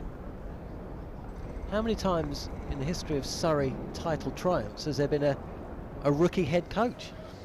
You're not allowed to do that without Andy Zoltzman being here. That's above my pay grade, John. Well, maybe Daggers can have a look, work it out. I mean, it couldn't have happened often, if at all. I mean, did they have coaches in the 1950s? As such. I mean, they just sort of organised net practice, didn't they? Wore a scarf, smoked a pipe. March, April. Ran up some hills. And then played 28 three-day matches a season. You talk about dynasty, don't you, with this Surrey side, and if you look at the team that has been assembled, or the squad rather. That's a kicking shot, that, but bringing any runs. The likes of Ollie Pope and Ben Foakes, the Surrey guys, are always going to be in and out, aren't they? I mean, actually, for all this talk of moving the county championship back to the heart of summer, will actually work against Surrey, because of course if you're playing in April and May, you might be losing Sam Curran to the IPL. Yes. You might lose Reece Topley, possibly Jason Roy, but not Jason Roy plays much for their cricket, but essentially you've got your team, haven't you? You've got your squad to pick on. You're playing 6 or 7 matches in that 2-month period, and you've got 90% of your squad to select from. That's going to be slightly different from possibly next year, the year after, if they're playing more cricket when England are playing. Well, that's very true. Take Pope and Foakes out of the equation. But, and this is a significant factor, the white ball matches are being played in September. So it'll affect Surrey in September, but the likes of Sam Curran, Tom Curran, as he comes back into fitness, Topley there, for example, in June, July, is going to be selected for the test team. There was another Will thing. Jacks being another one. Wow, I think we're all excited to see what happens with Will. I mean, it was that catch, wasn't it, in 2018 that sealed the triumph. I was here for that, you know, and that was quite the moment. That was a brilliant game of cricket between Surrey and Lancashire. Well, I think that there's similarities if Surrey do go on to win the championship between this triumph, if it happens, and 2018, and that is they got themselves wins from matches they had no right to win. They did it in 2018. I remember there was one game against Yorkshire which I'm still not quite sure how they won it, and they did the same thing this year. Well, they did it against Yorkshire, didn't they? Exactly, that's exactly what I mean. They did exactly the same thing against Yorkshire, and those 3 matches, by the way, that took place in when would it have been? I'm losing track of time. It would have been in July. 3 matches, including that win at Yorkshire. There was a run chase against Warwickshire. There was one other. They won all 3. And last season, I think Surrey would have possibly won one of them. There would have been a draw or 2, maybe even a defeat. And Surrey can look back at quite a few of those games this season. Ooh, it's got an expansive shot from Patterson. He came quite wide of the crease there, did Roach, spearing the ball in towards the stumps. Yeah, I know you mean. Another similarity, by the way, is that Surrey were, of course, unbeaten going into the last match of the 2018 summer. They'd won the title, they were presented with it in their last match against Essex, and they played an absolutely brilliant game of cricket. It was. Against Essex here. And of course the fans didn't really mind that they'd lost. But it meant they didn't go the season unbeaten. It was a bit annoying. Oh, big appeal for LBW, too high, I think. I think it did too much. He's come off bat as well. Wait to see the umpire's signal. I think no, he's waiting to give the leg by. We'll have a look at this again. Did too much, too high. We'll see. Oh, has done a lot. There is another similarity to 2018 and 2022, and that has been the availability of Rory Burns. Yes. Not just as captain, but opening bat. No, it's a very significant. It's why I tipped Surrey on the podcast at the start of the year. Well, I see. I refrain from doing so. But Steve Harman tipped us. Oh, another big appeal. Well, that's going even further down the leg side, if anything. And somehow, Code and Patterson have survived. Yorkshire 208 for 9 at the end of the over. 54 runs ahead. You're still looking at the score at the Ageas Bowl. Yep. Target now under 100. Ooh. 98 needed for Hampshire. Fuller 1 wicket teeing off. remaining. Fuller 66 from 86. 10 fours in there. Mohammed Abbas has just played out a maiden. He's faced 11 deliveries yet to get off the mark. I think what we're all waiting for essentially is Conor McKern. Yeah, absolutely. Although trying to get the ball out of the hand of either Quinn or Gilchrist right now, I imagine. Now that is a beautiful piece of batting there. If we have another look at that, hopefully we can have another look at that and see where Patterson's feet end up here. I think I can see a slight smile teasing across his face. He has moved appreciably to leg here. There's another thing as well. I'm not sure of the exact stats, but Surrey lost more tosses than they won, surely, this season. Exactly the straight bat, though. I don't have toss information to hand, John. You do insist on asking me very esoteric questions. It was more of a statement. I was kind of like pushing it out there, but I mean, they lost the toss here, didn't they? Yes.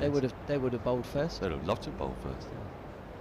I'm pretty sure that something like 5 of the first 6 matches they lost the toss, and in fact there was one match against Hampshire here where Hampshire won the toss and bowled first, and ended up being a mistake. Oh, he's got him, that's it! That is the end of Yorkshire. Worrell with the wicket. And Yorkshire have been bowled out for 208. Surrey will require 55 runs to win this match. They've got plenty of time to do that today.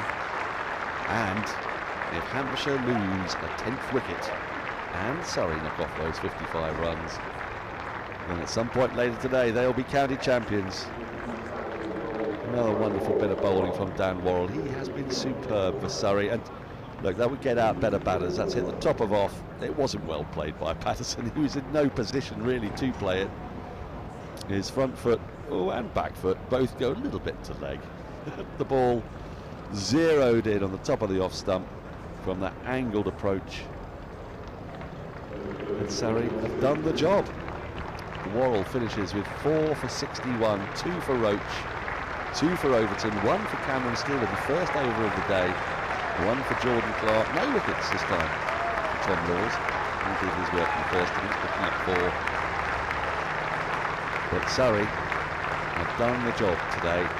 They needed to pick up 8 wickets, and they have done it. They've done it by 10 past 2. And that will take the threat of rain out of the equation. Even if Hampshire pull off the most extraordinary victory now, and assuming Surrey knock off those 55 runs, they will be guaranteed a lead of 11 points going into the final match of the season. Far greater likelihood is that at some point today you are going to hear the resounding cheer of the Surrey faithful as they celebrate their 21st county championship title. John Norman, what a time to be alive. Back-to-back fours for James Fuller. He moves to 74, 3 fours in a row. He moves to 78. So Hampshire need 86. Who's bowling? Tell me they're taking Jack Leaning off. Yeah, Leaning's off. Second new ball has been taken, and Mills it's and now Griffiths. or never for Fuller. Yeah, well, indeed, it is. Well, word will be filtering through to the Aegeus Bowl. They'll know. They'll know what their task is. They've got to win that game to Look, stay in the title. There is a professionalism about this Surrey side. There's a quality running through it. There's quality on the bench. There's quality in another country that could come back to it. You know, you've got energy, you've got experience, and you've got belief. There's players still with a point to prove. There's players with the whole future ahead of them in the game. But there's also players where this is their autumn of their career, and they are still as passionate and still as demanding of the high expectations that they brought to their own game, no matter who they've played for the last 10-15 years, and it's rubbing off on those that they're playing alongside. You know, there's quality and different types of quality, and this is the great thing about this Surrey side at the moment. You know, you've got more than one option. More often than not, you've got 2 or 3 options, whether with ball or bat, and that's exactly where you need to be. Well, let's be quite clear about this. Surrey are almost certainly going to win this match, and they're doing it without Reece Topley, without Will Jacks, without Sam Curran. 3 players who've played an enormous part in their campaign. They're doing it with a 19-year-old Tom Laws, for all of the criticism that Surrey gets for poaching other teams' players. And indeed, Jamie Overton was signed from Somerset. There are a lot of good young Surrey players in and around this squad, and many of them, well, they get poached by the England team. Now then, I think we're going to take a very short break, because I'm going to go in search of some wine. I think we need to have something with which to celebrate. Well, I've got to head over to Talksport Towers. So you could have a cheap maybe I'll meet you after that. It's only 4 Talksport. fours in a row, by the way. Even Abbas is getting in on the action. 82 needed for Hampshire. 82. Keep this title race alive into the final match of the season. Do you know, for the neutral, that'd be a great result, but for us, it would be absolutely devastating. Drop mic. We'll be back shortly.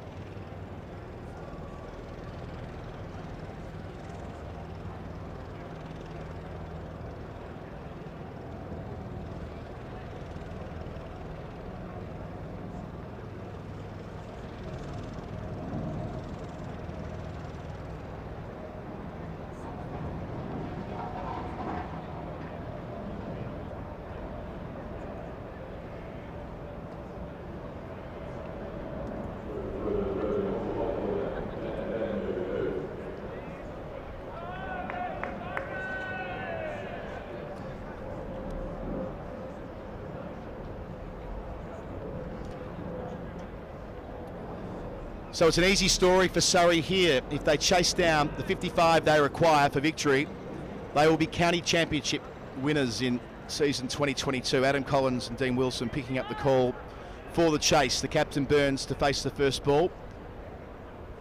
He's on a pair, but that won't be his focus right now. Ben Code to start, round the wicket, Vauxhall end.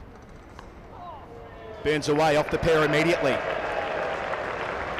Down towards the rope and get to boundary first ball. Dino, that'll just settle the nerves a wee bit. Not that there'd be many. 55. Yorkshire needed to set them 120, 130 for it to be awkward.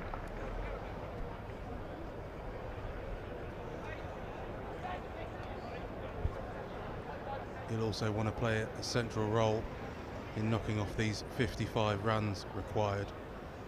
And while that's off the outside edge, it was pretty well controlled down to the boundary. Great response from the crowd as well. It's through. Response from Cote. Yeah, they'll cheer every one of these runs. Balcony has been filling through the course of the afternoon in the Micky Stewart Pavilion.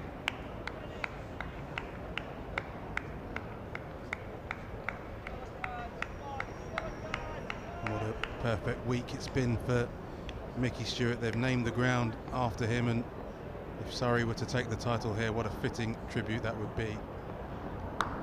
It's great to have him upstairs on day one doing a spot of commentary. What hasn't he done, Micky Stewart? Long distinguished career in the game, on the field, off the field, coaching, managing, nothing he hasn't done. Absolutely, turned 90, and as he received, I think, the key to the ground on day 2, I was struck by what fine fettle he looked in as he made his way out to the middle. Looked like he could still do a job. Burns dancing, sneaks through somehow. Second boundary.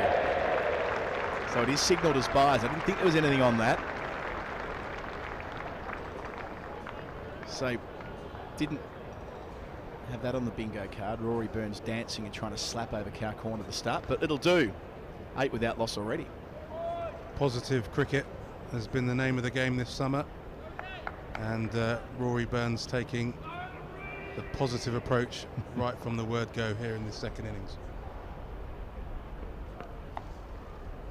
Oh, through again. 3 boundaries in the over. That landed just in front of the man at third slip. Wolff Rain in there and spills away. So this might be a very short commentary stint, Dean, because we will make way.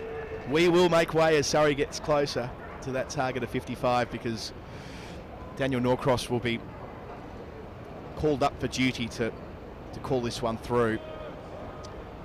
A season-defining moment coming up, no doubt. And Dan Norcross keen to get involved, as you would expect. Oh, make it a 4th, Rory Burns. One of those in buys, but all that matters is that after 1 over of the chase, Surrey 16 without loss. It's going to be a quick kill here at the Kia Oval as the sun comes out fittingly on what will be the final day of professional cricket here in season 2022. Ben Code just making his way down to short fine leg and double teapot. He bowled beautifully in the first innings, and even though it's a short chase, would have just liked to put a bit of doubt in the minds of the Surrey openers. Instead, 16 runs coming from his first over, and spin to be the order of the day from the pavilion end. See how they cope with that. Batted well in the first innings for 41. Ooh, drag down. Off the mark with a boundary as well. Got the T20 start here. Both batters off the mark with a boundary. Burns out of the couple more. 4 buys in there. Doing this in style so far, albeit from a delivery there that deserved the treatment and got it. Yeah, all the Yorkshire heads are down. Runs flowing like water, like the champagne will be later on. And it's worth noting that Kent have won, having beaten Hampshire, and Gloucestershire are 59 for 4 against Warwickshire chasing 148. If Gloucester get over the line there,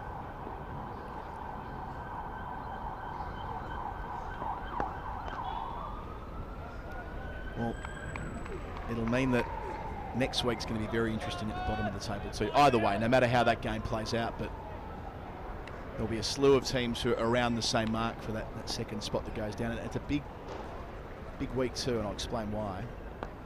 The repercussions for going down will mean you can't get up for 2 years with the divisional structure that we've had announced today by the ECB. There'll be no promotion out of Division 2 in season 2022. So, yeah, there's a lot on the line for those teams who are in and around that mark. Of course, Gloss will go down. Mathematically, they can't stay up. Assuming, of course, those proposals actually get voted through. What's your impression of that side of the politics of this? Well, that's what it is. It is politics, as much as anything. The reduction of the number of games is a very sore point for many county viewers and county members, and there will be a few counties already lining themselves up against these proposals. So to get 12 out of 18 to vote across the line, I think there will be a bit of horse trading to be done, and I think it's still in the balance. So 20 without loss after 2 overs. Just 55 runs to win and hold the trophy aloft for the 21st time. Second time under Rory Burns' captaincy. Edgy again, deep third now in position though, just for one. Well, Surrey won the title in the penultimate round of 2018 at Worcester. They had a celebration week here at the Oval where they beat Essex in an extraordinary game of cricket that went all the way to the death, as the Surrey fans were able to get in and celebrate the achievement of a fine season. I've been told that this evening, due to be the Surrey Player Awards for the season. Got that fine enough? Sure has. Patel gets a second for. Runs continuing to come at a tremendous rate, almost halfway there now. 25 without loss. And as I say, the Surrey Player of the Year Awards due to take place this evening would always be a joyous occasion, but one can see just how that will have an extra bit to it tonight. That'll be a huge occasion for those who are here getting involved with. Oh, that's gone through the legs. Gone best down there, the culprit. Emblematic of a sloppy start for the visitors. 55 runs to defend. So they'll get this week or tonight. They'll get a day off tomorrow. They'll go up the motorway to Manchester next week to play Lancs. Be in third spot. They'll go up there knowing that they are champions.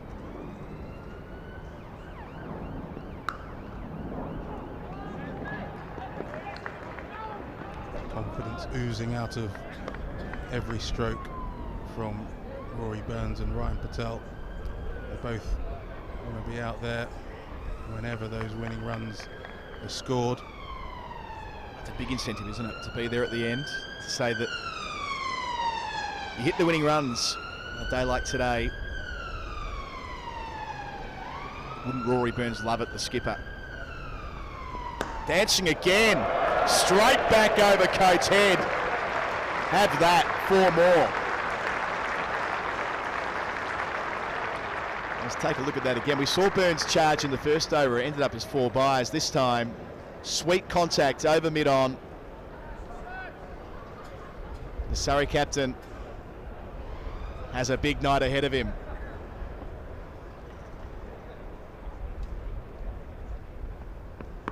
Goes once more, cops it in the body. End of 3 overs, 32 for none. The target's 55. 23 runs left to hold up the trophy. Daniel Norcross is going to jump in for that moment.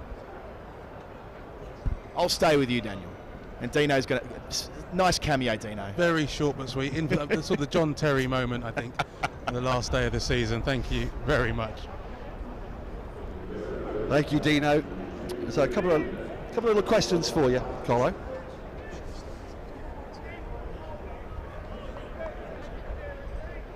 How many players do you think Surrey have used in this championship campaign? I think it'd have a 2 in front of it.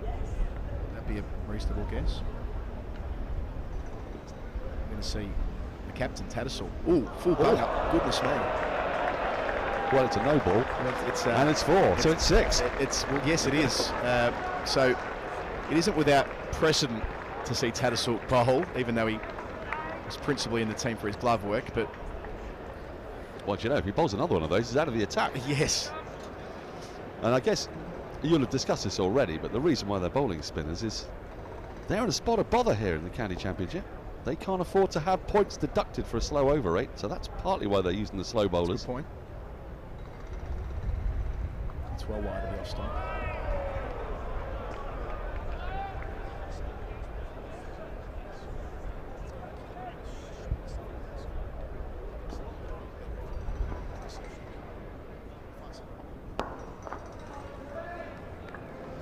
You can see Tattersall here. He is rushing through this over. He knows that the game is up for Yorkshire, but they're 2 overs behind their over rate. So that's what's informing this, here, Colo. Well, I mean, the points table is a complex beast at the moment. Of course, what's going on at Bristol won't be lost upon Yorkshire fans who are tuning into the stream. However futile this will feel as the captain bowls or drag down. Patel says, I'll have some of that, albeit only getting 1 for it. Could have put it anywhere. But you know, there's a couple of things here. Yorkshire can't afford to lose too quickly, or else they can't get their overs back. So it's quite a tricky one. You can't just bowl filth. What you want to get it through an over in a couple of minutes. That's what you want.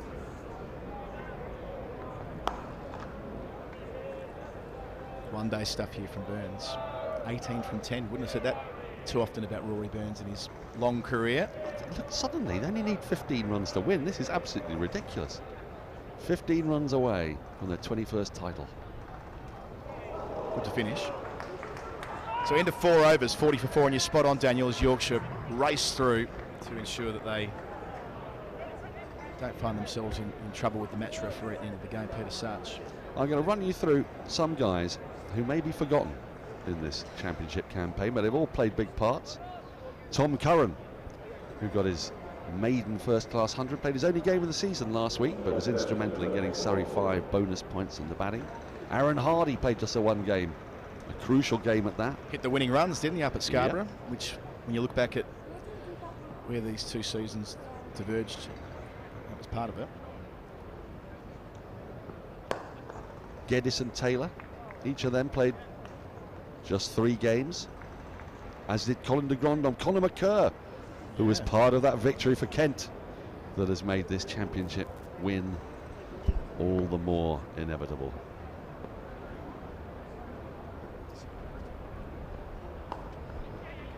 Also, let's not forget Reece Topley in all of this. He played 3 matches earlier on in the season.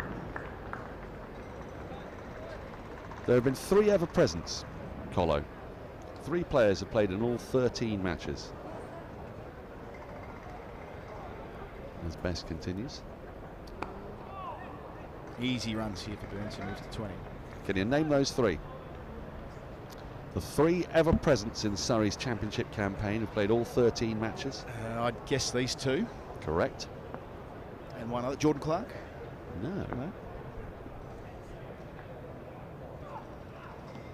Working through it, it wouldn't be any of the frontline bowlers. I'd go through the card if I were you. I will think it through. It can't be the England men. Pope and Foakes. Oh, Hashim Amla? Hashim Amla. What a player he's been. I didn't get a chance to sort of go through this with you on day 1 as I thought I might. He made his first class debut in the 90s. He played one random game against an England touring team in 1999 when England were there. December of as a 16-year-old lad. Against Atherton and Flintoff and Caddick and all the rest. End of Bess is over, 5 gone. 43 for none, so it slowed down a wee bit, 12 to win. Well, that was the over that Yorkshire needed. They needed a quick over with no runs in it. I'm just going to run you through a few guys who aren't here. Not through any fault of their own, but Will Jacks, who's been picked up by England, played 11 of the 13 matches. Averaged 54, 648 runs he scored this season. Jamie Smith, he played in 7 games. Gus Atkinson played in 4 games. Look at that from Rory Burns, resourceful again, round the corner. And of course, let's not forget Sam Curran. 5 matches, huge contribution with both bat and to a degree with ball. It's been a full-on squad effort. Both Curran brothers reaching their maiden first-class hundreds along the way. You know, Tom Curran sits atop the batting averages with 115. Reverse sweep, and it's away for 4 more. Well, we saw Ollie Pope try and win a test match here at the Oval a couple of weeks ago with something along those lines, albeit unsuccessfully. 6 to win. 6 to win. Is he going to go for it? Rory Burns. Is he going to try and win the title with a 6? Comes down the wicket, he's got hold of this, but it's going to land safely in front of deep mid-wicket. 5 more to win, the 50 is up. Surrey going at breakneck speed towards this title. Daniel, put your phone away, put your sums away. Call Surrey through to victory. Here we go. Another little single there, 4 more to win. Which one's it going to be? Is it going to be Burns? Is it going to be Patel? Burns the captain, the opportunity here to get the winning runs. The last ball of this over. The champagne is come off the ice. It's to my right, and it's ready to be consumed. Tattersall has been thrashed out towards the boundary, and there it is! Surrey win by 10 wickets. They win their 21st county championship title, their 14th since the Second World War. No other county in the country has won as many titles since the Second World War, and they have done it in style. They have thrashed Yorkshire.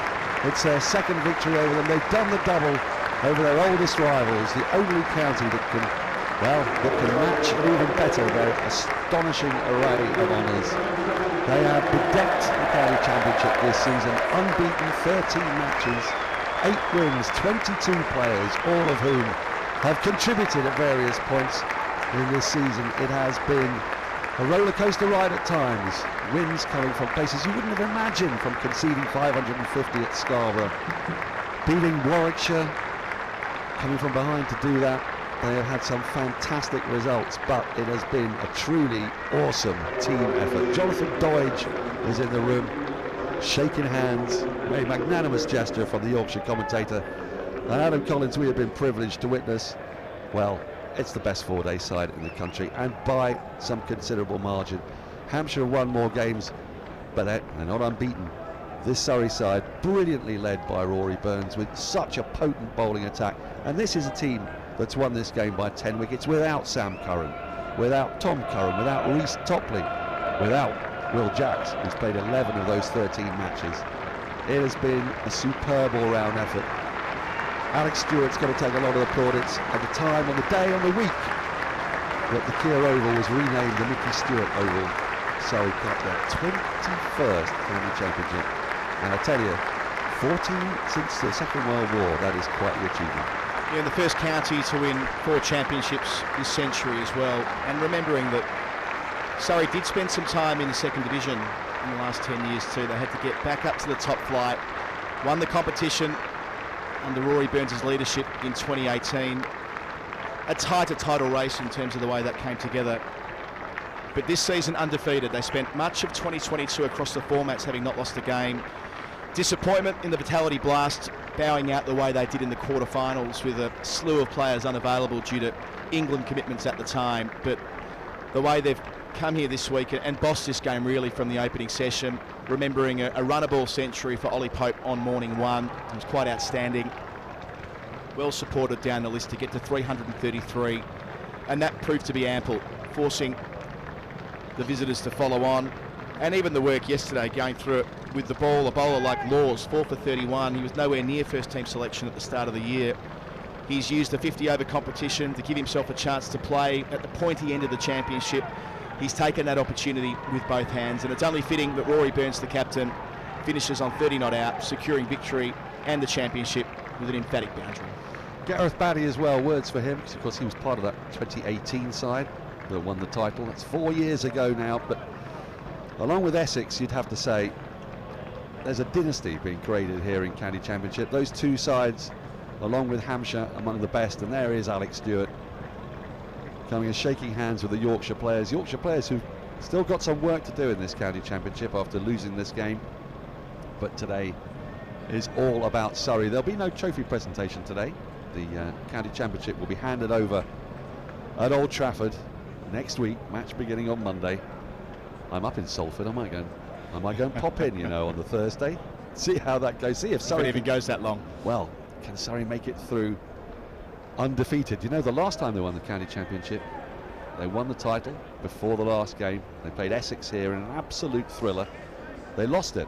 They lost their unbeaten status, and they didn't win in 2019. This year, let's hope they go one better. Let's hope that they can get through to the end of the season unbeaten and then repeat this trick next year, because look, what we've seen with 22 players, they have got a squad that can withstand England call-ups, and there are so many players who've been taken out of their side this year. But what I do want to do is just give a little bit of time to Ben Foakes and Ollie Pope. They've had a long, hard season playing for England. There aren't many England players on show, you know, this week. There's no Zach Crawley, there's no Alex Lees, there's no Anderson, there's no Broad, there's no Joe Root, there's no Ollie Robinson. But I'll tell you who is there. There's no Jack Leach. There's Ben Foakes and Ollie Pope. And Ollie Pope's 100 in that first innings, that's what set up this victory. Those were difficult batting conditions on that first day. They were put into bat by Yorkshire, and their England man looked head and shoulders above everybody else on the field. And the fact that he came out and he played that game, that shows his commitment to Surrey and the Three Feathers. And that is in large part why they find themselves atop the county championship. They have won it again with 22 players. I cannot stress how extraordinary that is. You look at the sides that tend to win county championships. We look at Essex over the last few years. They're sides that haven't had England call-ups. They've been able to have the likes of Harman, Porter, Cook, Sam Cook and Ali Cook, Nick Brown. They've had a very settled lineup. Surrey, Alex Stewart and Gareth Batty haven't been able to have a settled lineup. But what they've done is they've brought in some exceptionally good young talent. And Jordan Clark, I want to spare a bit of time just to dwell on what a season he's had. He got his county cap today. He's stepping into the enormous shoes, both literally and figuratively, of Ricky Clark, who retired at the end of last season. And he has taken that role magnificently, alongside two great overseas players in Hashim, Amla and Kemar Roach, who's come back to Surrey for the back end of this season. He didn't just turn up to play a few games at the beginning and then saunter off to the Caribbean. No, he's come back to London to be here for the end of this championship campaign. Great stuff from him. And the genius signing of Dan Worrell, who has been superb, impeccable. That new ball pairing has been awesome. And in this match, Jamie Overton given that point of difference. He won an England call-up this year off the back of performances that he's had here at the Oval on pitches that aren't the easiest ones to bowl sides out, but he's shown that he's a point of difference. Tom Laws, of course, and Jordan Clark making up a five-pronged pace attack, which, let's face it, you look at Hampshire's side on paper, they have got a fantastic bowling lineup. They've got a very settled team. They haven't had to pick 22 players, but at the end of it, the depth and the quality of Surrey's squad has won out, and every single one of those players deserves a mention. Yeah, to back over a couple of the overseas players that you rattled through there, Kemar Roach, who did tear his hamstring early in the campaign, I don't think anyone would have thought any less of him had he said, look, that's it for me for the year. Of course, he has those broader international commitments with the West Indies. But there he was, returned in July, and he's seen it through playing through this final stretch. So effective, he's taken his wickets at 20 for Surrey across 2.5 stints really now. And Hashim Amla first came and played for Surrey nearly a decade ago. Loves his ground, of course, as a test triple ton here back in 2012, but to have batted so well throughout, another 500s. I mean, Hashim Amla, seeing up there the number of times that Surrey have won the thing, 21 in total. I love the fact that this flag, preemptively written up, it's already there. But yes, Hashim Mr. Amla, Searle there with the flag, big Right. Surrey fan. The Peter May boys will be absolutely ecstatic. They've followed their side everywhere. You know, they were at Northants at Wantage Road last week. I bet you anything they will be up at Old Trafford next week to see the trophy being presented. yeah, they'll need no incentive to head up the motorway and be involved in something like that next week, knowing that they'll be seeing the trophy held aloft, win, lose or draw. And I think what you said before will be a message reinforced by Alex Stewart, that they did miss the opportunity to be undefeated in 2018. Well, they can do that next week. And Lancashire will be no pushover at home, and of course they won a stunning victory at Chelmsford yesterday in just a day and a half, not even a day and a half. So still something there for Surrey in terms of what's to come next week, but they'll be very happy lads tonight. And of course they have their end of season player presentation tonight. It'll be a hell of a night here at the Oval.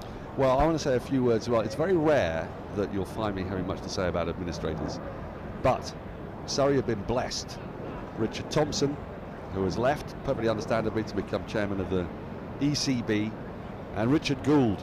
Those two men have really laid the platform, the foundation for this victory to happen. They turned the club around in the mid part of the 2010s, and really from that point on, look, COVID was a hugely disrupting influence. It took a lot of Surrey's players away long term to go into bubbles. The way that the competitions were run in 2020 and 2021, they certainly didn't help Surrey's cause. Freed from the shackles of that this year, we've seen what an extraordinary club this is at Surrey. I keep going back to those 22 players, but it's also those administrators. It's this whole club, the way the whole club is run. It's a club that listens to its members, that cares about what its members want. They will no doubt be feeding back the latest findings, what they think about the review, about how County Championship is going to be going forward. But what you really get a sense of here at Surrey is that the fans feel a part of and ownership of this club, and for that Richard Thompson and Richard Gould need them biggest of plaudits. And remember, last year Surrey won 2 games and finished 11th when you factor in Division 1 and Division 2. They were the circumstances upon which Steve Elworthy took over as chief executive. It can go either way when you're there and thereabouts. Of course, still in Division 1 and a big club and all the resources here at the Kia Oval and the budgets that are discussed widely. But nevertheless, you've got to have all the different policy settings right off the field. Rarely do you see a side perform as exceptionally as Surrey have done this year if things aren't going well off the field, and that extends to, as you discussed then, the fans, but also those who are doing a power of work behind the scenes. And I think it's a victory for the 11 who are out there today and the 22 who participated throughout the course of this campaign, but for many people behind the scenes who'll take an enormous amount of pride in what's taken place over the last 3 days here and what will take place at Manchester next week when they hold the trophy aloft. Yeah, we must also spare some thanks for Kent. I don't think when we arrived here to do this live stream 2 days ago that we really genuinely believed that the title could be won here. Lowly Kent, they've really struggled this season, certainly struggled with the ball. They were up against a Hampshire side that have won 9 matches. They bowled him out for 57. Suddenly, the end of the first day, Colo, we began to dream. Could it really happen? Could Surrey win the title at the Micky Stewart Oval with a game to spare? Well, thank you, Kent. You did that. Hats off to you. There's going to be some nervousness, though, I tell you, for Yorkshire, because they've only picked up 3 points in this game. I haven't double-checked to see what their over rate was. They might yet get a point penalty for that. Even if you exclude that, they're going to be in the mix next week. I mean, we haven't got the full tabulation with Kent yet. Winning. Kent moved to 134 points and Yorkshire are on 135, so they're at 7th and 6th respectively. Somerset's still on 129, and then Warwickshire to be resolved whether they can drag a victory out there. But if they can, there is a scenario, isn't there, where we're seeing Warwickshire, Yorkshire, Somerset and Kent all in the drop zone, all on the final week. That could play out still, along with Gloucestershire, who of course will go down. Plenty of excitement next week, but the players now are coming round and they're going to walk around the ground. They're going to greet the fans. You can see Rory Burns with beer in hand already. Jamie Overton there. Cider in hand by the looks of things. I wouldn't be surprised. Somerset boy that he is. Ryan Patel, who's had a beer, sometimes cider. Great season. Ryan Patel and Rory Burns, 2 of the 3 men who've played all 13 of these games. And this is what they'll do now for the next 20 minutes or so. They will receive the plaudits of the crowd. The fans are streaming down towards the advertising hoardings, all of them standing in applause. As well they might. Ben Foakes there, who's had a terrific summer for England and for Surrey. Rediscovered his batting form. Ollie Pope, Surrey boy, through and through. And the way that Pope played, I mean, it's observation before that coming back from a long, arduous England summer, remembering they played 7 test matches and Ben Foakes got COVID in the middle of that too. But Foakes and Pope returning, the enterprising way that Pope batted on day 1, the way that he galloped to three figures, that reverse sweep to get there from Don Bess's first delivery, the way that Pope wanted to be part of this week. I don't think anyone would have thought less of Pope and Foakes had they said, look, we've finished our season. Surrey have got depth for days. They can see it through from here. We'll be following along. But they wanted to be part of this and to ensure that the trophy would return to the Kemar Oval, and to their immense credit for it, proper commitment to the domestic game. Well, to underline that, I'm going to run you through some numbers, because, quite frankly, they're worth it. Averages here. I'm taking Tom Curran Hardy out of it. Sam Curran really sits atop the averages. Averages 75.6 with the bat. Ben Foakes 73. Ollie Pope 70. Crucial players, all England players. Will Jacks, who's out with England at the moment, 11 matches, averaging 54. Jordan Clark batting down the order at number 8. I mentioned he's filling a Ricky Clark-shaped hole. He scored 467 runs at an average of 51. Jamie Smith, average 44.37, young lad. Ben Geddes, only played 3 games, averages 44. Hashim Amla is below all of them. Played all 13 games, 670 runs at 42. Rory Burns as well. And some of the names you're rattling off there who aren't in the team, look at where they are right now. They're out there in the middle with the 11 who played this week. I mean, you often hear clubs and national sides talk about the squad effect, about how important it is to have not just 11 players doing it consistently, but a deep crew they can draw from at different points through the season, and that's needed to be the approach for Surrey with the unavailability through injury, but especially England call-ups. Even this week, you went through before that the guys who are probably watching on the live stream now, in fact they're not, because they're starting a T20 international. Oh yeah. But they'll get the news through that Surrey have done the job. Reece Topley, Will Jack, Sam Curran, and others who are there right now out in the middle. I mentioned Tom Curran, I can see him down there at the moment, made his first 100 last week. Unlucky not to play this week. I suppose they would have thought with Tom Curran that they might need him for the final round. They wouldn't want to play him 3 weeks in a row, and as a result, he's missed out here, but he'll be very much part of the celebrations long into the night, I'm sure. Well, it's great to see him back, isn't it? And it just tells you about something for next year. Azhar Mahmood, part of the coaching setup. There's Gareth Batty. Well, he'll be absolutely delighted at this, won't he? Moved into coaching, he was a stalwart here, playing for decades. Yeah, and especially moving into coaching and doing it straight away. I mean, you can't underplay what a tough transition that would be. Having such a long career, he made his first class debut in 1997, and then to be in that kind of part-time coach, full-time player, bit of both over the last 2 years, and then being given the reins full-time. That takes some doing. That's an adjustment, and for a lot of people that can take some time. Well, with Batty, he's taken to it perfectly. This will enhance his reputation as a coach, no doubt. Well, even more so that he's had to juggle with so many issues, with injuries, with players being taken off England duty and whatnot. But, you know, Surrey have played 7 matches at home, and over the years, the Oval has not always been an easy place to manufacture results. We were here pretty much this time last year when we watched Surrey rack up 720 in reply to Glamorgan 650 odd. Fairly dispiriting way to end the season. It really was, on a pitch that offered nothing, but I think we've got to put our hands together for Lee Fortis and his team, because they've produced wickets that have produced results. And I don't mean by that the sort of wickets that produced the result we saw at Chelmsford yesterday, where the game's over inside a day and a bit. I'm talking about where 300 is a decent score, but where 40 wickets can go down over the course of 4 days, and you know, the groundsman has got to take a lot of credit for that, he and his staff, for creating the tools, the environment to allow it to happen. That's Matt Dunn, who has been around Surrey for years and years. I saw the slide in there. I thought he was going to start breakdancing for a moment. There's utter delight on their faces. Darren Van Ness, they're the strength and conditioning coach. Kemar Roach, I think it's just wonderful. Kemar Roach is here for a county championship victory.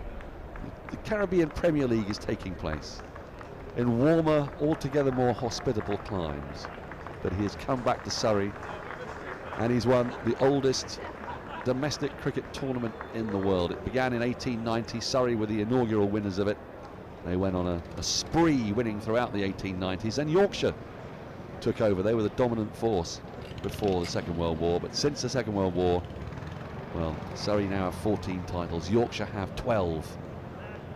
And I'm basically making cricket start in 1946. Yeah, back over something I mentioned before, around this century, the first of 4 titles since the year 2000.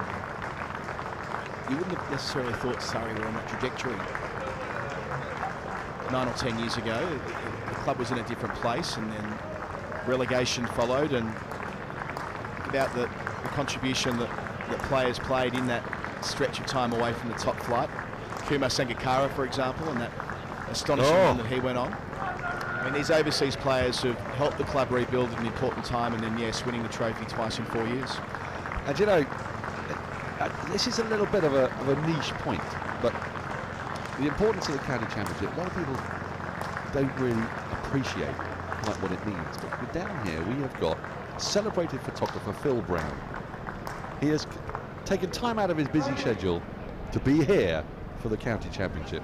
Phil Brown, you normally only see him at international matches. He occasionally pops into the women's game. He's like Terry Alderman in the 89 Ashes, test matches only. Exactly. But not known as the county championship at the Oval to be won, I tell you, as the players are still. There is Phil Brown, with hair a little bit like a bathroom mat, as the players continue to saunter around the outfield, receiving the plaudits of the crowd. This crowd's going nowhere for a while. The bars are still open. They're going to want to celebrate this. Alex Stewart, delighted. And great for Hashim Amla as well. You mentioned that he made his first-class debut in the 20th century. There wouldn't be many players left who played first-class cricket in the 20th century still going around. They're not just still going around, we rattled through the numbers before, but you know, he struck his 57th first-class 100 last week. And he wants to be here. I mean, he's reached that stage of his cricketing life where if he were to put the cue in the rack, and who knows, maybe he will today. Although I do acknowledge that he's only 500 runs away from 20,000 first-class runs in his career. And I'm not sure what his plans are for next season, but that might be a bit of an incentive for him to go around again, try and go back-to-back and reach that milestone. But winning helps, the point is, doesn't it? yeah, winning. But the point is that he remains so dedicated to the craft. Some 4 years after he stopped playing in South Africa. I mean, he's a long time retired from international cricket, but also domestic cricket at home. He wants to be part of this environment here at Surrey, and I don't think it's too long a bow to draw that it is the fact that he loves this club, not just loves playing cricket in England, but loves being here. One of only, as you noted, 3 players to have been involved throughout the campaign, involved in all 13 fixtures so far, and I'm sure he'll be there at Old Trafford next week to finish the job too. Well, I've talked you through the batters, and they have performed absolutely exceptionally this summer, but when you use 22 players, it means that your bowling lineup is seldom settled. But today, Tom Laws, what a breakout star he's been. 18 wickets he's taken, an average of 20. Kemar Roach has taken 25. Dan Worrell, is he the signing? Is he the signing of the summer? Because Dan Worrell has come with international pedigree. He's got a British passport. He'll be available for Surrey for a few years to come, and he's going to be there for every game. It's not like he's going to be flying in and flying out. Well, he's trying to qualify. He's trying to qualify. He's trying to qualify. Let's just go back to Tom Laws for a moment. He's 19 years of age. He made his first-class debut against the Sri Lankan Development 11 out at Guildford earlier this year. When he played that game, he couldn't have really thought he was much of a shout playing in the first team this year. Just a kid coming through, an academy graduate and all the rest of it, but got that chance here against Kent, 4 for on debut, then 4 more against Yorkshire at Scarborough, which proved to be a crucial win, getting over the line with 3 balls to spare. 3 more last week against Warwickshire, and then a 4 for yesterday in the first innings here. He's not just been part of the late season push from Surrey, he's been instrumental to them winning all the way through at the back end of the season, and well, I say winning, not losing. He's been there and thereabouts through the one-day comp as well, making runs and taking wickets, and he's got that pedigree, doesn't he, having gone to the same school as Ollie Pope, so he's, as you say, Surrey to the bootstraps, and averaged 53 with the bat in the Royal London Cup and taken 18 wickets in the championship in limited opportunities. He is going to be a star. Yeah, it's been a hell of a summer for him, and I guess, you know, coming into a winning side will help, but it's not been plain sailing, you know, this whole summer. top orders have found a little bit tricky, but Surrey have consistently scored big runs in the first innings. They've not once failed to make 300. It was on the cards yesterday where they were 299 for 9. So what did Dan Worrell do? He smacked his first ball over mid-on for 4 to make sure that record remains intact. And if you are scoring runs like that so regularly, it just takes a bit of the pressure off your bowlers. And the beautiful thing that Surrey have got is such, I say balance, not much in the way of spin. I guess Will Jacks featured quite a lot in the early part of the season, but the pitches haven't been too conducive to spin. But what they do have is great variety in their seam bowling attack. And they've got all-rounders as well. Just on Jackson's bowling, I don't think we should sort of overlook that without giving it a bit more thought. Like, he took 17 wickets and gave Surrey the flexibility to play the seamers each week, especially early in the season.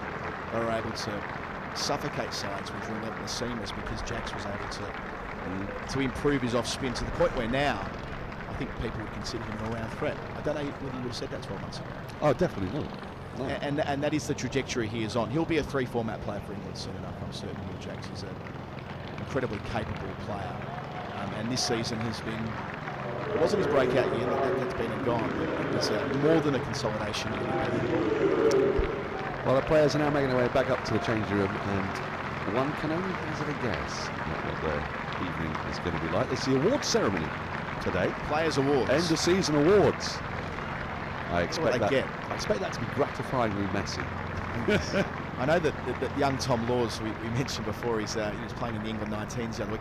He needs a new car. Maybe they can sort him out with one of them. He's got an old Vauxhall Corsa, I'm told, so he might... well, the right ground for it. Yeah, it's sponsored by a car manufacturer. You think so? They should sort him out. If you're watching, Keir, get that young man a car. There's Superfan James. There's Richard Thompson. There he is, the new boss architect of the ECB. He oversaw his first Test match in charge of the ECB last week at his old stomping ground, the Kemar Oval. And even though he's got broader allegiances these days to the English game, he's very much a man who's died in the wool Surrey. He can take an awful lot out of what's taking place here throughout season 2022. He really can. It's been an absolute joy, you know. I've thoroughly enjoyed being here. When John Surtees said you want to hop on the live stream for Surrey, Yorkshire, I don't think I even bothered negotiating the fee. I mean, don't let him know, but it's something we probably have done for nothing. We've finished off what has been a pretty monumental season for cricket, all told. For the England cricket team, it's been an astounding turnaround, winning 6 matches out of 7. But for Surrey, not a lot of people predicted this. And I think at the start of the season, especially the season that Surrey had the year before, and we know there were extenuating circumstances behind that, they weren't everybody's favourites. But as you pointed out, Colo, the great advantage of having your captain no longer selected for England. It was not great for Rory Burns, but it was absolutely marvellous for Surrey County Cricket Club. He has been ever present. He has played all 13 matches. He, along with Ryan Patel and Hashim Amla, but so ably supported by a cast of, well, not thousands, a cast of a further 19. Yeah, and just with Burns as well, what a response is being left out of that England team for the summer. When he returned from Australia earlier this year, it was career at crossroads stuff, and to respond as he has with the bat and as leader of this club to another title, he'll give himself every opportunity to come again as an England player, I'm sure. I'm sure he will, but for the time being, Surrey are just blessed to have him and to have his charges. And just a final thought, as Rory Burns is being interviewed by Mark Church, the voice of Surrey cricket. I know how delighted he will be. Just as fair a thought for Micky Stewart. This week, the ground has been dedicated to Micky Stewart. We've been playing at the Micky Stewart Oval.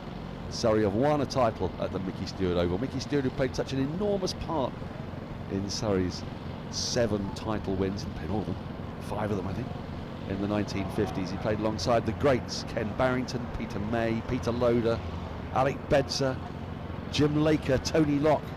Names that resonate down the ages. Well, are a new cast of legends being forged. Sam Curran, Tom Curran, Dan Worrell, he could appear in that pantheon as time goes by. Will Jacks, Rory Burns himself. These will be names to conjure with. The honours board and the history board away to our right will be updated imminently. A new picture will be on there, new names that kids across the generations will gaze at in wonder and say, were you there? Well, I can tell you, Sonny, I was there. It's time for us to depart for another whole season. It's not Surrey's last game. They'll be playing against Lancashire at Old Trafford next week, hoping to extend that unbeaten record to the end of the season. They'll be given the County Championship trophy, a trophy they richly, richly deserve. But remember the day, the 22nd of September, St. Ignatius Day. Would you believe it? And maybe we should end with some words from Shakespeare. Well, I say that. You've set this up pretty well, Dan. I've given it an enormous build-up, but of course I've then got to find it, because unlike you, I can't remember it all. Yes, I'm going to end it with this. What feats they did that day, then shall our names familiar in his mouth as household words. Sam Curran, Tom Laws, Rory Burns, be in their flowing cups freshly remembered. This story shall the good men teach his son, and Crispin Christian shall ne'er go by from this day to the ending of the world. But we in it shall be remembered, we few, we happy few, we band of brothers. For he today that, well, watches his cricket with me, shall be my brother. Be he ne'er so vile, this day shall gentle his condition, and gentlemen in England now abed shall think themselves accursed they were not here, and hold their manhoods cheap, whiles any speaks that fought with us upon St. Ignatius Day. Goodbye all.